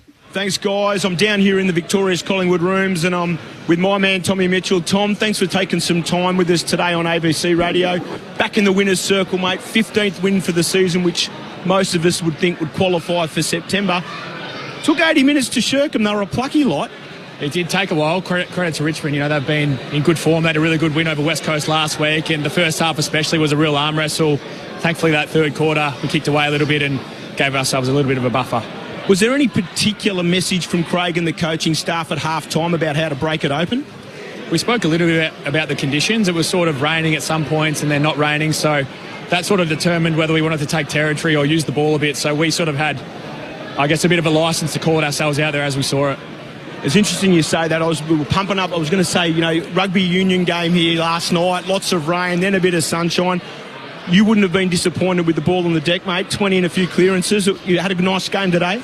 Thanks. Yeah, no, it's you always like when there's a bit of rain out there, but I thought it was a team effort today. Obviously, Nick was a standout. His game was pretty freakish, but I think everyone just stepped up and did their part, which was great. I was going to ask you, did anybody bother to tell Nick that it was raining? But, you know, statistically across the board, pretty even really across most measures. But when you guys got inside 50, you had a really great spread of goal kickers, talls and smalls. That seems to be part of your game that's coming along together quite nicely at Collingwood. Yeah, I feel like we've got a pretty good mix up there with the talls that either mark it or bring the ball to ground, and then, the smalls that get to work at ground level. So, it's a perfect mix. Mitch, well done. Yeah, I'll take over. Usually you handball up to us, but I'll read the cues there and take over. Mitch, well done. Game 3 for you this year. How's the body? How are you feeling? You had the game off, was it last week? No, yeah, last week, sorry, after your first 2 games back. How are you feeling? You feeling your body's in good shape now? Yeah, I feel amazing. I actually feel like it's the best I've felt for a very long time. I've probably got myself in the best shape I've been in my career, so that's allowed me to come back and try and hit the ground running. So, I feel like I'm covering the ground well and just trying to play to my strengths on the inside when I can too. We were just talking about, things that Fly and the team will be ironing out over the next month or so. You must be really looking forward to it. You've got a terrific finals record. We know that time of year, the game flips a lot more to contested style footy, so you must be licking your lips at the prospect of another finals campaign coming up. Yeah, definitely. With the 15 wins, we've qualified for finals, so that's something that, as a club, we're really looking forward to. But I guess the next 4 games, we'd like to solidify top 4 and see if we can do that. But we know what's ahead of us down the track. But we did actually speak about going into the game today, just trying to stay present. It's so easy to get caught up in the ladder and looking at the ladder predictor. That was something Fly mentioned. No one's allowed to do the ladder predictor. Stay present, and we did that today. Got a good win over the Tigers. What did he say at 3/4 time? The camera caught some real giggles and laughter in the front row. Can you let us in on that? Was there a little Fly gag at 3/4 time? Oh, geez, that's gone over my head. Maybe I wasn't listening well enough. But he's a pretty funny guy. He drops gags every quarter, and pre-game's normally the best time, where it's pretty much a comedy show rather than a tactical play. So, he's great Fly. He's got the balance perfect. Tom, it's Bob Murphy up here, mate. Congratulations on a good win and your own performance. It's great to see you back out there. Well done also on navigating another June and July. I know when you get to that stage of your career, just to get through another winter is an achievement in itself. Can you paint the picture for us without drifting too far away from the present moment, which I know you're passionate about, but a top-of-the-table clash with Brisbane next week? You must be excited about what's ahead for this team and your footy club. Yeah, that's going to be a massive game, and I think they're a very proud club and a proud midfield, and obviously Gold Coast got the better of them on the weekend, but we expect them to be pretty fierce and fight back pretty hard. So, that's going to be a great contest. I feel like the games we have against them in the last couple of years are always tied, and 2 quality teams going at it next week is going to be great. Boys, I know that there was a lot mentioned today about Isaac Quainer and his powerful glutes. I've got a question for Tom. Tom, I just looked across and saw Craig Kelly talking to all the members and people down here, and I'm not sure whether anyone's noticed or not, but he's torn the backside out of his pants. Who's got the courage to go up and let Ned know about that? I might do it. I'll do it for you straight after this. I can't see him right now, but that's pretty classic if he split the jeans. Tom, just quickly, a few people speaking about whether you and Ned Long can fit in the same team. Why do you feel like you can? I feel like we definitely can. I feel like we're, obviously both play similar positions, but I feel like we, do different things slightly differently. I'm probably more a type of player that, releases ball with my hands and puts guys into space, whereas Ned crashes bodies. He'll take 2 or 3 with him. His pressure's elite, his tackling's elite. So, I don't see there's any reason why we can't.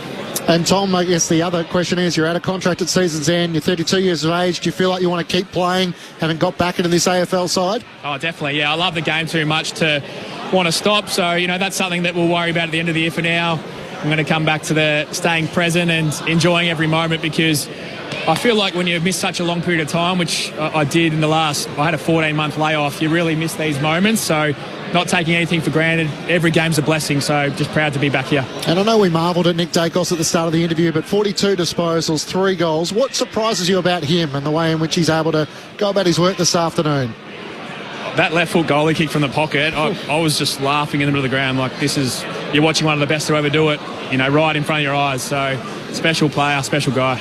And Pendle's just a little corky, was out before the game. Confident he'll be back for Brisbane? Yeah, he got through training fully on Friday, so it can't be too serious. I haven't spoken to him, but I don't think it'll be too serious. I reckon he saw the weather forecast. It was definitely about the weather. Look, Tom, is he even there? I reckon he's on the couch at home. He's sipping a Shiraz. Has not been seen. Tom, I tell you, we did see you today, mate, smashing in and under, getting your hands on the ball. Congratulations on another victory, and thanks so much for spending so much time with us here on ABC. Thanks, Razor. Cheers. Thanks, guys. Good on to Tom Mitchell, 29 disposals, 6 tackles, 7 inside 50s in Collingwood's 36-point win over the Tigers, and Ray Chamberlain taking over and just saying, that's enough. Time to wrap it up. And as I said last week, don't mind it. Sometimes we just need to be just narrow-focused on our broadcast, and sometimes enough's enough. I feel like Tom might be on Razor's list to have a coffee meal with, in inverted commas. I'm sure he's a Baysider though, Tom. He tends to spend more of his time south of the Yarra, and even further down. So I know Braden Maynard and Jordan DeGoey are Bayside operators, so don't be surprised if I just like a little bit. I'd like a little bit more background on the Rays meals and dinners with these people. Right, that might be something for a future broadcast in the weeks to come. Collingwood winners by 36 points, 13-15-93 to the Tigers, 8-9-57. So interesting that Tom wants to play beyond this season. That'll be the question of so many of those Collingwood players who are over the age of 30. How much is their endeavour to keep playing on? Jeremy Howe says he has ambitions to keep going, and Scott Pendlebury at 37 years of age, he wants to keep going. Steele Sidebottom as well. So it'll be an interesting list management conversation depending on what happens. Do they get to the ultimate? Do they play in a grand final? Do they win the premiership? Does that change the mind of a few? But I guess that's a problem for another day. Today they're just banking the wins, and that's 15 wins for the season. It's a pretty happy place, isn't it? Oh, wouldn't you want to keep going at the moment? They seem to have a really good balance, and players are a lot of autonomy. They're entrusted to own their career in a sense, and they've got good young players coming up as well to keep them on their toes and engaged. So it's a pretty happy place down at Collingwood at the moment. And I'm not sure I've ever heard a player, certainly during the season, Bob say, who's playing, and looking forward to a final series, saying, "No, I think this might be it for me." So not surprised that Tom's, and I think the fact that he's missed a bit of, when you miss a season, you feel like that can come at the other end. That's what came through in that interview. I think the genuine gratitude for having missed out, such a for such a long time, and he clearly loves playing and has an appetite for the work. So we should be happy for him that he's back out there, because that long road of rehab can be quite a lonely one. So he's back amongst his footy mates, and he's out there doing his thing. But whether he can hold his spot, it's a fascinating little byplay in the back half of this year. No, I guess often if you're in the bottom 4 or bottom 6 teams, sometimes those decisions can be sort of made for you in the list management side of things. If you're in the top 2, why wouldn't you keep fighting for as long as you can possibly play the game in which we love? So we spoke about the team who might finish 9th at the end of the home and away season. Just a quick thought, 1st, 2nd, 3rd at the moment seems to be relatively sort of stable. Collingwood have a games break over Brisbane. It sets up such a mouth-watering clash here at the MCG next Saturday night. Adelaide have made their move. They're into, 2nd spot on the ladder now, just ahead of Brisbane, and Geelong are the team in 4th with those spots from 4th through to 7th. Yeah, well, Geelong are the one. By percentage. Yeah, Geelong have got the last 4 games against bottom 6 teams, so they're the one. I think that you would think on exposed form, and the fact that I think I saw a stat the other day, I mean, the bottom 9 teams are just beating up on the bottom. Yeah. The top 9 teams are just beating the bottom 9 teams. There's been very, very few upsets, if any. I think Sydney really the only one who looked capable of causing any sort of, even though the Tigers have been plucky, but the Swans are capable of causing an upset. So if you go through and do your ladder predictor, Bob, Geelong should go 4-0, which takes them to 68 points. So Port Adelaide, Essendon, Sydney and the Tigers. The Sydney game is at the SCG. The next two are at Cardinia Park. So you'd say they probably should win all 4 of them. Maybe the Sydney game, the only... And then the other 8 really play each other at least twice. So there'll be some drop out from that. That's right. So those games will be huge. Yeah, Collingwood, Brisbane, huge. And considering how poor the top 9 v bottom 9 games have been, all this, there'll be such a build-up, won't there, when the top teams play each other, which is great. It'll take a lot of discipline from the 4 of us to not use the phrase 8-point game too much. Just sparingly. What about the Hawk Sport night? Adelaide on Friday night, the Adelaide Oval, then Collingwood on a Thursday night. So that's when we'll find whether there's an appetite for Thursday night footy as to how many fans come and see Hawthorn and Collingwood at the MCG on a Thursday night. That will shape September.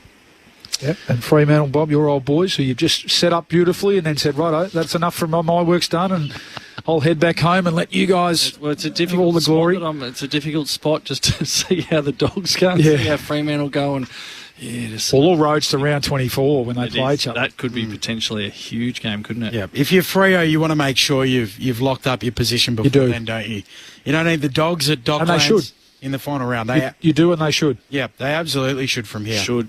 With Carlton and Port Adelaide the next 2 weeks, they should just about be there. I don't want to use the word should anymore. We should do a lot of things. We should. Coulda, shoulda, woulda. Just on that, Paul Roos did concede to me, now that he's no longer a coach, that 8-point games do exist, and coaches do believe in them. They just don't admit it to us in the media. Gee whiz. I thought that was Look behind the curtain. Yep, it was, wasn't it? Wow. That's what a life in Hawaii will do to you. Just soften the Speaking of guts up, he is guts up on the beach down there at... I got to say, it was quite distracting, hopping in with the podcast with Poppy and Roosie and trying to talk some hard football news, and I could just... Palm trees. I could feel it. I could smell coconut oil. I could just hear the gentle lapping of waves. Ukulele. Yeah, little ukulele in there. Just some volcanic air in the background. It's like, come on. Can't be talking about interchange rotation. I did ask Rosie. I said, coladas. How could he be bothered? What's he doing? I said, Paul, who cares, mate? I said to him, how far is your house from the beach? He goes, oh, well, it depends. It depends which part of the property, but probably 60 metres. I said, oh, that's pretty good, isn't it? All right, I think that's going to get back to Roosie. St Kilda trailing Melbourne. The Demons 12-6-78. Jealous. To St Kilda 6-4-40. We're going to take you there before 3/4 time, but let's get the votes for the ABC Footballer of the Year. Luke Ball. All right, well, pretty clear 3, so we might as well start there. Ndakos was just a class above everyone on the field today. It's funny, isn't it, when the conditions get a bit tough, usually the cream rises to the top. So he was just superb, 42 possessions. Nearly 1,000 metres gain, 18 side 50s, 14 score involvements. What's the record this year? I think it's 17, is it not? Yeah, Tim English had a day where he had 17 down in Ballarat one day, but 14 for Nick and 3 goals himself. 4 of his left foot goals, so that's how good it was. That was just brilliant. 2 votes to Nick Floston, 25 possessions, 7 marks, 4 of those from Collingwood kicks. He's just a gun, isn't he? In terms of the most beautiful cliche in football, play your role. There's not many that do it better than Nick Floston. Yeah, it looked like they put a bit of time to early with Hoskin Elliott, but he just so often finds himself in the right spot. And what a luxury it is for those young Richmond players playing behind the footy to be able to learn off him. And we're going to give one to Isaac Quaynor. Glutes Quaynor. I just thought his first half, when really the game was won, albeit the third quarter was. Halfway through the third quarter, it was still up for grabs, but I just really liked his game. There were no other real standouts. Mitchell had a fair bit of the footy, as did Josh Dacos, but I thought it wasn't as damaging as he usually is. And there were other good contributors across the day, but I just like Quaynor's first half. He had 9 marks and 4 intercept marks, 17 possessions. and 400-odd metres gained as well. Just thought he was really, really strong. So 1 to Quaynor, 2 to Floston, and 3 to Dacos. From Luke Ball and the ABC Footballer of the Year. Top 3 in the Brownlow at the moment is Nick Dacos, Bailey Smith, Noah Anderson. Is there anyone else we're missing? Jordan Dawson, just given the Crows. It doesn't feel as clear-cut, does it? I mean, Dacos, I think, is favourite, isn't he? If you go to any bookmaker, but it doesn't feel like he's had as good a year as in a funny way as last year. There might be a bit of a correction though. Well, sometimes it's a bit of the body of work job, isn't it? Which you wouldn't begrudge, would you? No, I think he deserves one, doesn't he? Sure does. Place he's been. Sure does. All right, the Pies winners by 36 points. Nick Dacos gets the 3 votes in the ABC Football of the Year. You can hear Bob Murphy tomorrow morning for breakfast with Shana Vella. When the alarm goes off at 3:30. 3:30 as he bounces into It's the middle of the Southbank, night. That's not the morning, is it? You're just getting home, aren't you? Correct. Party boy. We'll see you mid-morning in the sports department. Thank you to Luke Ball. Thank you. Well done, Thank you to Ray Chamberlain. Thanks to Mitch Turner back at base. Thanks to Stuart Hollywood-Baker and to Ben Cameron. You can catch him with Paul Roos tomorrow alongside Corbin Middlemass for the ABC AFL Daily Podcast. Let's take you to Docklands where our commentary team is Quentin Hull, Lauren Borden, Nathan Burke, Daniel Harford and Poppy Penny on the boundary. It's the Demons who currently lead by 44 points, 13-6-84 to the Saints 6-4-4.